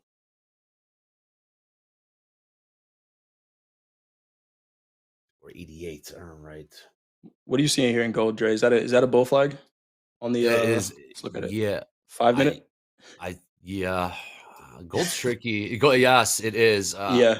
I can't fully read gold, how it trades in terms of time of sales and what was I going to say? Order flow. It's much different. Much different. Yeah. It's much different than the equities. I'm not going to lie. It took me 18 months. I was a fixed income trader, short-term interest rate trader, Eurodollars. And when I switched over to equities, it's completely different. Vertical market's opposed to horizontal. Supply and demand's ever so slightly different. And it took me a solid 18 months to fully understand and get the personality of ES. NASDAQ, it's its own animal, its own beast over there. Right now, hey, we're short. Yes, it is. We're short. We might see if this thing can continue to push lower here. Edvin, how about you? When do you choose to trade either gold or the NASDAQ? What makes you make that decision? Good question. Usually I look on the gold when it's quiet on NASDAQ. And that's it gets really quiet on NASDAQ around lunchtime for me. And gold starts to move a little bit better then. So around that time at 12:01 p.m. My time. and that's like in the middle of the night for you. Speaking of lunchtime, and are you familiar? What's a sandwich cake? I've been told to ask you what a sandwich cake is. Sandwich cake. Sandwich cake. Yes, What's a sandwich cake? What is it? Is it good? Do you like them? Do you enjoy them? Yeah, it's good. You can get different types of it with ham, and it's like it's hard to describe, but it's like it's not a dessert. It's a meal. Back there. Yes. We'll see if we can. It's a meal indeed. Let's see if we can. We got a picture back there. Let's see if we can bring that in. So yes, when's the last time Edvin has enjoyed a sandwich cake? Probably like on a party or some kind of celebration. Usually when the students graduate here in Sweden, we serve a sandwich cake. It's really popular. Also, and sometimes there can be sandwich cake on the midsummer celebrations. So it's like a kind of a celebratory thing to eat. You go, asked and answered. There it is. There it is. Is that go. what it looks like, Edvin? What's that? Which kind is that? That looks delicious. Was that radishes on top? It looks like the thing with ham. You can also have with salmon or shrimp, but this looks like the ham version. There you go. Did you say it's a dessert? No, it's not a dessert. Okay. It's the opposite. Okay, gotcha. Savory, not sweet. Gotcha. All right. Jay was confused. Did you say it was a dessert? Like ham, dessert? Hey. Yeah. Never been to Sweden, but yes, I have to visit. Coolest hockey jerseys in the game. Really nice. Coolest hockey jerseys. National hockey jersey is very, very cool. Always been a big fan of that. Yellow with the 3 blue crowns. All right, we're kind of pushing here to the upside. What was that sell off? Yeah, I'm out of here. 5E9. Yep. No trade. You ever get FOMO, Edvin, if you're missing out on trades? Sometimes. But I'm trying to, as every trader, sometimes get it. But the important thing is to not act on it. But yeah, of course, I get it. But yeah, it's hard Edvin, to. You're young, Edvin. I'll go. You can go. You're 22. How long have you been trading for? What got you into trading? Fascinated by the young guns. Young guns are coming for us. What got you into trading?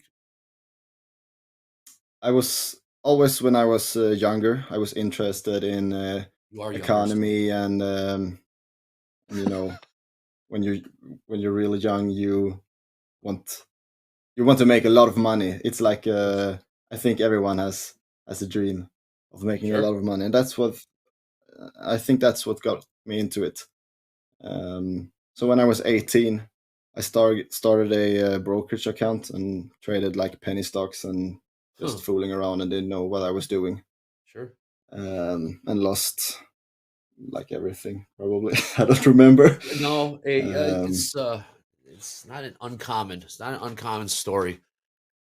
Thanks for jumping on. But I learned a lot of it. I learned the hard way, as probably many of us do. It's the only way. That's how we learn.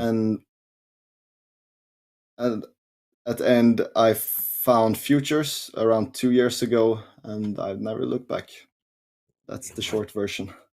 Oh, I love it. I absolutely love it. Click subscribe if you'd be so kind. Gold is not done. 34.50. Putting some new highs in there. NASDAQ 23,594. We still in this thing, Jay? Everything's rallying. Yeah, no. I'm out. I got short, got out 585 on the loss there. We got some size here on the NASDAQ on the books, 600. This is where I was originally looking to get short on this trade. That would have played out. And that one played decently. But what is this? 128 lots right at 600 here in the NASDAQ. Nice catch. Nice catch. Also, yes, nice catch indeed. Closing it. Look at this turnaround. Edvin, I asked you, do you watch gold for a correlation with the equities? You said hell no, and that's exactly playing out to exactly how you said it there. Because as gold is pushing higher and equities turned around, as well. Nice catch there, Jay. Upside 23,600 offered 133 times. What a turnaround! Wow. How you were short from 65? What could you have gotten out, like, ideally, Jay, on that trade? I mean, if I just got out right at that monthly VWAP, right, it would have been Yeah. a 25 point trade. Okay. P&L low on that. Was looking for some continuation, but just no continuation there. More Coach Jay coming see what at happens you. next. Yeah, later today. Barkin Stones, nothing from Barkin. More Coach Jay coming at you in a power. No, yeah, power hour. Of course, power hour. Mandy and Dolby. We got shoulder tap coming up after this, but markets are continuing to push here. This was tricky. This was a tricky little set. That was filled on the upside, by the way. This is tricky, Evan. Yeah, it's tricky. But as I said in the beginning, I was looking for a long around this in this area.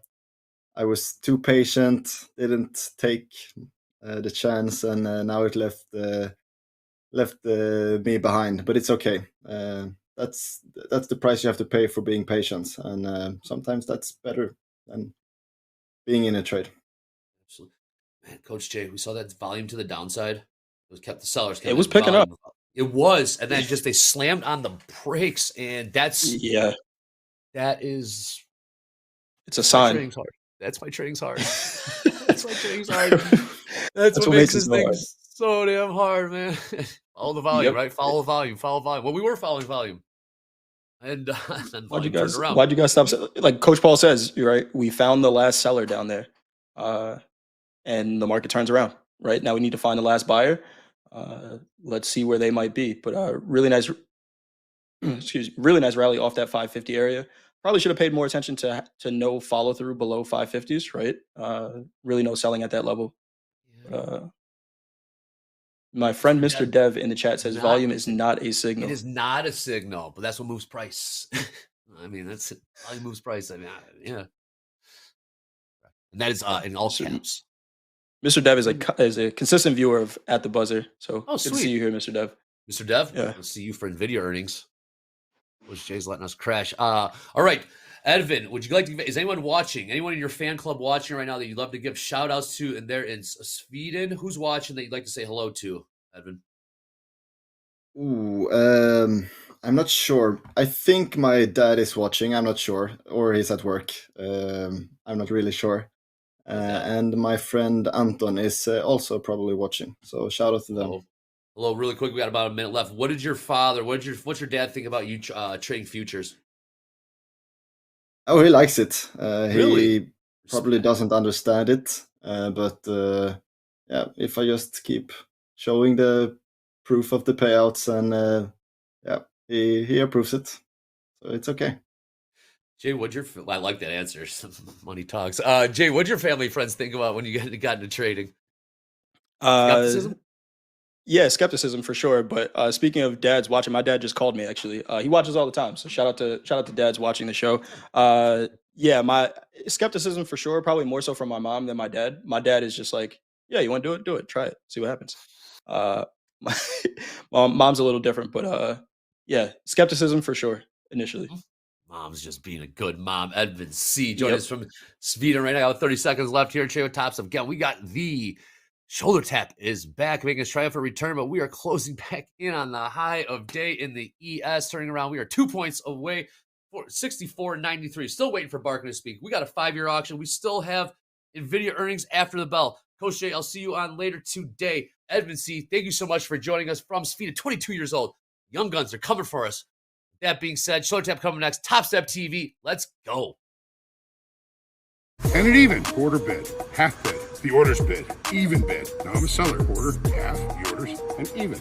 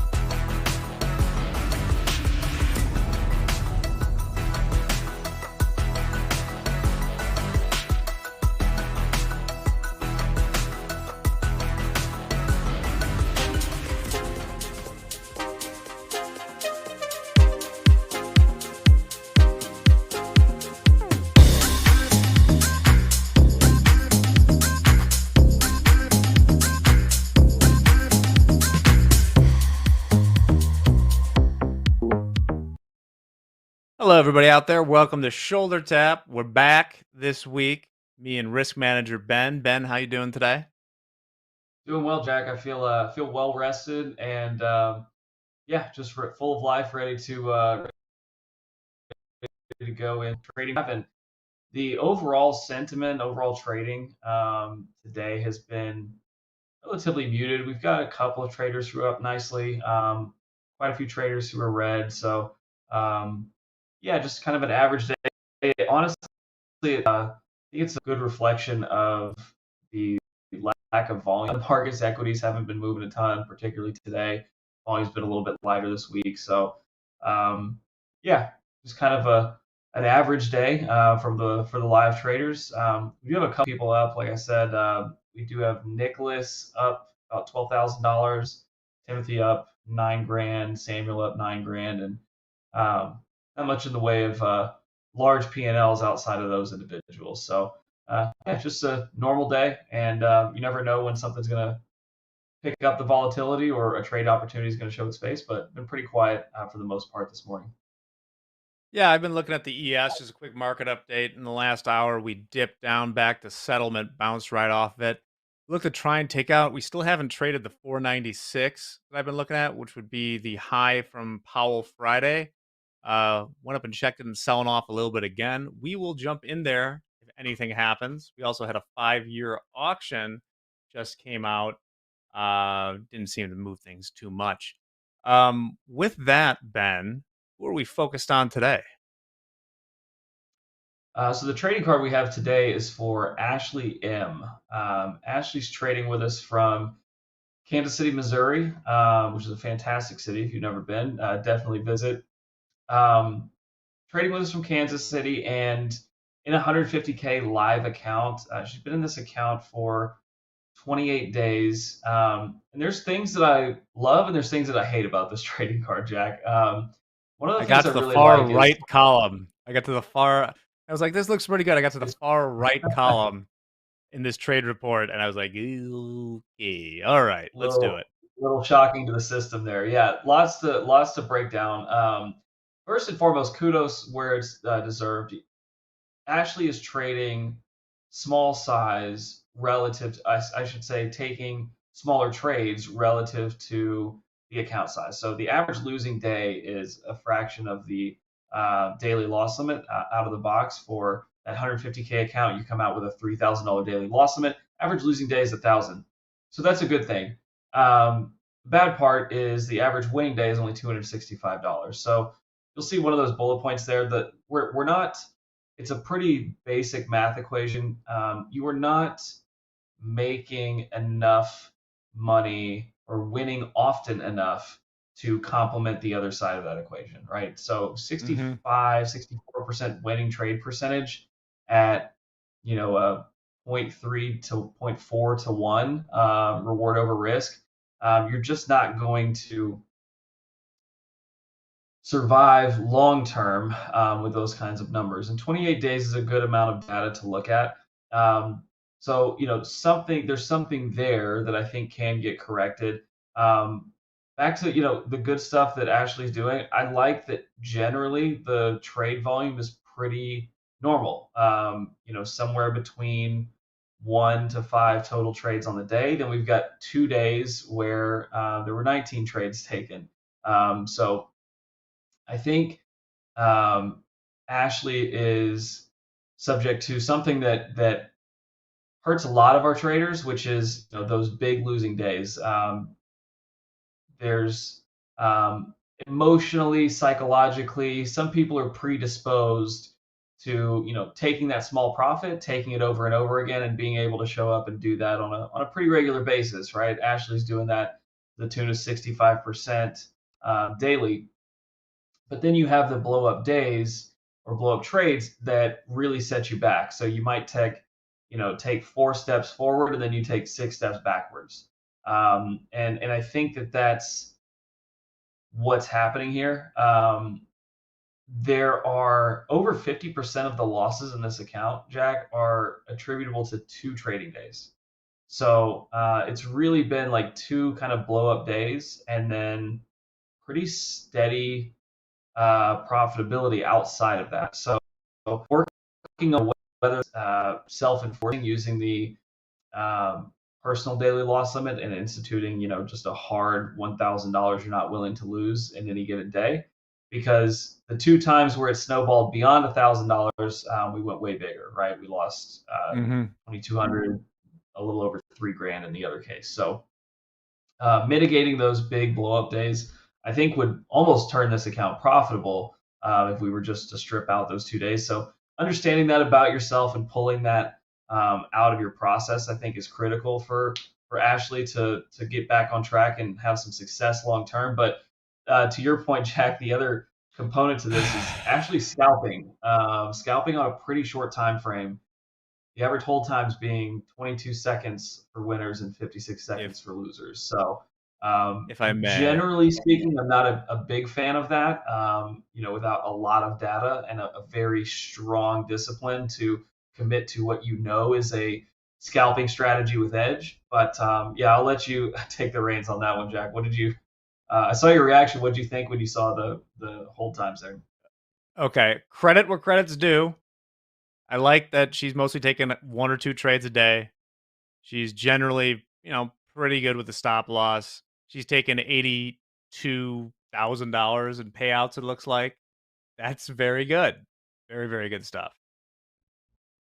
The right column. So in the trade report I'm looking at, the right column is the average win-loss duration hold. And because we put the average on these cards, that 22 seconds and 58 seconds is sort of a mischaracterization of how short she is holding on to those trades. It's influenced by a couple trades that went for like a lifetime, i.e. 7 or 8 minutes.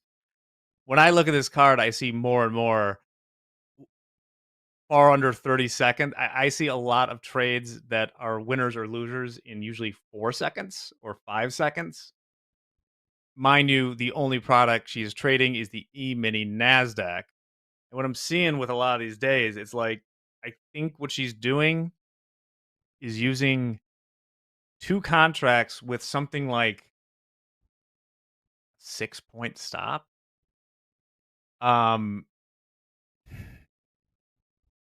Listen, far be it from me to tell anyone what would work or not, but I think what would be enlightening to me on this card is if I could see what I can't see. I see she makes like 1 trade a day, usually maybe 2, is when these trades are happening. Are they all at the same time? Or, is she waiting all day for this perfect setup with a 6-point stop in the NQ? Or is she just sitting down for 20 minutes and being like, here it is, I'm in or I'm out? I don't know. When your hold times are 3 or 4 seconds with a large degree of frequency, I don't think you can. I don't think you can make that work.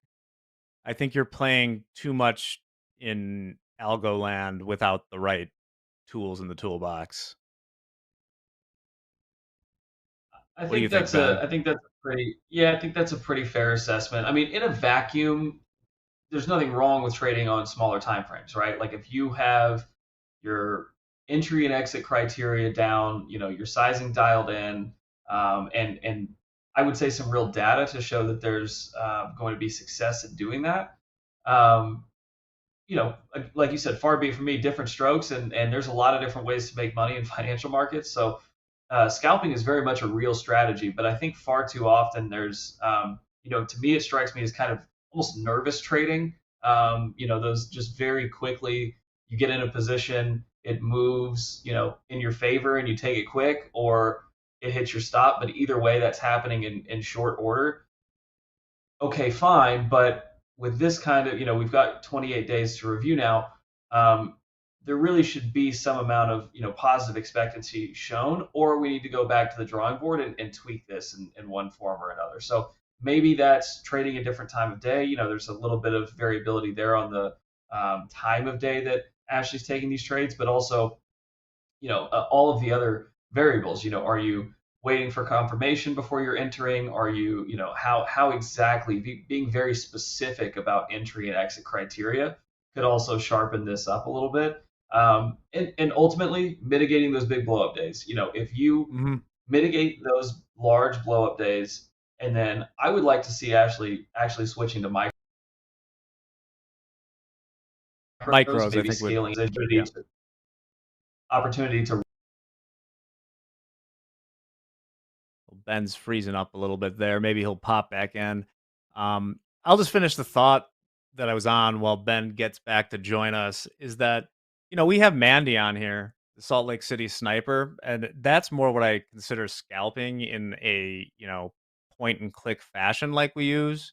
She's still in those trades usually for a minute, maybe 45 seconds.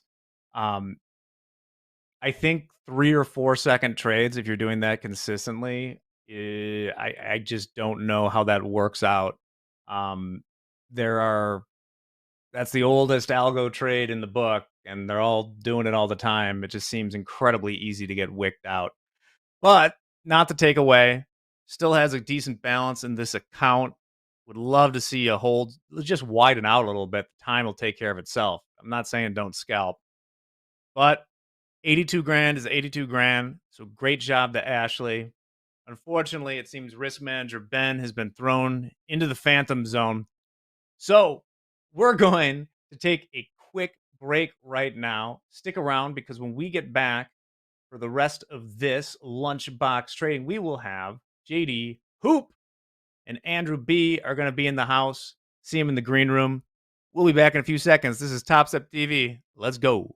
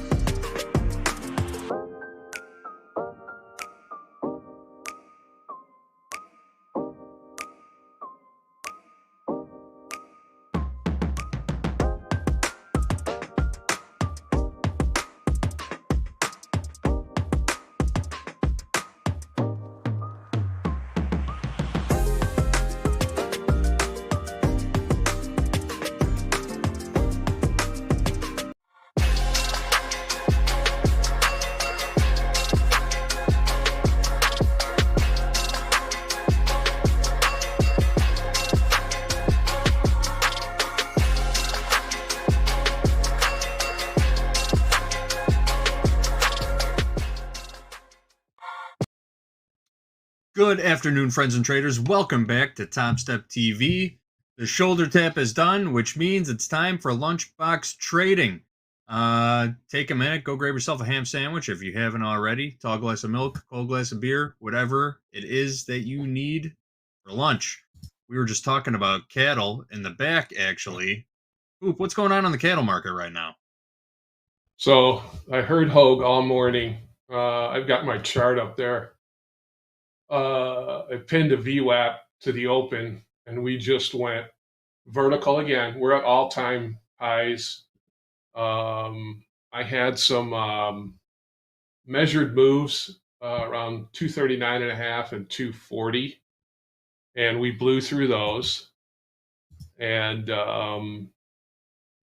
obviously found a point of resistance, and now we've broken almost $4 off the high. So that's $1,600 on a one lot.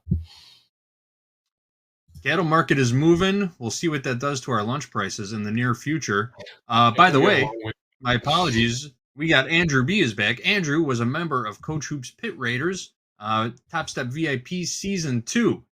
Andrew is actually still trading in his VIP, or in his XFA that he earned from Season 2 of VIP. Andrew, good afternoon. Welcome back to TopstepTV. How are you doing today, sir? What's going on? Hey, it's great to be back. Doing well. Just keeping an eye on the markets, just like you guys are. Missed a couple of trades. Chose not to chase the trades. And we're just kind of waiting back and watching this range play out a little bit here. Yep. What market are you looking at? ES, NQ? What's your flavor? I'm in MNQ right now, and you know, it's Coach and I talked about before. You know, I take a pick at gold as well. Yep.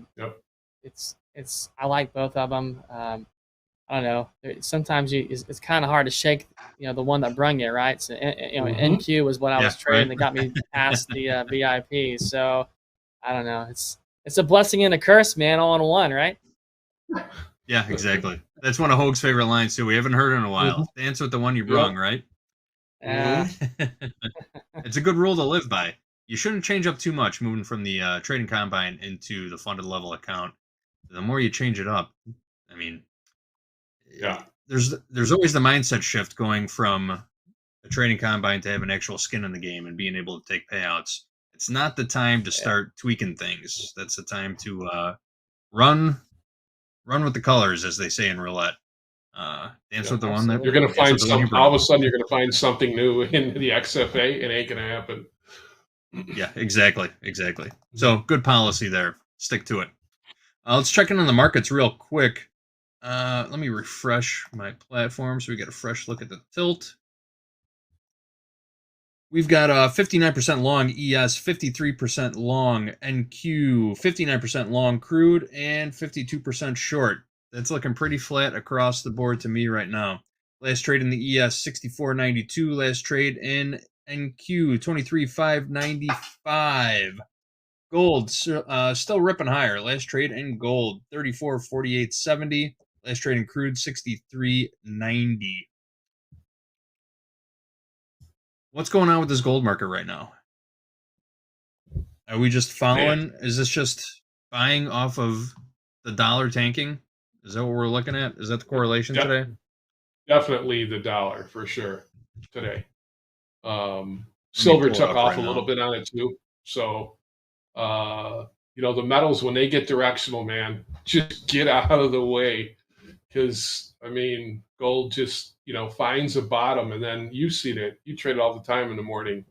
And Andrew, you know, we talk about that is once it goes directional, just, you know, find a way on, find a way in, because when it goes, it goes. Yep. Find a way in is right.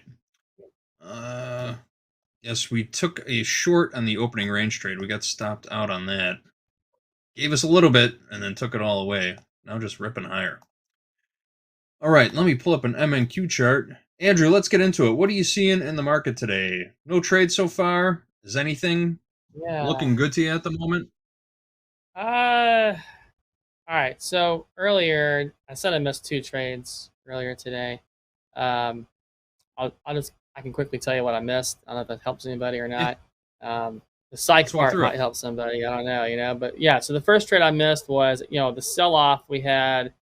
You guys talk about opening range trades, and well, I can tell you what I would never want to take is an opening range equities trade, especially right now.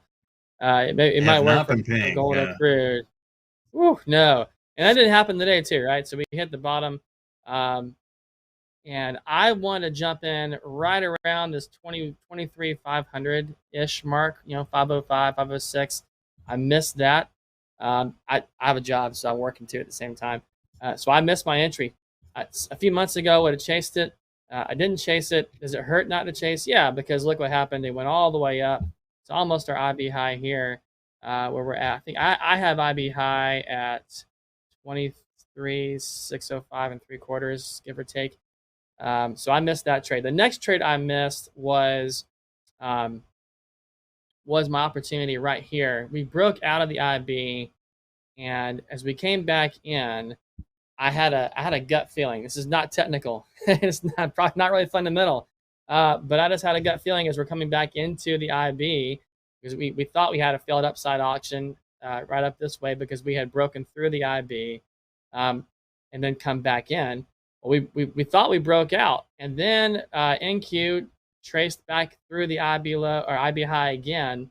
I should have jumped in. I thought about jumping in not too far after it broke in, right about 598 or so is where I thought about it.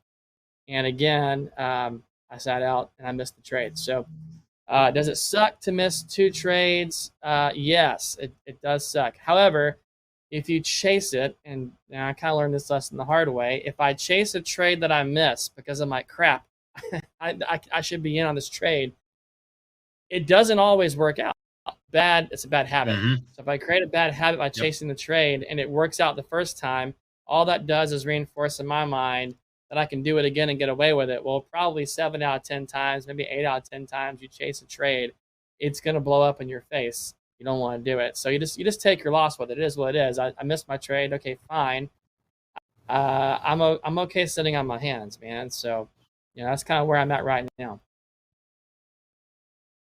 Dr. Menaker used to say that the most lethal trade was making a wrong trade, and making it profitable can be lethal because you get rewarded for not being disciplined. I agree with that one 100%. Yeah, I believe that.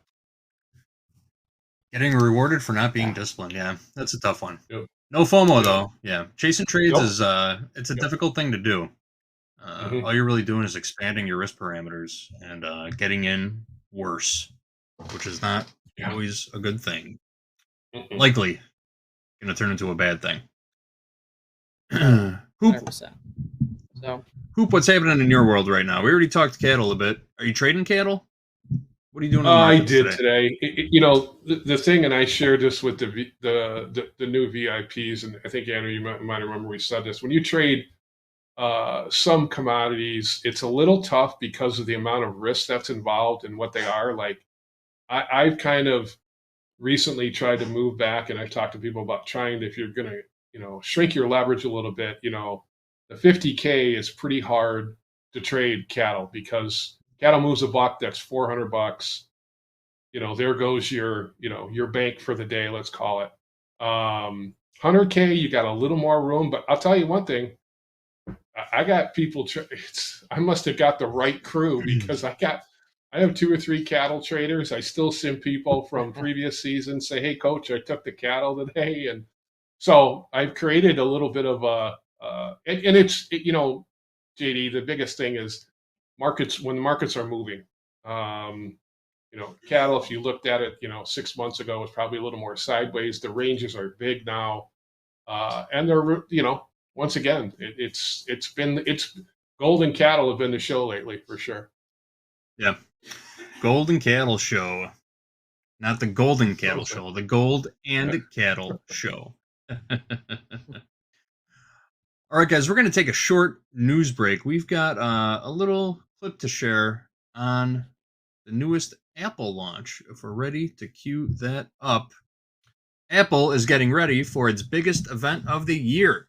The tech giant is expected to unveil its newest iPhone next week. Apple said its next product launch is September 9th, just over a week from now. All eyes are on the expected debut of the iPhone 17, along with the new Apple Watches and possibly other devices. The event invitation teases with the tagline, "Awe-dropping," fueling speculation about big design changes. Reports suggest Apple could reveal a super slim iPhone, sleeker than ever, but possibly sacrificing some battery life and camera features.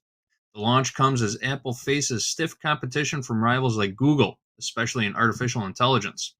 The company delayed a major upgrade, but continues to market its devices as built for Apple intelligence. If history is any guide, Apple will likely be aiming for another blockbuster iPhone moment at the event. The company has been introducing new iPhones in September since 2012. The advent of the iPhone. Sound off in the chat. Are you an Apple or Android fan? What are you guys? Andrew, what do you swear by? Man, I'm Android. I like my Android, Yeah. man. I'm in the Samsung That's my guy, ecosystem, Android. and I like it. So I've been with Samsung for just about 8 years now, and I'll probably never go back to an Apple product. 3 guys. Yeah, That's got to be a rarity, right? I'm the same way. Yep. Yeah. I always consider, you know what? I think that you're a golf. Andrew, are you a golfer? I am. Yeah.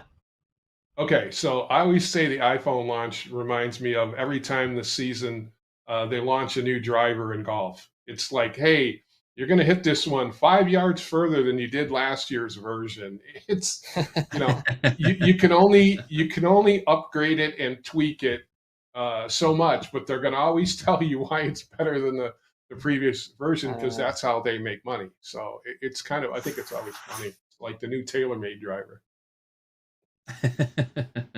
How often do you buy a new driver? Oop. I worked. Once a decade? I worked in the business, so I used to watch people trade. Upgrade equipment like every 6 weeks. I try and stick to one thing, so maybe every 3, and maybe every 3 to 5 years, probably. 3 to 5 years. Yep. It doesn't Here's a change that question. much between cycles. It really doesn't. I mean, If you buy an $800 driver and trade it in 6 weeks later, how much is the value dropped on that thing? oh, JD, you can't believe Maybe $50 for conversations it? I had with customers on that one. I believe it. There was a cycle where it's like a bad used car, right? Like, when you drive it off the lot, it loses value, like that.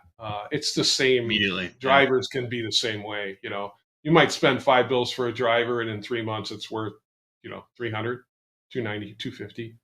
Yeah, it's not pretty. I believe it. I've never traded in a golf club.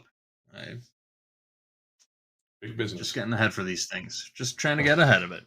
I plan on playing a couple rounds up in Minnesota starting on Friday. Got some tee times booked. Looking forward to it. All right, back to the markets. There's my wife checking in on me. She tried to give me a slice of pizza right now. Situational awareness is a real thing, everybody.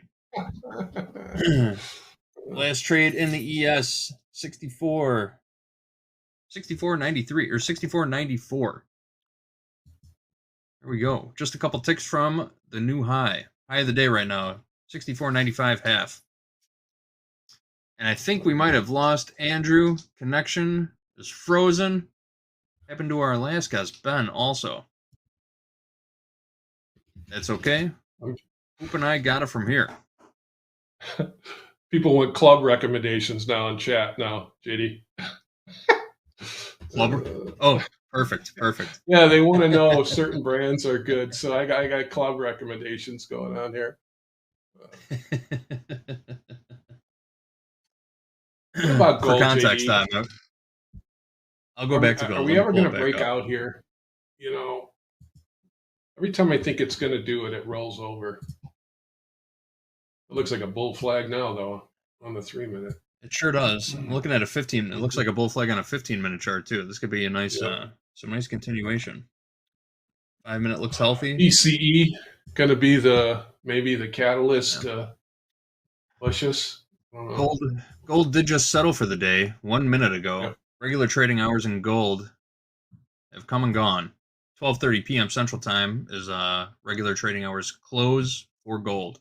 Again, it will continue to trade until 4 o'clock p.m. Central Time, but settlement price has been established.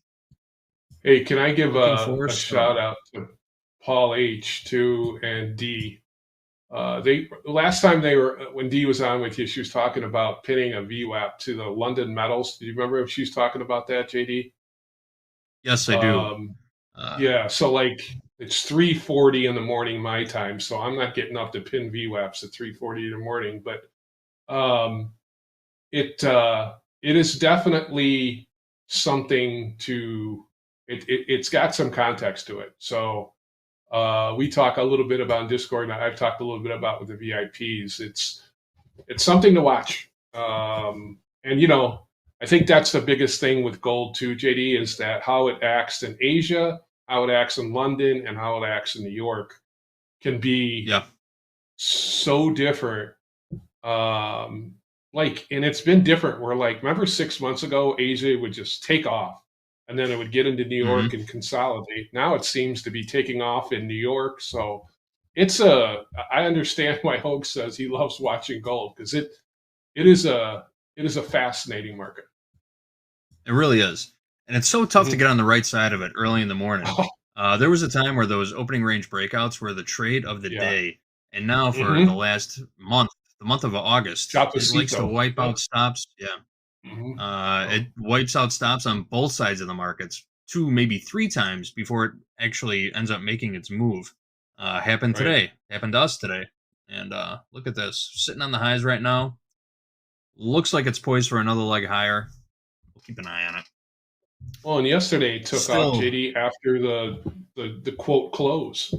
So it's after the close, when you think it's done, it's not after done settlement. too sometimes. Yeah. Couple ticks away from new highs in the ES right now. Again, 64.95 half is the high, current high of day in the ES. Just a couple ticks away. Oh, I think we got Andrew back. Here we go. He's back? There he is. Andrew, you with us? Yeah, I'm sorry, man. I lost power for like a split second. I had to boot everything back up, so I apologize for that. Did you take a trade while you were away? That's the question. No, man. Thank goodness I didn't do that. That'd been terrible. You trading micro Bitcoin lately, Andrew?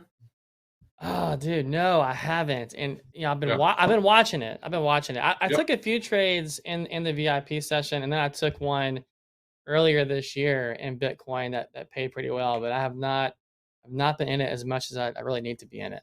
I tell you what, like we keep hanging around the IB high right here. What are your guys' thoughts of where we're at? Because I'm kind of, you know, I mean, I'm new to all this, so I've been training for a year. I know IB is kind of the old school thing. Now, a lot of folks don't like the IB, but I don't know. Hoag's got me hook, line, and sinker buying into it, man. I kind of like the initial balance, and the more we keep hanging around the IB high, the more I'm not sure what to do, because you keep coming back out, coming back in. It's almost like a no-go zone. What do you think? First, Andrew, we'd love to see what you're talking about. If you could please reshare your charts. Oh no, can you not see the charts? I'm Go. sorry. Yep. Let's reshare them. I'm sorry, guys. My bad. No worries. That happens. I'm looking at the MNQ. Do you have initial balance high right around 23,606.75? Does that sound right? Right here. That does sound like right. there Yeah, right let now. me log in all this again. We're butting up against that right now. See if we can bust through it. 23,611 on your Topstep daily levels indicator would be, let me pull this back up. Yesterday's high and initial balance high right here. There's a nice area of confluence, and we've bounced off of it a couple of times so far. Tried to trade through it, just blew out some liquidity on the upside, came right back down. Another retest in the making. Well, I just think you got to wait with what's coming out after the close too. Is maybe, you know, be careful of not getting breakouts and just bouncing from range to range a little bit, maybe the rest of the day. It's true. Is kind of. Oak said it you know what I earlier mean? this morning during fast. Yeah. That is true. That is true. Shouldn't be expecting too much movement ahead of the event after the bell. Hoag did allude to the ES being a bit stronger than the NQ today. Have been seeing that. The dip in the ES wasn't quite as deep as the NQ. And yeah, we're sitting everybody's right talking underneath correlations again too. You know, like everybody's going to go run into the Russell again because interest rates come down. So Yep. Well, guys, how about this? While we get Andrew's charts set up, got a little bit of housekeeping. We've got some XFA hot streaks to take a look at. Y'all ready for this? Yep. Here are XFA hot streaks. VID still at the top of the list, now at 49 days on this heater. 49 days worth $15,335 trading the micro NASDAQ. $201 in profit yesterday. Actually, all 5 of these traders were trading the MNQ yesterday. That's the micro NASDAQ. Jay, $37 or 37 days worth $44,250. Hey, Ben and Risk, if you're watching, take a look at JC. I'll shoot you that account number in just a little bit. Next up, Jonathan R. 33 days worth $10,153. $213 trading the MNQ yesterday. Lovnish, what a great name. Lovnish, 28 days worth $19,262. $200 in profit yesterday. And Eddie Jiang. I tried to say that 10 times earlier. Eddie Jiang, 26 days worth $5,672. $206 in profit yesterday, trading the MNQ. Big shout out to all of these funded traders here at Topstep. Those are XFA hot streaks. I got the live ones. We'll take a look at those in just a couple of minutes. Are we going to bust through? Are we getting new highs today? What do you guys think? Dow new highs. Why not, right? Yep. Mixter in the chat. Yes, that is 49 consecutive days of winners. And they have to be a minimum of $150 winning days. Minimum of $150 consecutive winning days. No delesh.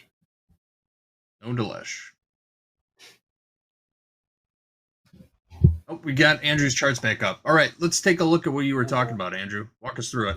Yeah, so what I was talking about, both on the 3-minute that I've got and the tick, you can see we keep going up through the IB, which like I said, I have 28. I have 605 and a quarter. It's so we're going up and over. The more we kind of hang around here, around this IB high at 605, the more it's like it's range, right? And right now we're out of it. We keep coming back into it again. This might be a great play for range trading, I would imagine, until power hour, or probably the last 30 minutes is going to go crazy. Have a lot of volume come in. Yep. Really interested to see what those MOC numbers are going to look like. Oh, dude, that's gonna be nasty. It's gonna be wild. Well, you guys were talking about it before, JD. People have, if you really want to put your hand on the stove, go have a position on after 3 o'clock today. I mean, if anybody's watched that frickin' dome move around after the pit closes, and then once again the earnings take like 20-30 minutes to come out sometimes, depending. But that thing just, I watched it and just went. I mean, it's unbelievable, right? It's a huge deal. Yeah, it is. Yeah, those MSC numbers. Curious to see if people are going to be loading up or trimming down going into those Nvidia earnings. It'd be an interesting number to see. We'll let those come out at 2:50 p.m. Central Time. We'll have final MOC data coming out right around. I think then, they're saying 7% move either way is the call right now, I believe. That's what it's priced in. They're looking at $260 billion valuation swings. On a $4 trillion company. That's for sure. That is for sure. Almost printed a new high. Double topped in the ES. Yep. 64.95 half just printed. Couldn't take it out. I don't see any size in the ladder either. So, Andrew, last time you were on, we talked about getting you and your brother on for a segment. Yeah, man. What's up with your brother? What's he Is he still in his XFAs too? What's going on? No, he blew it. He's out. He's a man. He's a better trader than I am for sure. I do better at risk management, but he does better at trading. So he blew it. I don't know if he's back in one yet or not. I'm sure he'll jump back in before too long, though. If I remember correctly, Why is he a better trader if you still have yours and he doesn't? Can I ask that question? Well, let's put it this way. I guess there's two types of. Well, Coach, you can teach me something brand new here. I would imagine there's two types of traders, right? You have the guys who are more on that risk management side, small stops, small lots. You know, you don't have the big home run, big swing days. Then you have the guys who they might, they'll go through their accounts quicker, and they take some steeper losses, but buddy, they're getting some big home run hits. They're getting some big trades, and that would be him. Like, so that's what he'll do. So I tend to be on the other side, man. So he'll get up and load up 3, 4, 5, however many lots he's allowed to do it, and then go for it. I've got tight stop losses. If we come down towards settlement again, which is at where we got settlement at right now, that 591. We come down that way again. I'm looking at a long. I don't think we're going to go back below that. And if we do that, you'll see. I got a $300 stop loss. Now it's an MNQ, but it's $300 because I can handle a $300 loss.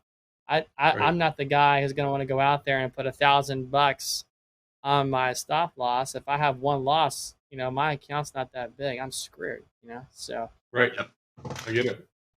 And again, this is your VIP account. So this is a 100K XFA you're trading in. What kind of size are you trading in the MNQ? 2 or 3 lots? I'll do 3 lots on the MNQ. If I do a mini, it is a 1 or a 2 lot, and that's where I'm at. I'm not going to go high. MNQ though is 3. I don't like going higher than that. I kind of keep it right around there. And to do a mini, that's like, for me, that's a lot of confidence in the trade. I feel pretty strong. If I'm not sure about it, it's micros. So you will scale up. Well, hey guys, we're tapping on the ceiling, new highs in the ES again. It was just 90. It was just 95 quarter bid. Halves were trading. Another 195 halves traded. Couldn't take a bid. See what it does here. It's been tapping on the ceiling and new highs for a couple of minutes now. I feel like a breakout is imminent, but we'll keep watching. Yeah, I actually don't scale up. So I've you're all in, all out. Tom Hoagland had a big influence on me. So I read Best Loser Wins, and that's kind of shaped a little bit of that. Go all in, go all out. And I know a lot of guys do that. They'll scale up and scale out. I handle it better if I'm going all in, all out. All in, all out. I get it. Yeah. Yeah. I plan to read that book again this weekend too. I read It's a it great half a book, dozen man. times, and you learn. It's one of those books you take something else. You have a new takeaway every time you read it. Every chapter, every time you reread a chapter, you get a new takeaway from it. It's really excellent. I think a lot of people are blown away when he says, "I have no TP, no take profit." He goes, "I don't know where it's going." Yeah. And I'm like, "Wow, was that?" Woo, okay. Well, use market generated information to get in and to get out. And you get out. That's it. But he challenges too, I think, assumptions that we carry that say, "Oh, you know what? I can't buy it at all-time highs. I can't buy it at where we're at today. New session highs today would be in the 630s. I can't buy it there because we're supposed to reverse. The market can keep going up.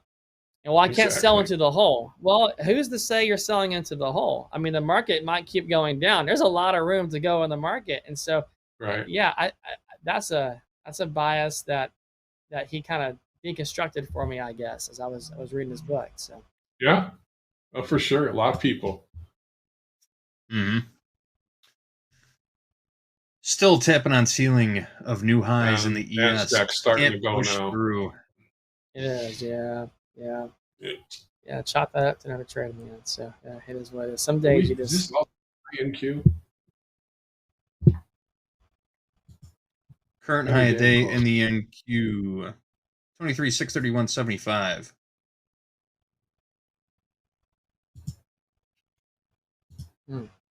Took out the overnight high by just a couple of ticks before retreating.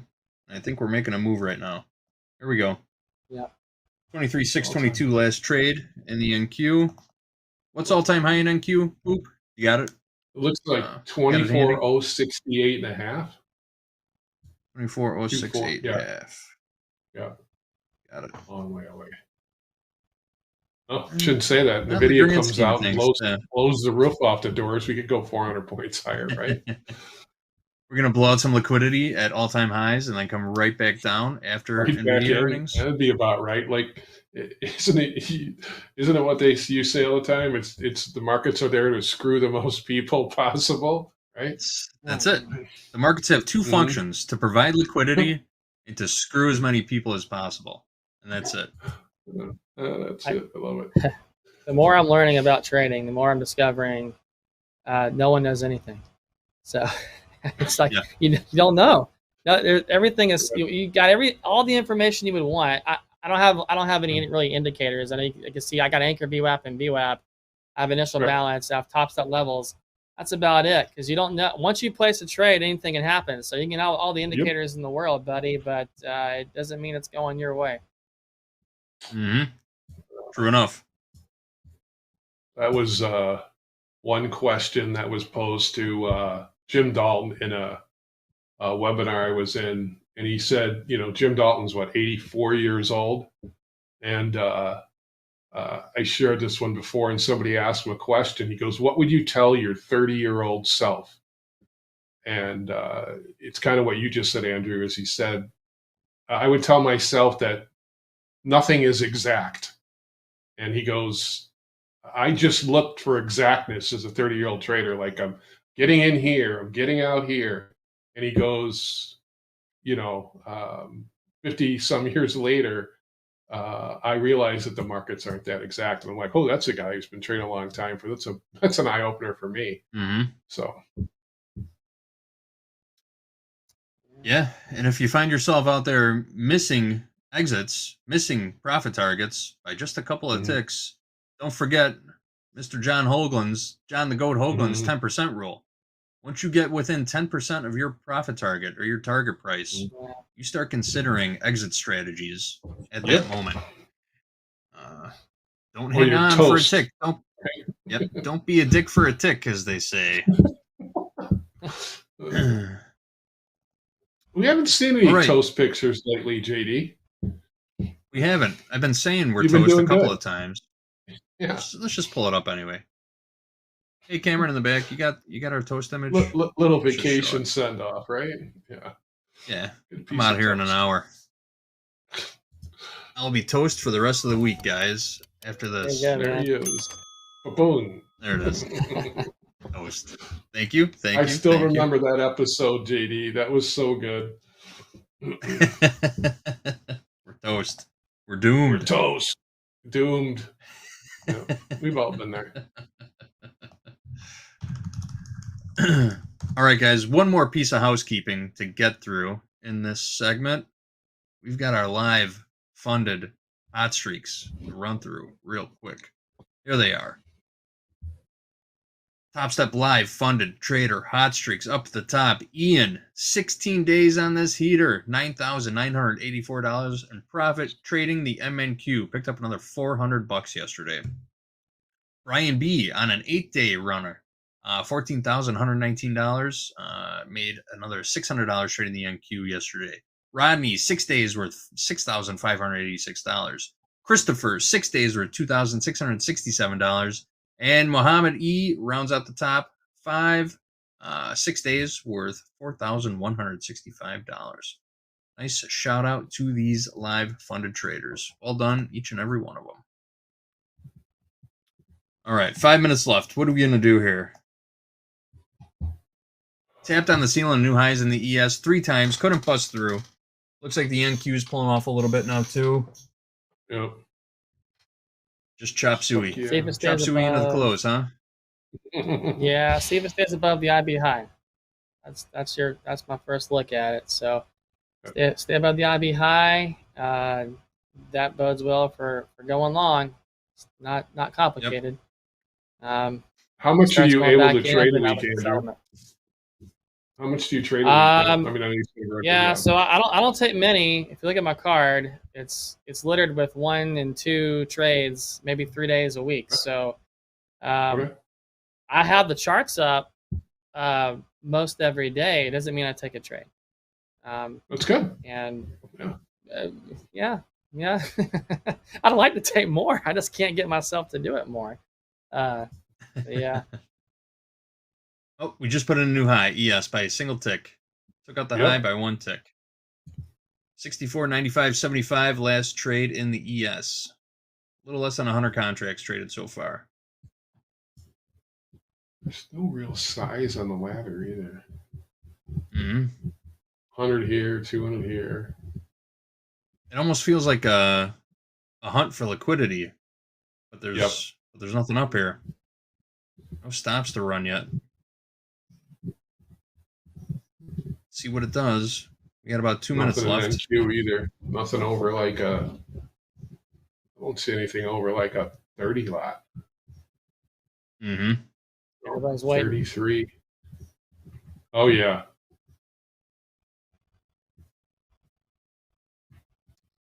Just think if there was no post market and you had to wait till Globex open. Imagine how bad the queue would be with orders if it, didn't have anything to trade. Oh my God. Oh, yeah. Wow. We don't even have volume really picking up until after Labor Day, right? That's when a lot of the big players are still out. Yeah, we got kids going back to school now, so traders are returning to their desks. Institutional traders, at least. Summer's almost over. Gotcha. It's time to get back to work. So we should be seeing an influx of volume and liquidity coming in the coming weeks. It should be coming back. Goldman interns are coming back. Goldman interns are coming back. They've been keeping the seats warm in the office for the big guys.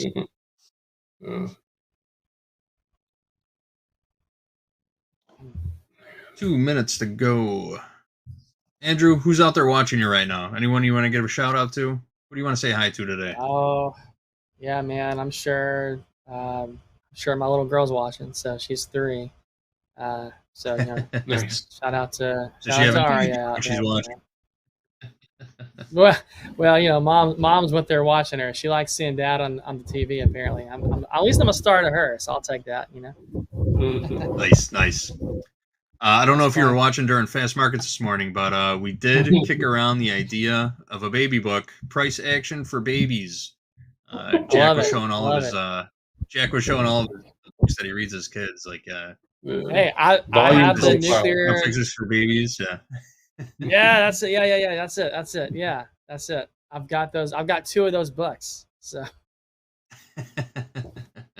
All right, you can contribute a chapter then for Price Action for Babies. It's coming out. Absolutely, man. Spring 2026. That'll go with Andre's all right, guys. book too, man. He's working on. Oh yeah, he's been working on a book for a while. Well, yes, Andre's working on a book. We're gonna get that going very, very soon. I'm sure he's got 680 pages of quips that we need to define and go through. But yeah, it's a real thing. All right, guys. Andrew, I want to thank you for coming back on. I know there's short notice. Appreciate your time. Good, have fun on your vacation. We'll catch you when you come back for sure. I'm on the same boat. I got 1 hour left, and I'm hitting the road myself. So enjoy your time off. Enjoy your time with the family. And we will see you again in a couple weeks. Coach Hoop, thank you. Always a pleasure. Short notice for you, too. Thanks for joining us. Always appreciate your conversation and your market knowledge and wisdom. Always a blast. Appreciate you. All right, guys. You have a good vacation, buddy.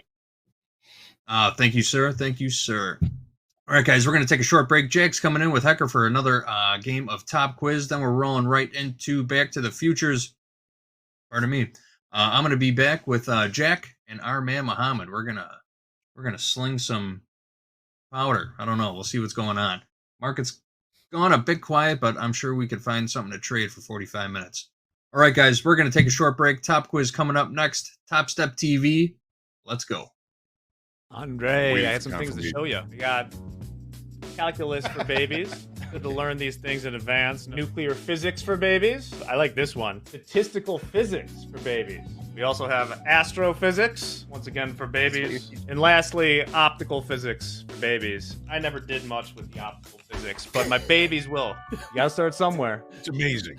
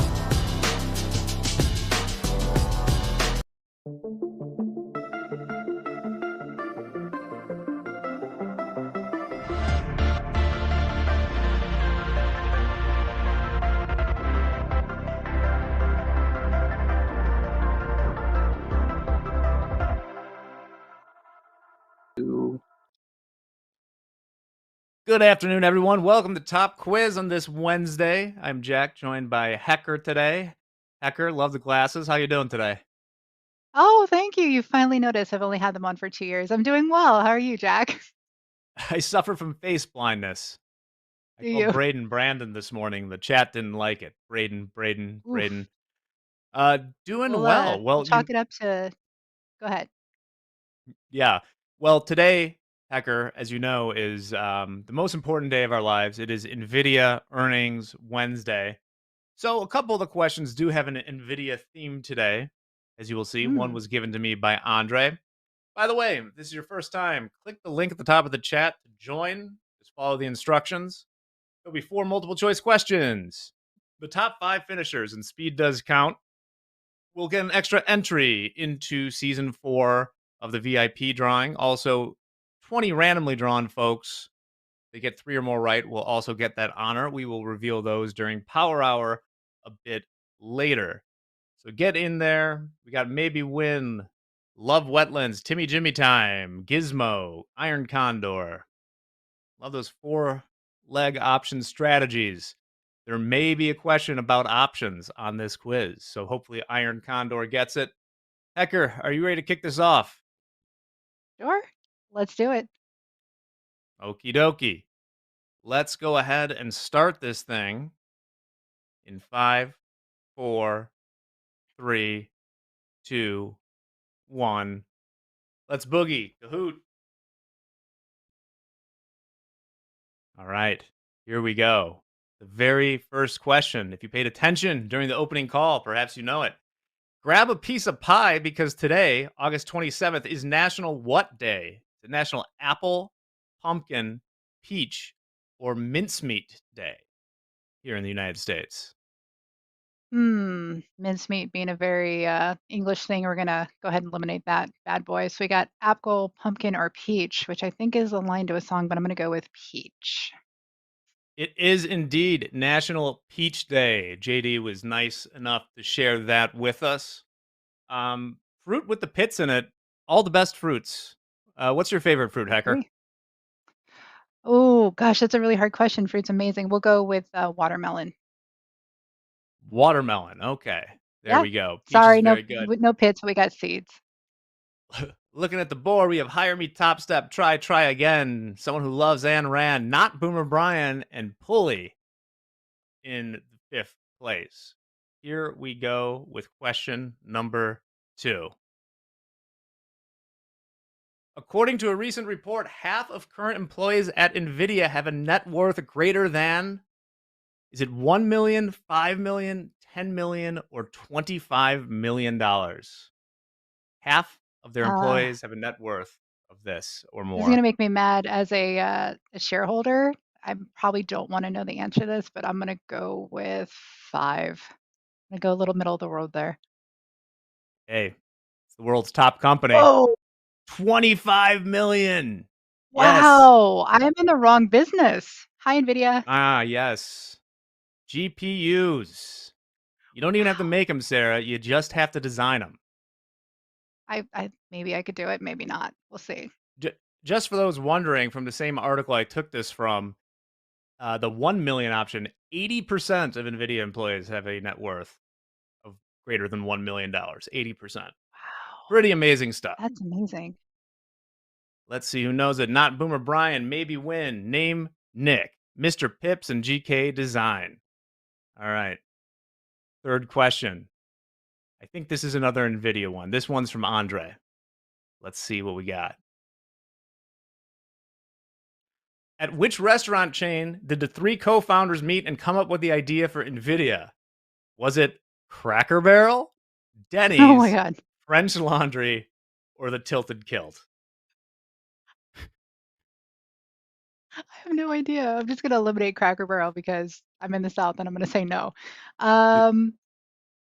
French Laundry, perhaps? That'd be a very fancy place to do it, but it was in fact Denny's. Dang. That Also the headquartered Tilted very close Kilt, to me. they probably would not admit to that, although the CEO is fond of signing people's chests, as we have seen. Denny's is the correct answer. Thank you, Andre, for that. Wow. named Nick, Mr. Pips, not Boomer Brian, Money Payne with a 3 streak of correct answers in a row, and John D, maybe our John D. We will see. One more question. This one might bring out the haters. We'll see. But we did go over, as we've shown, Baby Calculus, a book that I have this morning. So we got a calculus question. Here we go. It's actually, just so you guys don't freak out, this is in the form of an analogy, like the old school SATs. Here we SAT go. questions, all right. Uh-huh. Since we're talking some calculus, velocity is to acceleration as delta is to what in options? Is it rho, theta, gamma, or Hall and Oates? I gave Can you I a pick Hall freebie and here. Oates? You can.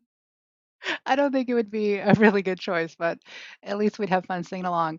I'm going to go with gamma. You're going with Everybody gamma, in the and chat you is are like, no. correct. You are Oh, phew. correct. Yes, Thank goodness. acceleration is the derivative of velocity. Gamma is the derivative of delta. There you go. Gamma, baby. Where's my Greek gang? I see him over there. Doomlord got it. Well, Sarah Hecker, you got 3 out of 4 correct, which means you No, would I think I got qualify. 2. Did I get 3? Holy moly. Yes. Oh, What do we don't have sell the yourself short. program? Let's see who the winners are here.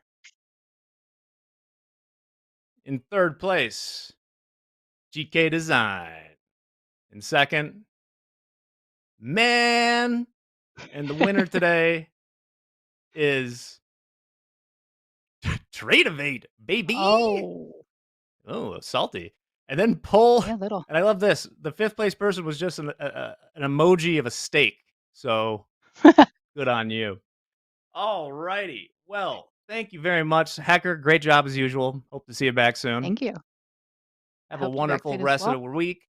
Stick around. We got a very special segment going on till Power Hour right now. I'm sticking around. JD has his last hour before he goes out into the boonies for a couple weeks. But we also have Muhammad. I see him there in the green room. You know you love him. So stick around. This is Topstep TV. Quiz on, baby.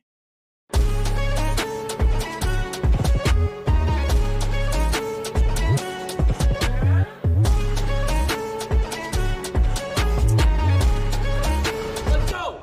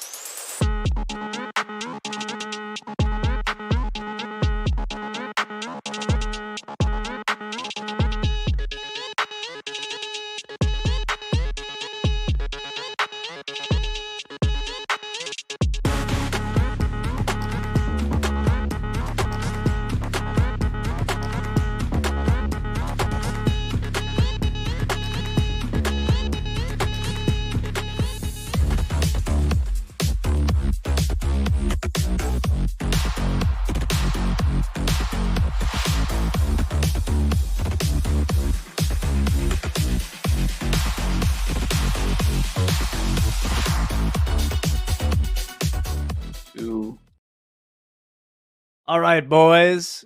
Let's get down to the brass tacks. This is Back to the Futures. I am Jack. I'm joined by JD and Mohammed. And Mohammed, 6,500 right now in the ES. We got a little bit of a stop run above that 496 level I talked about, which was the high of the J. Powell Friday. Now the only thing standing in our way is the all-time highs at about 6509. So what are we doing here, boys? I mean, I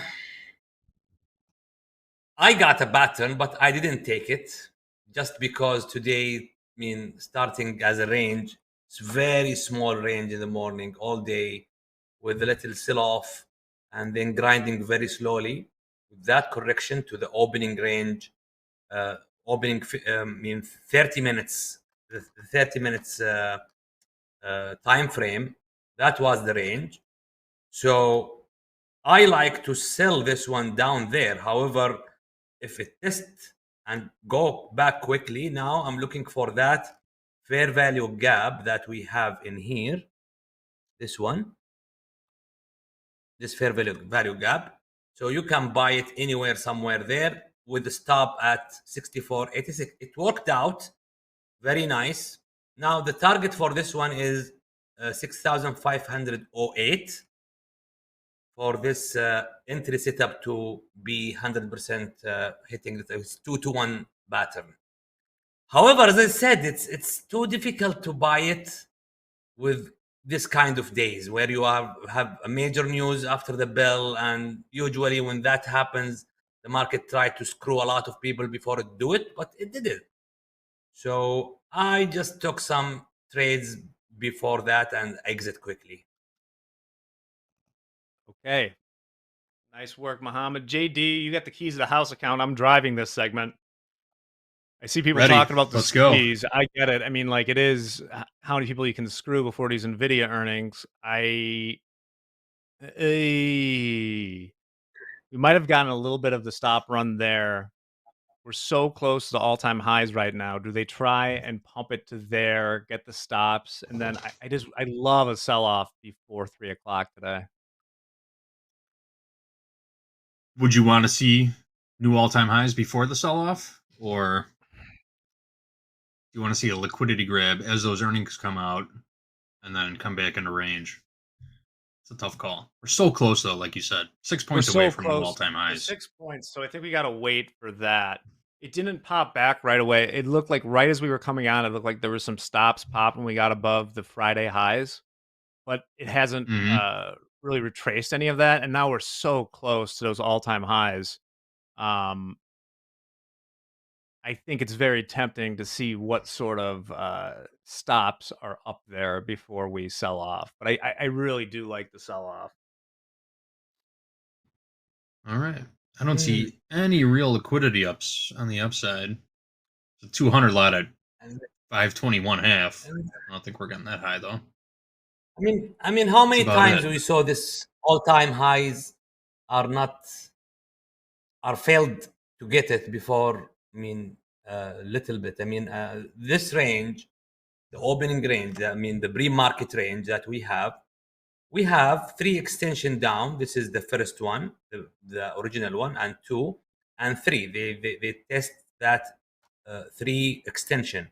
Now they rub off to the 3rd extension up there, which are in our level now, which has 6,501. So it's. I mean, if I see a sell pattern here, reversal pattern, we could see again the 90s, 10 points. If we're looking for a 10 points target, I mean, could be viable with a very tight stop after we see that reversal pattern, which still there is nothing. There is nothing. At least we see a bearish 5-minute candle, so we can limit our stop above it. Yeah. For instance, if you saw something like JD, I wouldn't be against if we got down to like 496 again, maybe going short because and then risking the high of the day, 5.6 points. But nothing right now. as Mohammed alluded to, is really making me want to get in one way or another. And we might try to sell the pullback. For example, let's say we see a strong red candle in here. We don't need to sell it down there. So we wait for some sort of a pullback, and then we sell expecting a lower high and lower low. Other than that, we are just selling, in a vacuum. Right. And as mentioned, someone mentioned the SPX gamma at 6,500. Right now, the SPX is trading 64.85. So about 65.15 would be that level in the futures. Yeah, Jack, Okay. it could be just that 3 points of a pullback and continue going. So that's not surprise if that happened.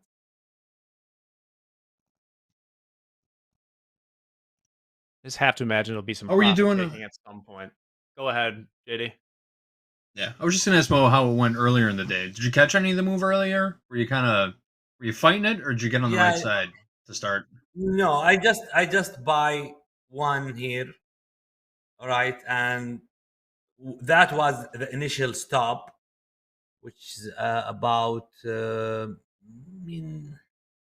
was about 5 points. That was the initial stop, and once the market hits this high, which is 96, I calculated the risk again, assuming that is the risk, now the new risk, and that is 1-to-1.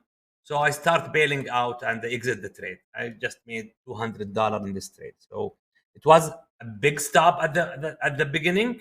And when the market starts stalling in here for more than 20 minutes like this, so I exited just before that rally.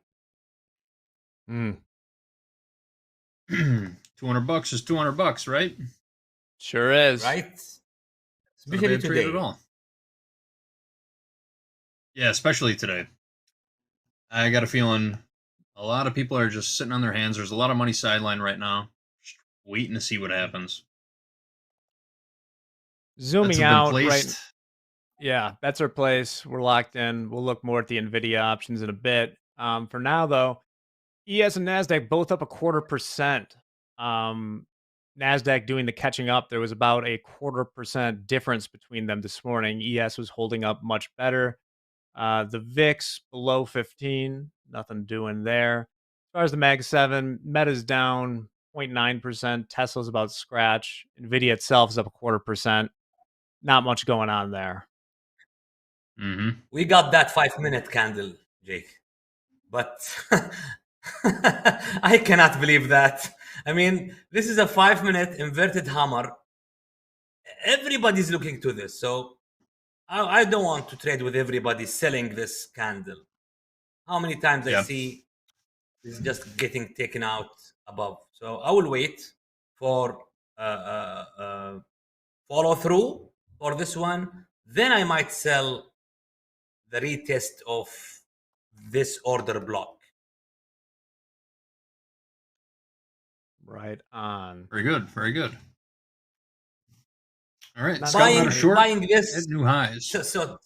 So difficult to buy it. Actually, I cannot buy it at this high. Where is your risk? Buying it here? Yeah. Where is your risk? All the way back down to Well, Jake, you were talking about shorting around 96, which is the low of that 5-minute spike candle. So that's your risk, back down to minimum of 96. I would rather seeing that reversal and then buying that pullback. It's better than just hoping that the market will go in your favor. There's nothing here. You look left. And we just tag on Look at that call, Mo. this high. So it was a great call not shorting this too. You've seen that inverted hammer too many times. It just gets ticked out, and it's about to happen. Yeah, look at this. So it's engulfing. You're 100% correct. So many people are looking at that same chart pattern that you pointed out, getting in short, and now they're just getting squeezed again.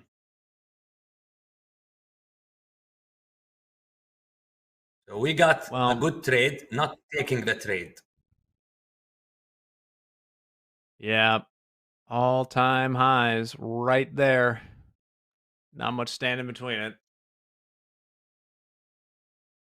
Looks like we're about 50-50 in the tilt in the equities.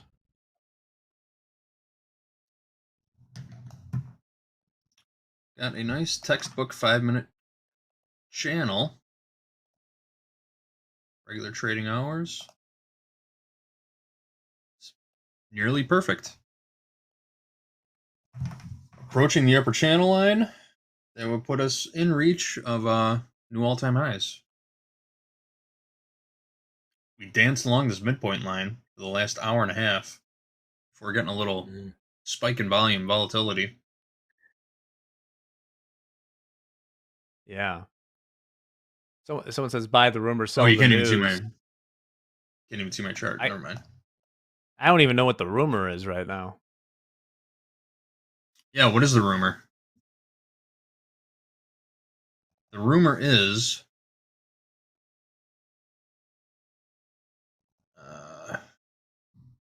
trying to remember what I read in that article yesterday. 260 billion. They're expecting $260 billion swing in market cap off these earnings. Yeah, I think looking at the Could go options either this way. morning, right? We talked about that. I think this morning with the option price was like 308 billion. That's a big thing. The bonds have gone bid a little bit. The yield back closer to 4.9 right now. That makes sense with us rallying. The RTY is the leader. It's up 0.6%. I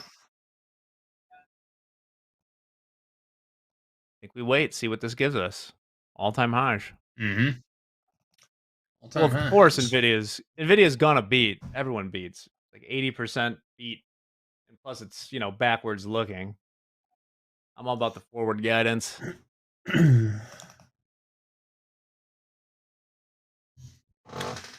They did. They came out with an announcement. They do expect to lose, or are expecting.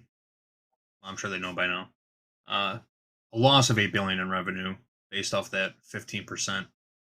What is it? Fee or a tax? What are they paying to ship to China? You can't call it an Is it just export a, tax. That would be illegal. I think it's just called a cut. It's like a street juice loan or something. I don't know. What's 8 billion to Nvidia? If you watch the quiz today, half True. of Nvidia employees have a net worth greater than $25 million. Ain't that something? And you said 80% have a net value over $1 million. I could have sworn I read last week or the week before that they gave out $1 million bonuses to every employee. Am I making that up? Or did that happen? Possibly. I will You got to make pay sure taxes on it. I will make sure to update my CV before I go to sleep today. Yes. I'm not sure what I could offer them, to be honest, JD. You got anything that you could get hired at for over at Nvidia? I haven't checked out their open positions. Well, let's just bring that up right now. That's some good content. Let's see what the open positions at Nvidia are at the moment. They do a YouTube stream? They could.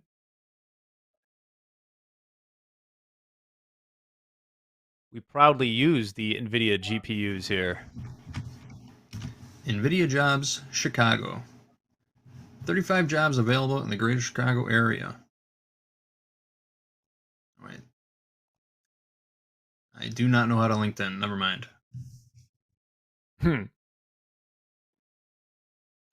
There's Chicago, probably sales, right? Research jobs. Here's one. ZipRecruiter.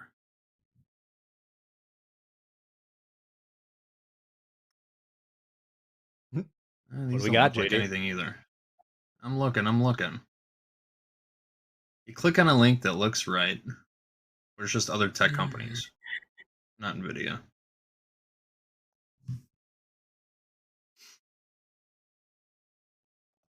Ash says, are you guys reading the chat? Kind of. Not really. You guys saying anything good? Nah. Hey, I did a Google search, Boomer Brian. Who's closer to boomer age, me or you?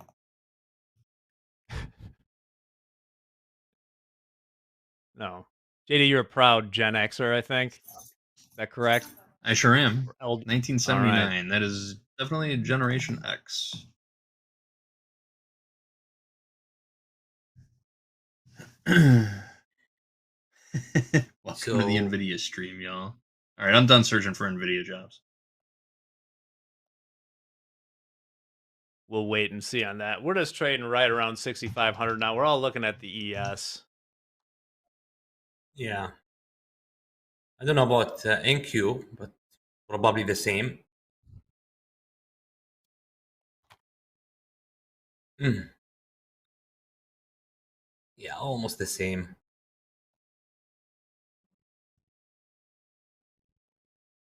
What's NQ's all-time highs?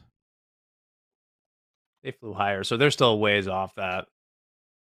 I believe it's 24,068 half. Who gave me that number? Okay. Last segment. 24,068 half. Nvidia has a lot of job openings.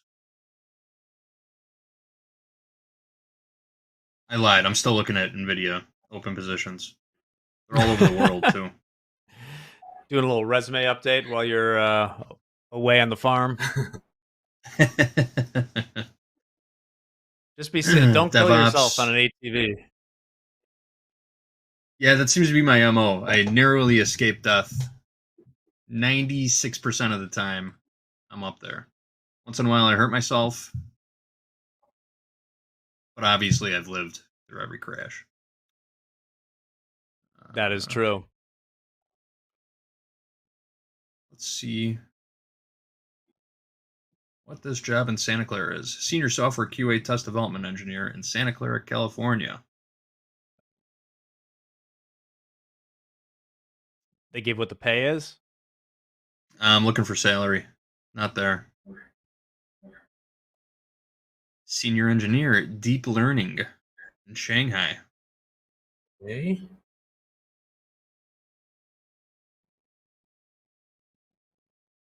Shanghai. Shanghai. I have been to Shanghai, JD. I was not Shanghaied though, which is one of my favorite historic terms. No, I was not like at Nick's Beer Garden and just ended up on a slow boat. Right? You met your wife there, didn't you? Nick's Beer Garden? I sure did, at the jukebox. So I guess you could say I got yes. Shanghaied at Nick's. Yeah.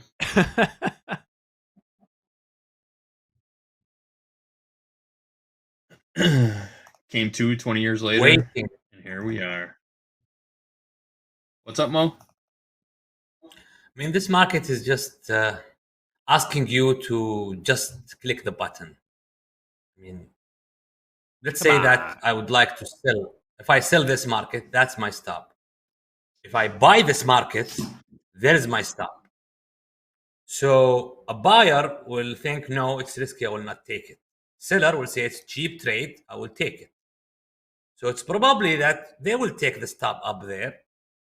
But if you buy it, to take that stop there, you have to take a lousy trade, which is very low reward to your risk.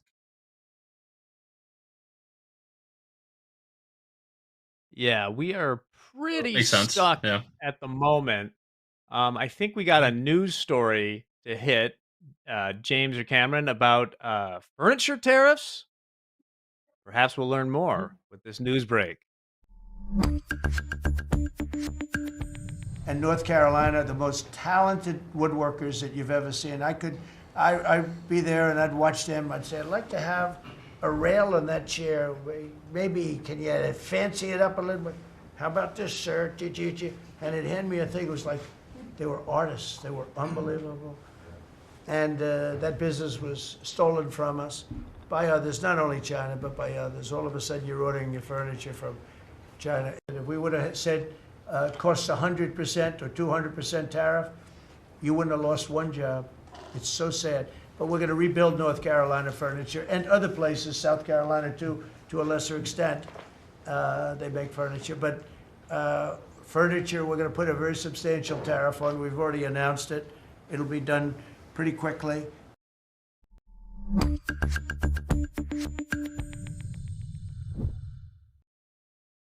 All right. I North, just got North around to Carolina. looking at the. Yeah, go ahead. What's that, Jack? No, you go Go ahead. ahead. All right. North Carolina versus South Carolina furniture. Like the barbecue sauce. I didn't realize there was thriving history of furniture in North Carolina, but I do now. What's up, JD? I was just gonna say I got a chance to read through the chat while I was while the video played. I went back and looked through the chat, what people were saying while I was looking up open job positions at Nvidia. I'm not gonna apply for a job at Nvidia. They're only hiring devs right now, from what I see. Well, And I you don't can think take the anybody in the interview chat has with a chance either. Chat GPT now, right? Yeah, right. Yeah, there you go. If you're in the chat and you work for Nvidia, please let us know. State your Yes, position raise your and hand. your net worth. Same for Goldman Sachs. Have you now, or do you now, or have you ever worked for Goldman Sachs? Raise your hand in the chat.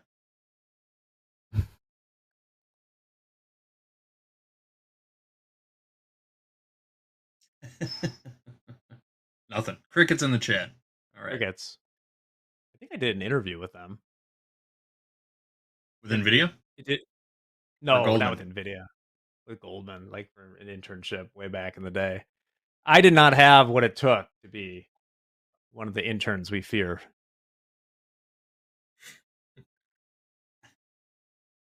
They might have a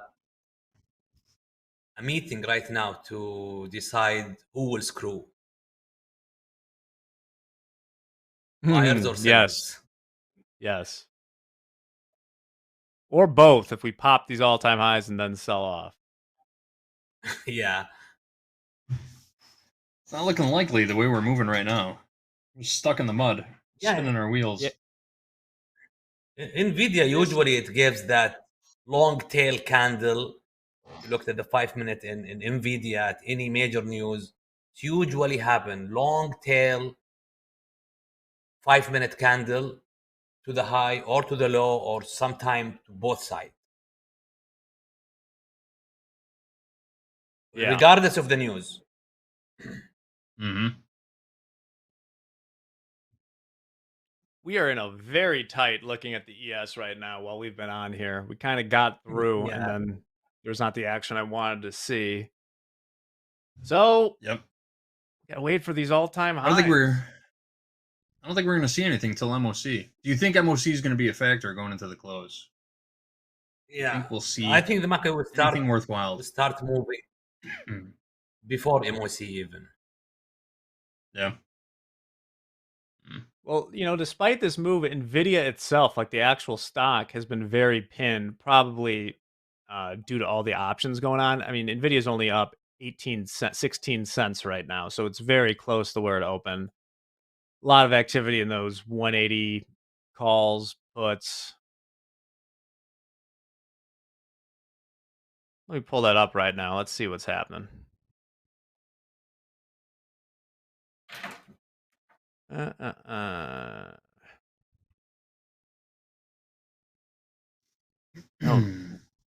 here we go. All right. August 29th. You can see a lot of volume at the market. We've had 65,000 call volume at the 180 today. The 182. You're looking at about $5.90 for an 82.5 call. That's risky. Maybe you're going to be. Who's doing the takeover today on at the buzzer? Is it Hoag and Andre? That sounds about right. Let me check. I was schedule. on It's maybe. probably on. Tempted to It's sell. not on there. Sell the straddle here just because I already have Nvidia, so it's not like I have a ton of risk on. Not going naked. Yeah. Yeah.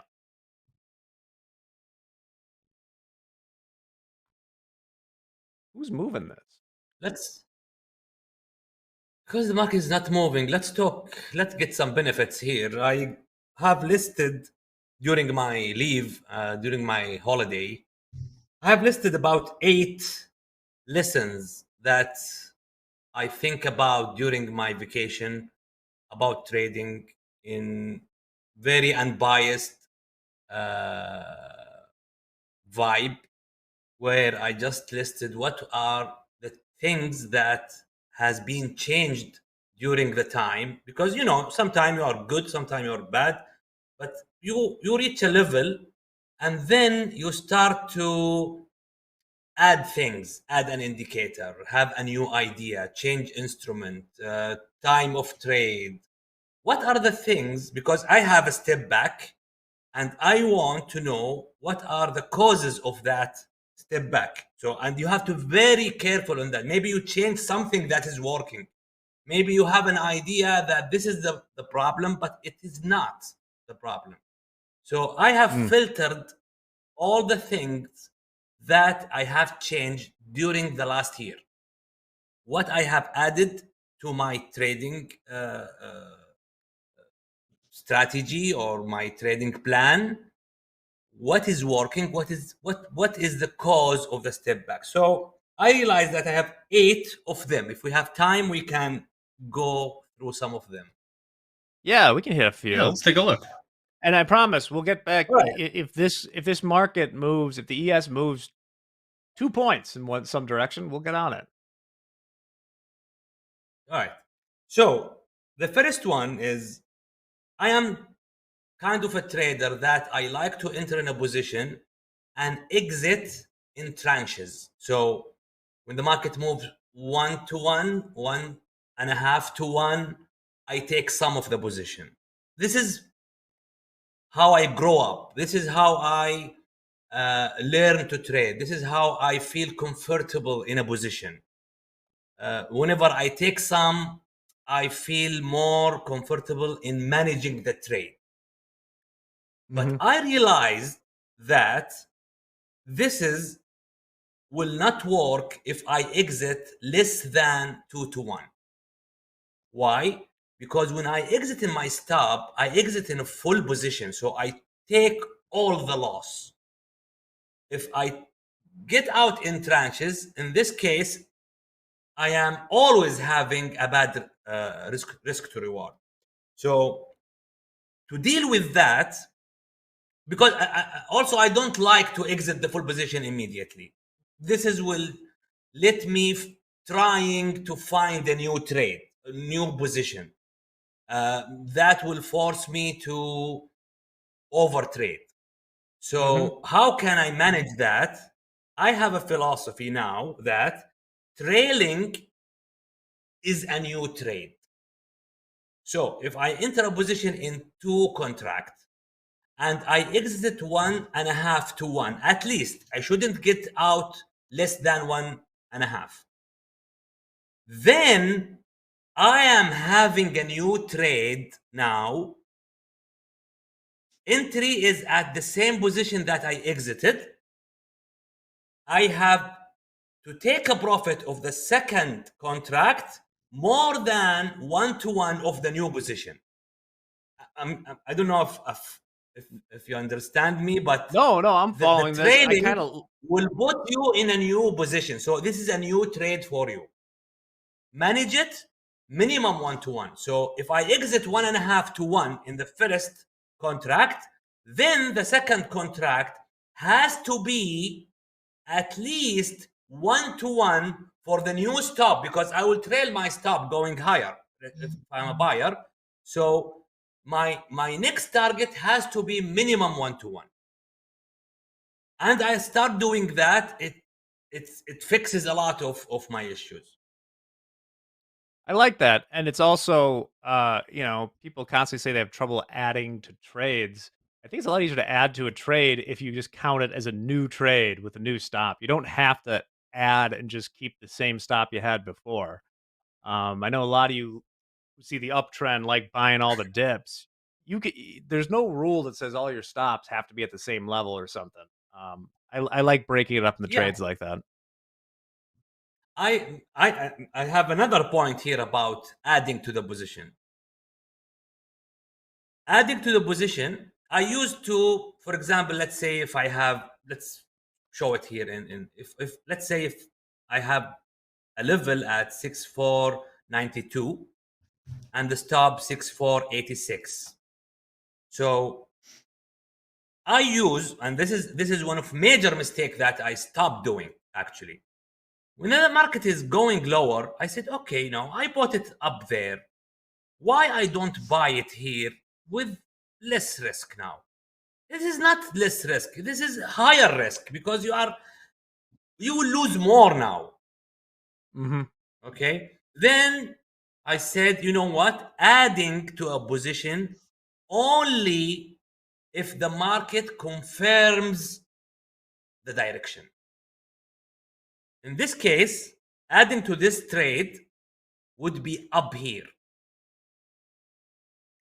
So if I enter in one contract, and you should have a maximum number of contracts. Maximum. You should not, even adding the position in your favor, you should still have a maximum. Let's say my maximum is 2. So I enter in 1. My target is 2 to 1. Okay. So the market moves, let's say, half of the risk. So you can add here. Why? Because now I will be able to trail my stop higher, and then I will end up with the same risk with one contract. So one contract, it has this whole risk. 2 contracts with entry here, yes, my average will be higher right now. However, I will have the same risk. Right on. So yeah, this is what I start to change in my trade management during the last 2 weeks or 3 weeks. What else? Awesome stuff. Well, one Great stuff, Mo. contractually, one thing before we go on, I wanted to give a shout out to our 1 p.m. live funded trading leaders. Bam and back. Oh, there they are. I just want to point out Braden C, who I'm eternally sorry for calling Brandon in a weird slip of the tongue. Braden fought back. Braden is up $1,500. He was down 600 at the end of fast markets. He's turned it around, but Nicholas K leading the way, up $12,580. Doom up 813. See him in the chat. That's a nice day. Timothy and Samuel. Nice, Doom. Good stuff all around there. So congrats to our live leaders. Let's protect those profits coming into Power Hour. We're stuck now at 6,500, but who knows how long that'll last. Well, Mohammed, we haven't moved 2 points. So if you have any other learnings, let's get the pearl of wisdom. Yeah. Just to answer to Blue Boy, this is not changes. He said, do you like the changes? These are not changes. These are correction of what I have. I used to have. So these are correction. Changes. Now, I have added 2 things to my strategy. One of them is the Renko chart. For some reason, at some time, maybe I saw it somewhere, I added that Renko chart. I liked it. It showed me the direction. But at the same time, it was the trigger for me to overtrade. Whenever I see that the chart is much more, cleaner, let's say cleaner, let me do it here. So these are the Renko. You can see this Renko chart.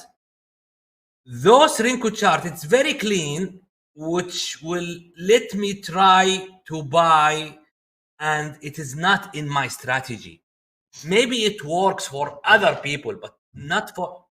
I should do it either a separate strategy or I remove it.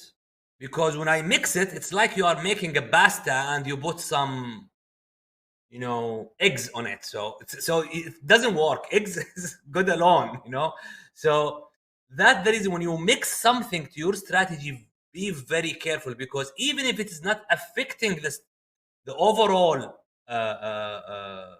movement, but it will affect how to enter a trade. Maybe it will let you don't take a good trade just because you add it to your chart. So I removed the Renko from my strategy, and that improved my performance a lot. Other thing, I removed the VWAP. For some reason, I used to have that VWAP. Interesting. Interesting. Yeah. Same thing. The VWAP, when I look at it, it's nice, it's good, but it cannot be used with my strategy. It has to be different strategy. It's not giving any confirmation. Sometimes the market, when it's come back, for say it's going higher, the VWAP is somewhere here. So at the time the market goes to the VWAP, in my strategy, sellers are having control right now. I buy it to the VWAP, or should I follow my strategy? My strategy is saying wait for a pullback and sell again for the new low. So with the VWAP, I start doing the opposite thing sometimes. So this is the reason why I said no more VWAP. I add it. It's a heavy guest to my strategy. It's a nice one, but not for me.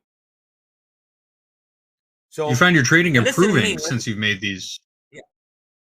Yeah. So the lesson here, whatever the indicator that you are having, I mean, everybody works on a strategy. Of course, he will say a lot of good thing about his indicator because he have this self-fulfilling prophecy that he wants it to work.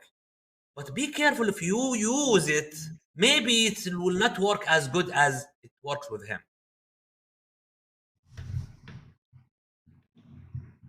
Thank you very much. Good stuff, Mo. The Italians, thank you. The Italians are out after you in chat for just an eggs and pasta, carbonara style. Carbonara, Italian bacon and eggs. Carbonara. I have one nice one here, the last one. It's a behavior on my trading. Whenever I took a good trade like this one, for example, and the market, I took some profit and the market take me out with my trailing. Now, all of a sudden, I start to think reversal. Sometimes I just take it because I am not long anymore. I start looking for reasons to go against that because I want to be right. And that is the critical. As I am right in the going higher, also I want to be right going lower. And that's one of the mistakes that I stopped doing. Whenever you exit in a good trade, market kick you out of your trailing, just be happy with your profit and make sure that you trade with the market, not with what you want the market to do. Excellent advice. Well, Mohammed, thanks for sharing. We'll have to get through the rest of those next time you're on. A great time to do it. I have my 5-minute chart up in the ES right now, and you can see for this hour, this might be a Zoom weigh-in. Since 1:15, we've been in a 6-tick range. Yeah, a 3-point range. And even the highs are not being taken. So even those who shorted that 5-minute candle, they're still alive, you know? Yeah, we are still somehow like coiling ever narrower here. Just a few minutes left here. Remember to stick around. We got Power Hour. #Power Hour coming up next. Jay's going to come in to host. The Salt Lake City Sniper Mandy will be there, as will. I just had a mental breakdown. Dolby. How could I forget Dolby? Dolby. JD, how can we forget Dolby? Well, he's been in the chat all day. Yeah. Well, shout out to Dolby. Mohammed, shout out to Dolby. Well, thanks for joining us. We'll get through the rest of those. Huge movement, by the way. We just traded below the 6,500 by a tick in the ES. There's not even like a huge amount of volume coming at the moment, but I have a feeling that this next hour is going to change that. The MOC will be very interesting and see how people get their final positioning in before Nvidia apocalypse. Word is they're releasing their numbers at 3:20 Central. Be sure to check out at the buzzer. But for now, Muhammad, always a pleasure to talk to you. This is Topstep TV. We'll be right back. And an even quarter bid, half bid, the orders bid, even bid. Now I'm a seller, quarter, half, the orders, and even.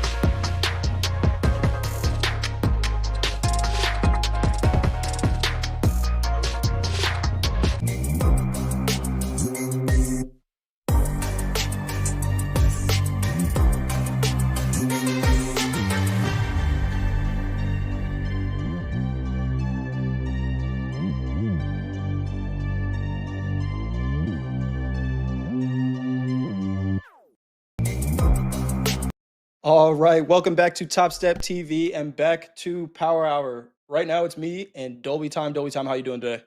Fantastic. It's the most important day of our lives, Coach Jay. Most important day of our lives. The weight of the financial world, the fate of the financial world depends on Nvidia and what Jensen does after the close. We do got Mandy joining us in just a little bit. Just figuring out some things in the background. But for now, you're here with me and Dolby. Dolby, we were talking in the green room about a potential trade here. And we've seen the NASDAQ sell off a little bit. We made highs 23,657, currently trading 23,616. What are you thinking here, Dolby? I am temporarily leaning to the short side. We had a double top at, let me circle it here, 23, let's say 23,650. And that, I think, kind of turned into a come failed moves, come fast moves sort of situation. So if you can identify larger time frame tops or bottoms and get a good risk reward there, it tends to be a cheap trade and tends to be a fast move. It does end up rejecting. And if you're wrong, you just get blown out so fast that you don't even have time to feel pain. So that's kind of the beauty of that trade. So I'm still looking for it to sell off. Maybe 600s if it's very bullish, but I think the juiciest trade would be a full sell-off down to like the 400s, run everybody's stops, and then probably bid it back up in the overnight. That's what I would That'd be real nice. That would be real nice. I'm looking at a 583 right now, which is our VWAP. We have New York session and full session VWAP right there at 583. So I do like that as a potential target to the downside. If you were to get in this trade here, Dolby, the risk still has to go above that high. So now we're talking about 50 points. Yeah, I mean, it's a pretty late trade now. Like, for example, if we Yeah. were in like the reversal challenge, I'd probably just go short right here and right now, assuming that we're just kind of riding the wave of this like 1 hour rejection. And so if we're looking, if it's like a 1 hour rejection, I look at like the 1 hour chart and kind of see, what's our downside. So maybe it's like 540s, maybe it's 489s. So I'm expecting this to be like a fairly lengthy move. So right here, right now could be it, but it would be hard to put a stop in. It wouldn't be the best. It wouldn't be the best stop in the world. The best stop in the world is a stop where the market has to work to get it. And that would be probably like 60s, 70s, 80s. Because it had a hard time getting up there, right? So we want the market to work. If our stop is at like 636, we were just there like 20 minutes ago. That's nothing. So you're still well within range of getting stopped out and still having this go back down again. So that's why you want to execute, right? I mean, when you get to those big levels, you don't want to dally. When you're scared to put a trade on, typically it's the best time to get a trade on. And, you got to strike while the iron's hot. This would be a very late trade, in my opinion. It would be 23,608 last trade in the NASDAQ. We were about to hit those 600s, Dolby, at 583 down there as well. 64.96 last trade, 64.9675 last trade in the S&P. 58% short in both the S&P and the NASDAQ. So someone's catching a little bit of this move here. Chat, what are you guys in right now? Anyone in a trade actively? Looks like Papa Giorgio is short S&P from 6,500. Nice looking trade so far. Got about 4 points in the money. Gold last trade 34.4860. Gold is closed and kind of just chopping around right now. Crude oil closed as well. Last trade here 63.92. This is getting a little bit heavy here. A lot of red. Yes, a lot of red in this. A lot of red in this NASDAQ right now. Also, shout out to Jay for doing such a wonderful job hosting Topstep TV. You really started putting some hours on air. Yeah, I did, man. Fantastic. Gotta talk to that person who makes the schedule. Gotta talk to that person. Hey, who makes the schedule. Shadow. Tomorrow looks like a busy day. I am accepting shadows. Oh, Mandy. Who's here? Who we got? Hey, it's Mandy. Mandy, what's going Hello, on? you guys. How's it going? Hey, sorry about that. is up? So every time I get on, my laptop has a new something that it doesn't want to connect with, but I'm here, excited to hang here. out with you guys during Power Hour. And yeah, you guys, okay, my XFA, not good today. I will be honest. If you're all are chopped up, like, I don't think you're the Tell only us about it, one. Mandy. Yeah.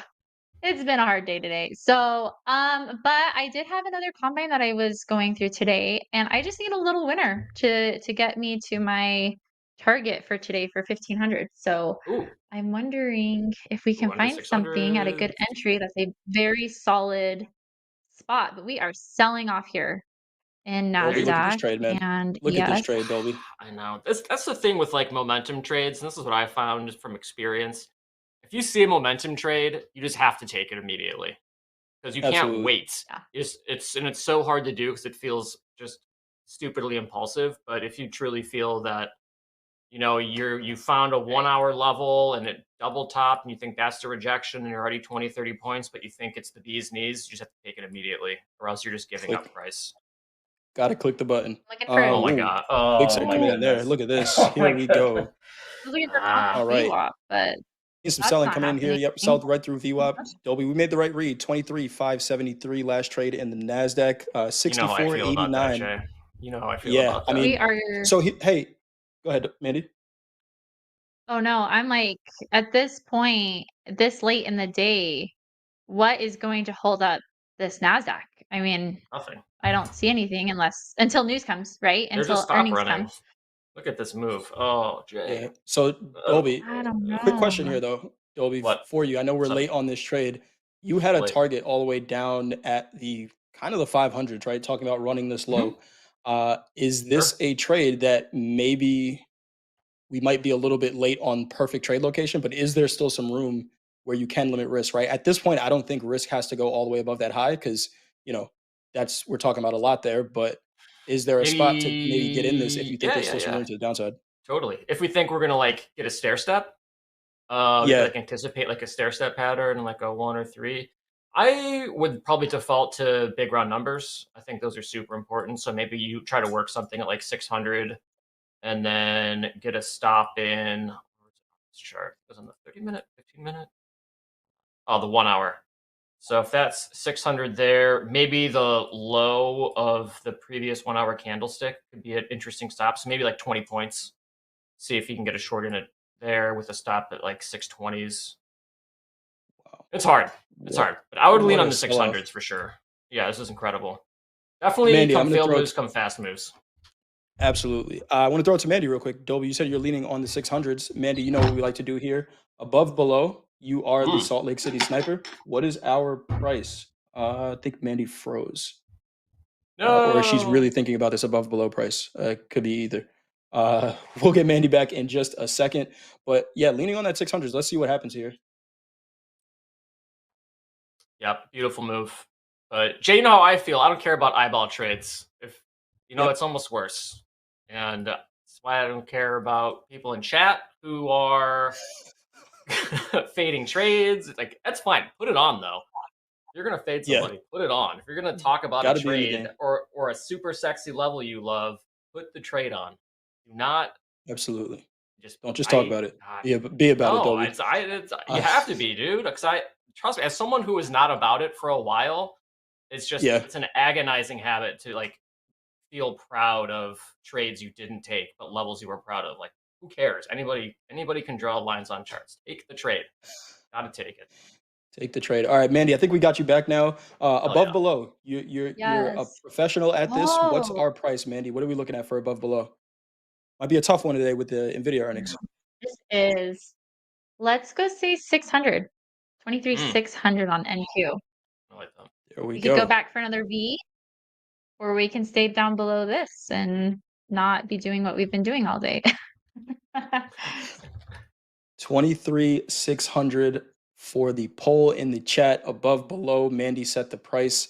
23,600. That's the price Dolby was saying you wanted to lean against, Dolby. So might be a decent spot to limit risk here for a potential trade.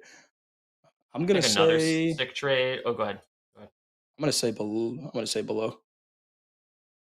So I think a really interesting trade idea would be to put like a bunch of buy orders below some of these really long candles, like 488s. I think would be pretty sick. Like 88s, 70s, 60s, 50s. See if you can like run that far down, maybe on like MOC, and then have it bid back up to like the middle. Interesting. That would be a killer trade. I think it's gonna want to run. It wants to run stuff. That's my opinion here. Maximum pain. how far are we off of all-time highs? I know we were 6 points away in the S&P from the all-time highs. NASDAQ has a lot more work to do. But can anyone think of a Way. catalyst that can get the Way. NASDAQ to move 2%? If there's a catalyst, potential Hmm. catalyst. Anyone think of anything? No, not Not really. sure. Not sure. I don't know. I don't Mandy, know. if you take any trades, let us know. If you do get into Yeah. anything here. This is quite a day, that's for sure. I mean, we are 15-minute trend lining, just just kind of up and down this lower trend line that I put on the 15th. I mean, you could draw a lot of different trend lines, man. Let's be honest. But yeah, so my sentiment would be if we can have a 3-minute. I don't know where I moved that from. A 3-minute move hold below our Topstep daily level. Again, if you guys are not using the Topstep daily levels, you are missing out. And they They're hit very pretty solid. dang accurately. Very solid. Like, I mean, we're already on our on yellow. It was yesterday's value area high. Tapped it and bounced right off of it. So shout out to the team. Is that Hoag that does that? Who's the team that Hoag. compiles these every It's day? Hoag's brainchild, and I think there's some other people who help put in like the data and stuff. Okay, that's awesome. But these always are money right here, these levels. So I'm looking to see if we can have a 3-minute candle body close below 557 yesterday value area high, then we should be able to see a continuation downward. Again, that would also be a break of this lower trend line that we just hit. We technically did break if we were looking at a previous at 11:30 a.m. for you guys on Central Time, but yeah, let's see what happens here. We could have that good bounce. Another area I'm going to be watching is if we can hold the body above VWAP. If we can hold above VWAP, I would consider taking a long, and we can just or maybe settlement. Let's hold above settlement. I think that's the safer bet. If we can hold above Settlement settlement, price then in the we NASDAQ could. That would be 23 591.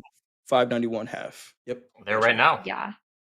Right there, right Yep, now. we're here right now. So I'm gonna give it a minute and a half. If I can have that candle close and I continue to feel like we still have that volume coming in, I will be looking to get long.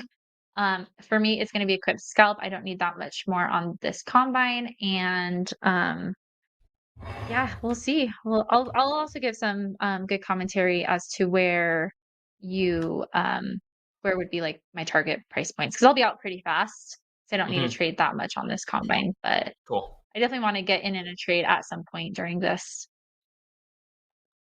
Getting ready to test these 600s here. Yep. In the NASDAQ 23,595 last trade.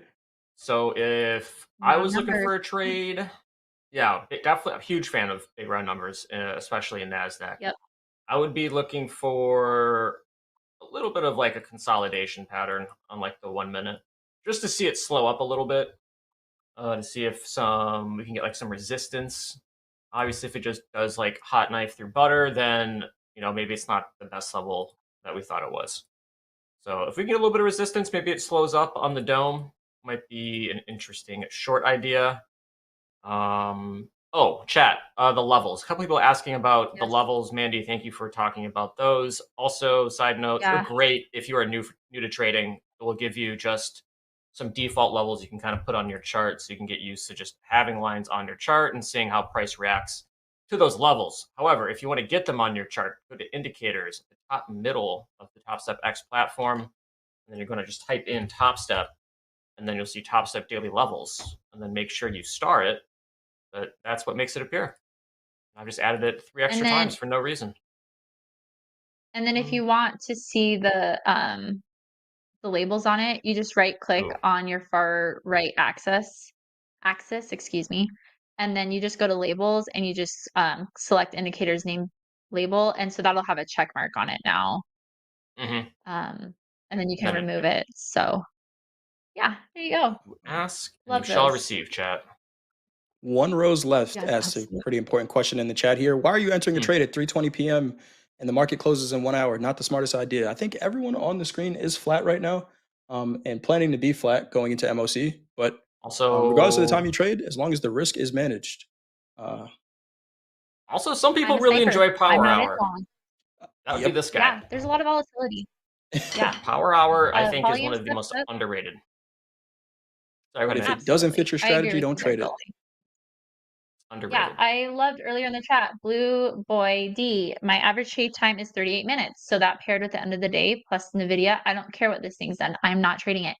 That fits his trading style, his trading plan, and very smart. For me, I hate being in more than 5 minutes. So again, I don't plan on being in MOC. I'm going to be hands off for that. And I mean, technically we are ranging. So that is a sniper's paradise too. So for all those reasons, I'm going to be continuing looking for a good entry here.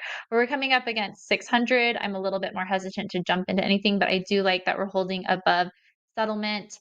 For me, my bias is long going into the probably next 23, 22 minutes. Awesome stuff. Love it. Chat, you guys know what to do. This is Power Hour. You see it up in the top left up there. Hashtag Power Hour. Tag us on either X or Instagram, preferably X, with either your trading setups, your trades of the day, how you plan to prep for the NVIDIA watch party. Tag us there. We'll try to bring those in towards the end of the session today. Hashtag Power Hour. Yes. Submit them. Testing these 600s here. 64% long tilt in the NASDAQ. Interesting. Mandy, that XF, the combine that you're trading right now, what was the trade that got you into profits? Yeah, great question. It was Or the trades? I know you take a couple. top here above 600 not too long ago, actually. I was looking for a retest of high of day, and we broke well above that. So that was actually a pretty dang big winner for me there. Oh, nice. Yeah, great question. Hoag with some Delta updates here. Delta Go for plus it, 600 in the Hoag. S&P, negative 250 in the NASDAQ. Really not much to talk about there. Kind of flat Delta. But go ahead, Mandy. You were going to say something. Yeah, I was just saying, looking over here again, if you've been on Topstep TV while I've been on here, I love, some people call it messy. I don't, because I know exactly what these lines are. These are my triple moving averages and my moving average and EMA crossover. So my EMA moving average crossover are my green and yellow. Green is a signal when it comes on top to go buy. So we have a cross here. That would also indicate another kind of check mark as to a good entry for me. I wouldn't say necessarily a trigger, more of a confirmation of good bias, in my opinion. So that being said, I want to hold above 600, probably 603, 604 or higher with a candle, and having green continue to stay up on top, which would indicate to me a buy signal for me with my strategy. And some people always ask, like, what are my settings? It's the default settings, but yeah, just the triple moving average, 14, 21, and 35. And then my EMA, or sorry, my MA EMA cross is they're auto set to 10 on the Topstep platform. So I haven't messed with those, but those have been pretty accurate for me. Andy looking for a long, potentially above 603s here, trading 603 right now, but you need a candle close is what I'm hearing, Mandy. I got about 1 minute. Feels pretty Yeah. good. About a minute. Feels bullish. It feels bullish. And I think I want to be above the green line, above my EMA. I think that would be the smartest hold. Potential trade setting up here. Let's see what happens at this 603 level. Mandy's scanning those moving averages. We do have some news we want to run in a minute, but we may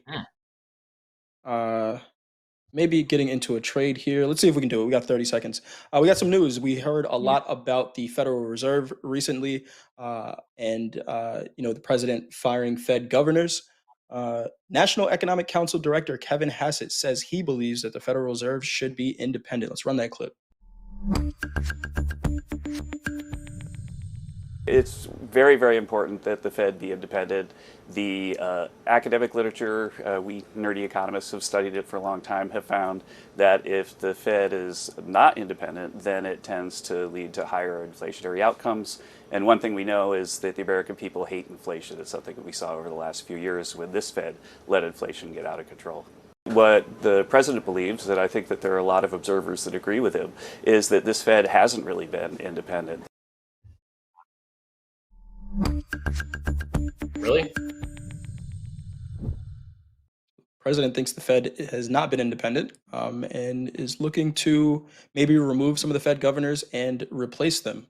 That guy also called himself a nerdy economist, which I thought was pretty funny. It's like, if I call myself a nerd, no one else can, because that's what I was going to call him. Mandy, any Gotta own it. trade you see here, we rejected off those 603s. Yep. Good no trade.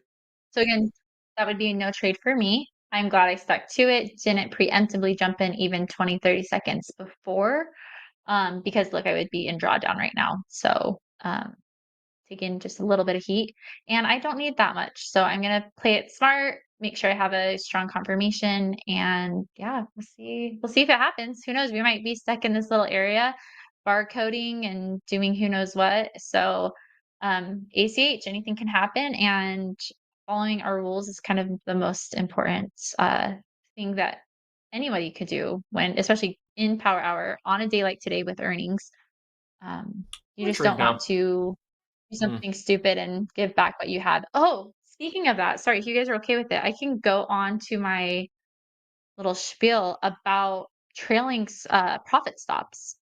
So if you have a great Let's hear it. day, I should have done this the other day. I need to put a ding reminder on my phone at like 11 a.m. local time. Just ask myself, did I put in a trailing stop? So if you go to settings and you go to your risk settings here in the middle, account risk settings, you can set a personal daily loss limit or a personal profit target, and that will lock you out. Here, let's say a personal daily loss limit. I want to set that at a total of maybe $750. And then your action, it could just do nothing. I think it flags you, right? If you hit your PDLL, but it won't do anything. You can have it liquidate or liquidate and block you. Probably the best to minimally liquidate or liquidate and block if you feel like you can still control yourself. But this is the button I love, enable trailing. So as I continue to make money, it'll go from my highest profit. If I go, you can choose unrealized or realized gains. So yeah, I love that feature. And that's what makes Topstep the best. That's why I'm with Topstep. And I feel like I will be with Topstep forever because they really care about traders learning how to manage risk. And that's how you become profitable and a winner and find success in such a difficult thing. Mentality and is one thing, right? And mental capital is such a tricky spot in managing risk. That's probably the biggest thing for most traders. Strategies, a huge factor, but for me, it's been all about managing risk, and that's something I still sometimes struggle with on occasion. But when I'm enabling these blocks, I have my XFA can last quite a while. I'm still working towards live to full transparency. I have blown a couple XFAs, but we all have been there. We've all done that, and I'm growing and evolving. I might have had a fall, but I am still taking home payouts, and that's just been a huge blessing to me, you guys. Back in my day, they didn't even have daily loss limit lockers. Right? You had to just Absolutely. Dolby, remember when a daily loss limit was an account killer? Yep. Yeah. Yep. Yeah. We're holding over these One daily 600s a loss little limit. bit Account here. killer. we are starting to get the little 1 minute range. So this could be an interesting level. I think for shorts, you have to be pretty wide stop and probably add on the way up if you're into that sort of thing. So maybe see if you can catch like a breakout of the 600s. Maybe you stop at 20. Yeah. So Probably this vice is setting versa up for again longs. for basically what we were just watching for. Right now my EMA is over at 601. So again, I would probably want to hold above our high wick of 604, a candle close above 604. That would trigger me long.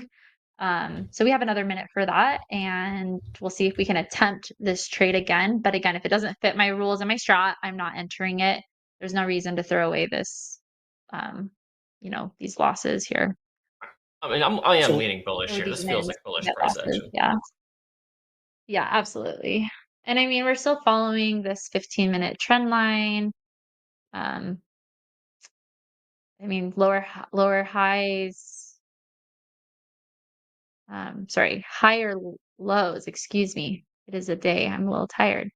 Yeah, I don't know. Dolby, where are you thinking? This feels If particularly. anything, This hands does. off. I don't feel anything anymore, Mandy. Oh, This. need a little I'm sunshine in your life. It's cloudy in Chicago. Never see the sun. I think this is going to be pretty. This feels bullish to me, but also reading momentum as a range trader can always be a little bit tricky because you want to focus more on structure because anything can happen once So you're at I'm top long. of range. You're long. Yeah. Wait, I no, dig I it. lied. No, I lied. We Nope, didn't get close to 604. We don't hold above 604. Sorry. I mean, there's I opportunities for almost missed cheap that wick shorts. read. Just depends how many you're trying to take. Like, you want to risk 10 points on a short here? Like, might have really good risk reward, but you're also short into Nvidia earnings. I'm not sure if that is Smart. smart, but maybe there's gonna be some manipulation. Like, so who knows? But it is a good setup. I mean, this is a good range. This is a very good range. I'm looking at the dom, whatever you guys want to call it.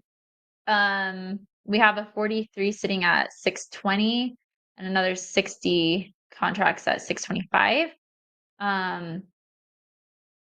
That's a little higher compared to anything on the sell side. The highest would be 41.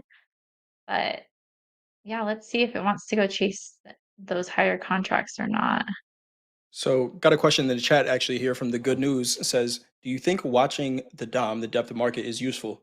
Throw it to you, Mandy. What do you think? Is it useful in your trading? Yeah, I think I like it for like during slow markets. That's been actually kind of a good, are we trying to tag it or run the opposite direction? And also target price points. So I'll always make sure I'm a couple points off of a high value. But like, if we're talking at 625, right? I'll probably put in at 624 and a quarter as my TP if I'm wanting to enter long for that. Actually I did terrible at reversal challenge, but the one before that I had won, I actually only used the dome. So Oh wow. that was my strat actually. And it actually worked really Whoa. well. I tried to do the same Nice. thing when it was the all girls, all ladies, and that didn't play out. So I actually kind of want to play with that again with you guys on another, not necessarily has to be Gotta with you try it guys. out. I'd love to, but yeah, just try it out on Mandy, my I know you were own at the same time that you guys are doing it and see how that plays. So this is looking really good. We are holding well above. I don't want to give away too many. I think I am going to enter in if I can just get a slight pullback here. I just Going go long. without me, and Okay. that's okay too. Yeah, long. All right, let's see if we can hop in here. last trade 23,609 in the NASDAQ, 64% long tilt. Mandy looking to get in a potential long here. There we go. We're gonna bid with you, but Mandy's that's in. 605s and 600s. What price did you We get there, might not Mandy? we might not get filled. I got a 610.5, 610 and a half. 610.50 long, one mini NASDAQ. Yeah, I'm keeping it Looking tight for a because I push don't have up. far to go, you guys. I think this will definitely want to go tap our, I think that's a 35, 35-day simple moving average. I think 623 and 3/4 is a good target price point for this run, minimally. If we can just get a little bit of a push, everyone get out. I'm on a 1 minute chart. It's kind of crazy how actually not much moving we're really doing Not here. great, that is. Yeah. It's Not going anywhere. And not, that's yeah. a great option for sniping too on like a 1 minute or I used to trade a lot on the 100 tick chart. But I think just kind of seeing overall sentiment and looking for trend lines on the 15 has helped me be a little bit more accurate in my entries and targets. So yeah, but I did like it a lot. I felt like it was good. I just don't like having too much. Yeah, we might get stopped out here. But again, I'm keeping it tight because I don't want to Right. give up. Dolby, you had a bid in really at good 605, you said? Yeah, 605, 600, and No. 595. Oh, yeah, Dolby. Good job, Yes. Dolby. That's a good entry. We're not in yet. We're not in yet. Nothing's not in happened. yet. We're Okay, just I was bidding. like, We're how just did you get bidding. there? Bidding. Looking Okay, for a cool. pullback. Sitting in queue. Sitting in the queue. Yep. Come and get me. That selling when we came on here, it looked like we were going to zero, but Bro, that was so here we good. are. Absolutely. Such a good sell off. You're right. It was a stop run. It always wants Okay, to this do should that. give us a nice little push here. Or if we're looking at the 1 minute, we might not do anything. Down to 606 there. House account had it been at 605. Someone's watching and kept us out of the market right there. Last trade in the NASDAQ 23, 6 up 12. Nice trade here, Mandy. Here we go. This is good. 64.98 last trade in the S&P. Testing that 6,500 level again here. If anybody else wants to snipe this and you're already in this, like I don't know if you're already long, I would have nice a move. price target at like 623.5 would be a good if you're a scalper sniper type, you know, if you haven't been in this long. I'm pulling our orders. We I did not love what get filled. Implied D says in the No chat. 100 tick chart gives me heart palpitation. Yeah, that would. A lot to read. Dakota uses it. He's doing good. That's pretty popular. I mean, I think David Green was using a tick chart. Dakota was using a tick chart. I think Mo uses a tick chart. Pretty common. I think if it's the only time frame you use, then yeah, it's a little crazy. But and Nacho Adam, no, and I was going to say that Mandy is not giving signals. Anything we say here is for educational purposes only, and not a suggestion to take a trade. Make sure you read that risk disclosure. It gets posted at the beginning of every show and multiple times throughout the day in the chat. So no signals here. But yeah, that tick chart, Dolby. If it's your only time frame, I think what we see a lot of traders use it for, and Dakota as well, is to read order flow, right? He doesn't look at the DOM. He doesn't look at time and sales or anything like that. He kind of gets that momentum indicator from the tick chart, and then getting levels from a higher time frame. Is that how you were using it too, Mandy? Yeah, I was. And yeah, I had a lot of success with it, and I just found myself getting to payouts better with my 15-minute doing trend lines. So yeah, for that reason. But yeah, I was seeing too, like if we have these certain targets that could be a good levels, where we might want to see the market might hesitate at, that could be at these 325s ish area. The next area that we would probably see a lot of hesitation is where we were at, is a round number 650 that he was talking about. 50. All right, we got some stuff coming up here. We got some top quiz winners and a series 3. So let's throw it over to Andrea real quick, and then we'll come back to the charts. What do we got, Andrea? Yes. The quiz. Question. The premium in prices for each successive delivery month is based in part on A, demand always increasing for agricultural commodities, B, distant months always trade higher than near-term contract, C, the carrying charges for the commodity, or D, the higher cost to clear distant month contract. Dolby, do you have your hand raised? What do we think, chat? What do you think, Amanda? Oh, yeah. I got, yeah, Dolby. I'm agreeing I with see. you. Hold on, I'm trying to do it. Wait, no, this one? Yeah, this one. Yes. Right hand.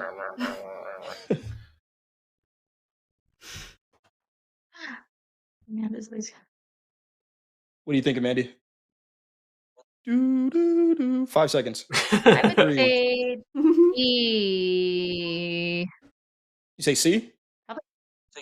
B. I'm wrong. I might be wrong. I don't E. know. What's our answer, Andrew? What is our answer? It's I have no C. idea.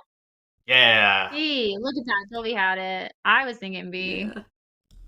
C. Carrying Carrying charges for the commodity. Yep. Also Can you have break that down your for me, Dolby? Yeah, you gotta pay. You gotta pay to have that stuff stored.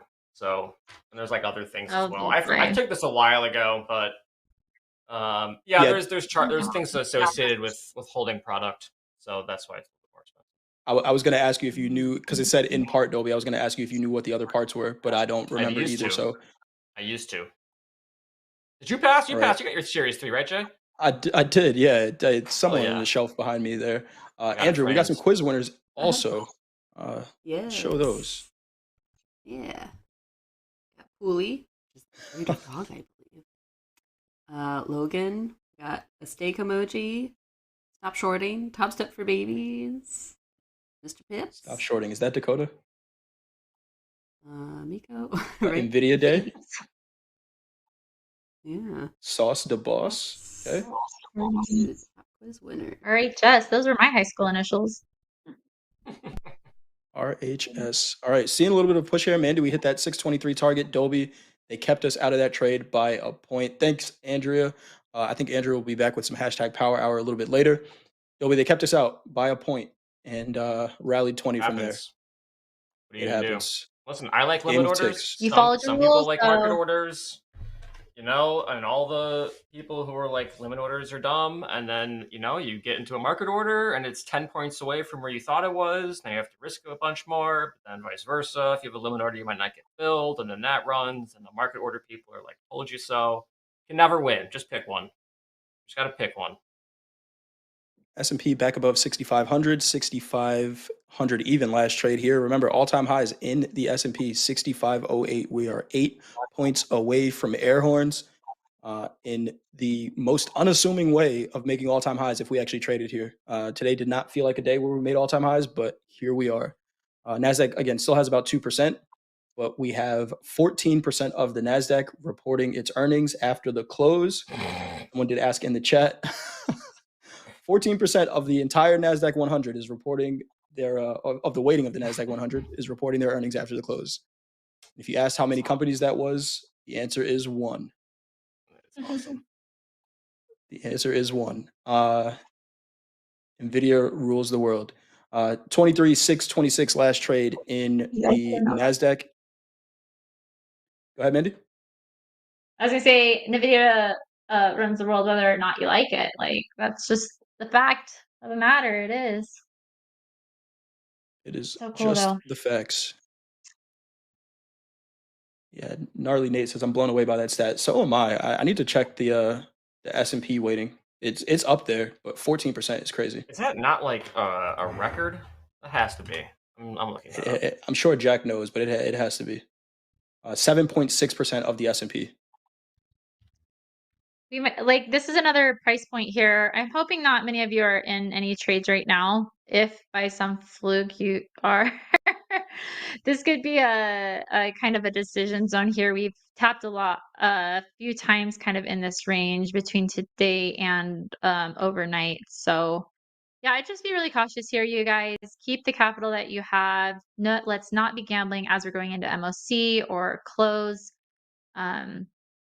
Let's live to trade another day, honestly. There we go. Live to trade another day.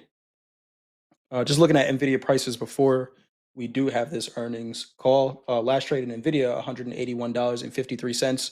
It's down about 0.14% on the day. Looks exactly like a NASDAQ chart if you pull up the Nvidia chart, which is going to happen when it's 15% weighting of the entire index. 23,622 last trade in the NASDAQ, 64% long tilt still from 607. So nice trade there. I got those stats, Jay. What do you got? Oh, okay. So, so this is largest percent weight over time in the S&P 500. So Okay. 2025 Nvidia 8.1%. 2024 is Apple at 7%. This is for the S&P 500. In 2010, it was ExxonMobil at 3.2. In 2000, it was GE at 4.1. And then in 1990, it was IBM at 2.9. So this is Wow. history we're seeing here. So at one point, Massive perspective, yeah. 8% weighting of the S&P. Yep. Massive. And then if you add up all, okay, so if you add up Nvidia, Microsoft, Apple, Amazon, and Meta, that's 27% of the total S&P 500.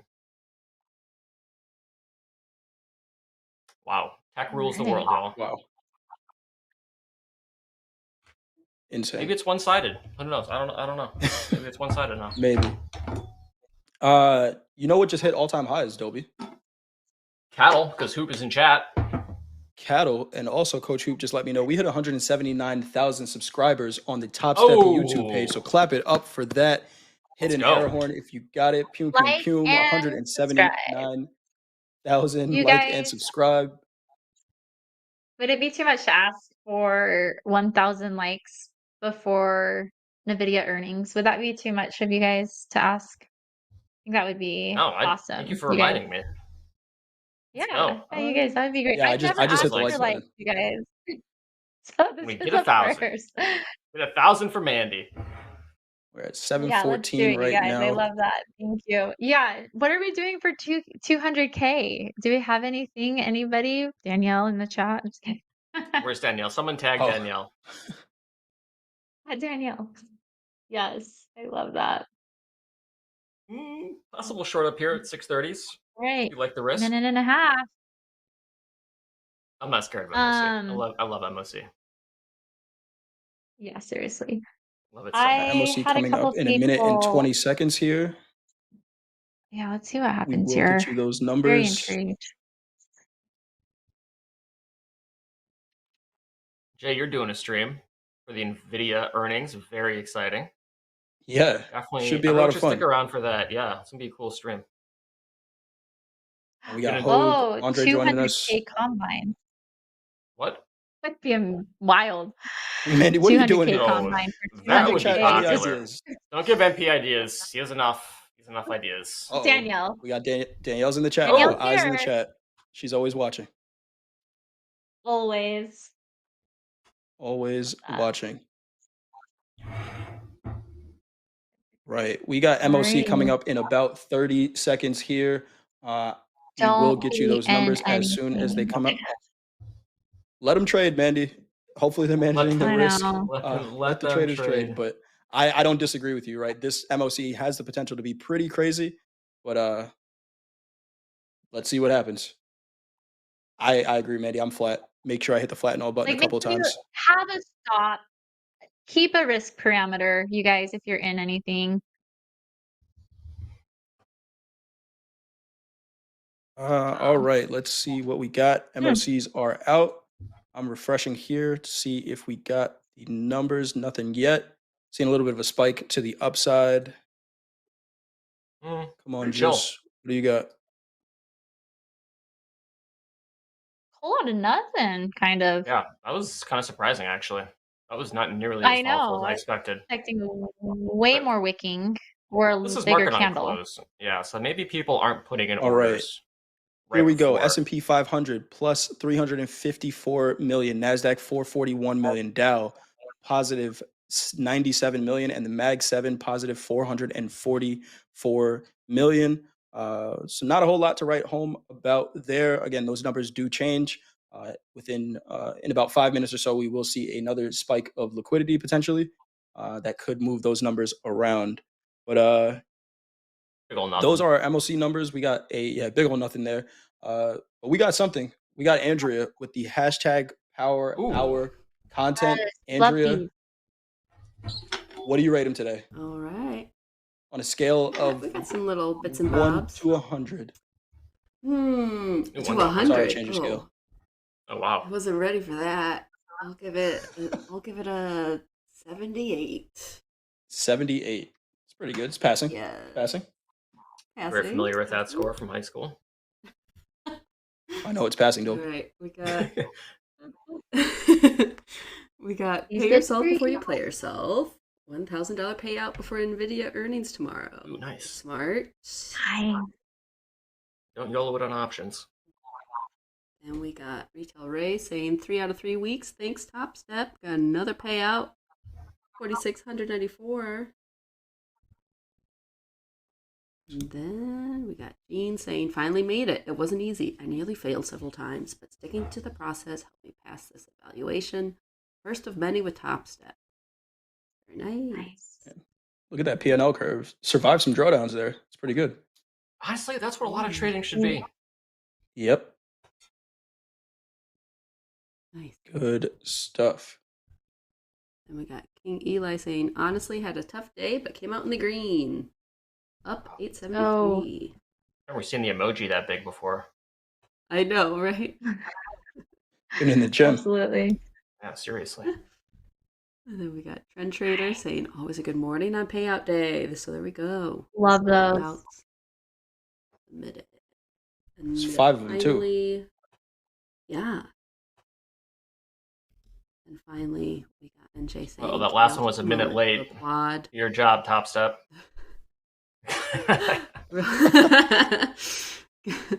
And finally, we have NJ saying, "Can we all take a moment to applaud the drawing skills, though?" Coach Dakota, Love another that. one. Love that. What's he drawing there? What is that? I'm Yeah. choosing to For see slow, it. that's for slow markets. Take a mouth. For slow markets. Awesome stuff. Thank you, Andrea, and great job to all the traders, especially the ones putting money in your pockets. That's what we do this for. Last trade 223, 635.50 in the NASDAQ. Again, we got Nvidia earnings after the close. We do have potential another spike of volatility in a minute and a half here. MLC numbers haven't changed. Slight buy side. But Nvidia is the show. It's what everybody's waiting for. We should put a poll in the chat. Can we poll the chat real quick? Does Nvidia take us to new all-time highs in the NASDAQ? When? By when? By when? Like end of week? By slow markets tonight. By the start of slow markets tonight. Wow. Okay. That's a 400. That is a hell of a poll, Jay. Yeah. Do we get all-time highs in the NASDAQ by slow markets? 400. How many? Can I even That's count 400 that points, I high? think, right? Oh my, yeah. Is that too many wow. words? 24,000. That's like, yeah, that's about 400 points. That's crazy. Jay, you're a madman. Absolute madman. 2% move. What's 2% between friends when we're talking about the No, NASDAQ? that's true. Nothing. and Nvidia, Absolutely nothing. That's right? true. That's true. Yeah, 0.18 on the day so far. Oh, if Danielle's in the chat, or you guys know, are we still doing the trader meetup in September? Here's another. Danielle, you're in chat. Danielle's in the chat. I don't have.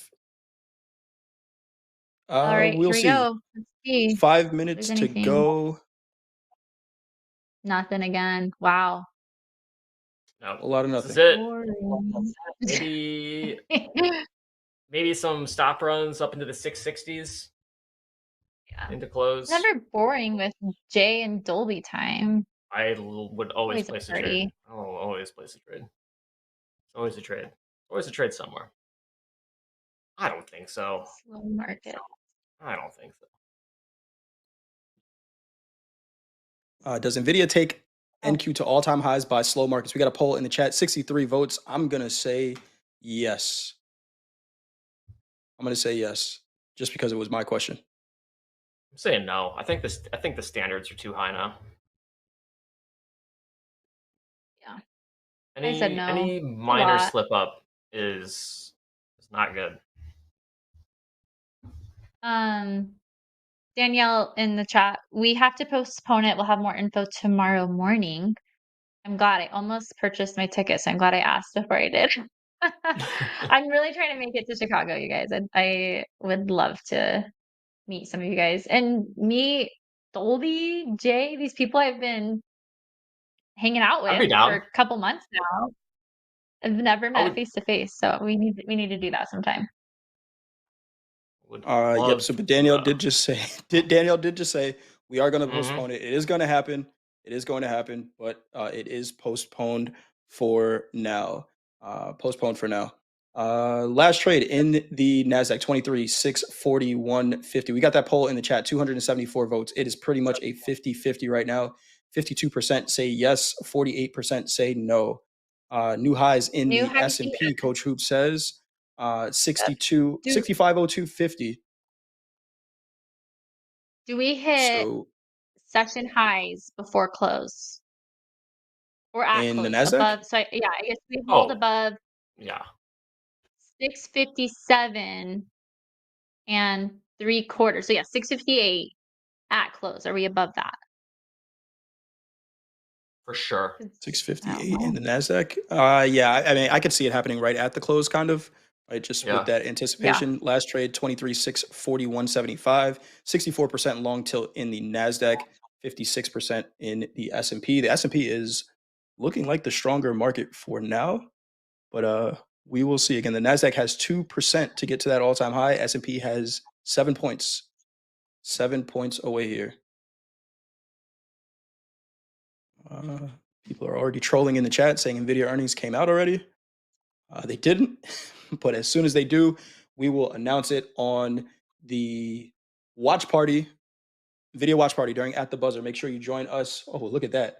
Look at that. Jensen, the world is waiting for you. The world is waiting for you, Jensen. Make sure you get your popcorn, your favorite beverage, grab some wings, some pizza maybe. Join myself, Coach Paul, Hoag, and Andre for the Nvidia watch party after the It's gonna be close awesome. during At the Buzzer. So it should be a good time. Should be a good time. All right. We got a minute and 30 seconds left before the session closes. Mandy, nice trade that you took there. Dolby, the NASDAQ did the NASDAQ thing and kept us out of a pretty good trade. There's Absolutely. always Okay. tomorrow. It's okay. I like my Tomorrow. limit orders. Always tomorrow. Mandy, how are you approaching the rest of the week? We got a minute left. How are you approaching the rest of the week after Nvidia earnings? Rest of the week, being very understanding that the bias not might stay that way all week. Like it's okay, even though Nvidia kills it, if they kill it, with their earnings, and we rock it. It could be okay that we don't rock it all the rest of the week. Like who knows? Friday might come in and we might just retrace half of that or all of it. News can pop up at any time, you guys. So be willing to be okay having your bias be incorrect and making sure that you manage your risks and your risk parameters accordingly and that you don't get married to a bias. So that's what I'll There we leave with you go. guys. That's probably one Awesome thing I stuff. personally myself need to do this week.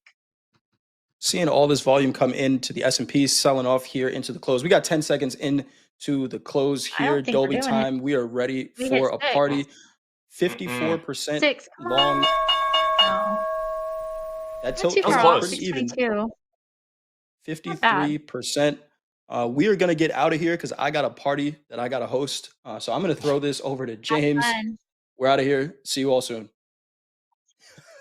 There it is. There's James. Yeah, that's it, baby. That's that Topstep TV you know and love. And we have come to an end of the Topstep TV stream for today, but don't go anywhere. Nvidia earnings are right around the corner with At the Buzzer with Coach Jay and Coach Paul.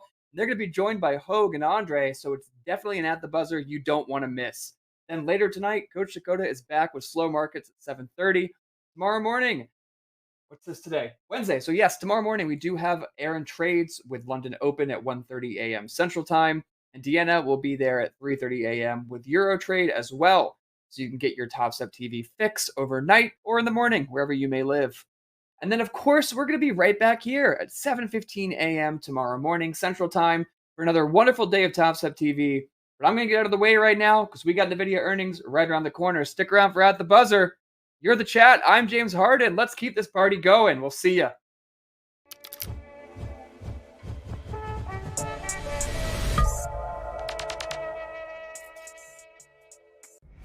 Why Topstep? Because traders shouldn't have to risk everything to participate in the markets. And since 2012, We've provided capital to over 10,000 futures traders just like you. From the pits in Chicago to screens in over 143 countries, we've been motivated by one simple idea. We don't care who you are or where you learn to trade. If you pass Topstep's trading evaluation, you'll be invited to trade with our capital in a fully funded account. As a Topstep funded trader, you keep 90% of profits and we take the losses. We also offer educational resources for all levels, live classes, and free group coaching from a team with over a century of professional trading experience. We're invested in your success. So what are you waiting for? Ditch the brokerage account, start learning by doing, and become a Topstep funded trader today.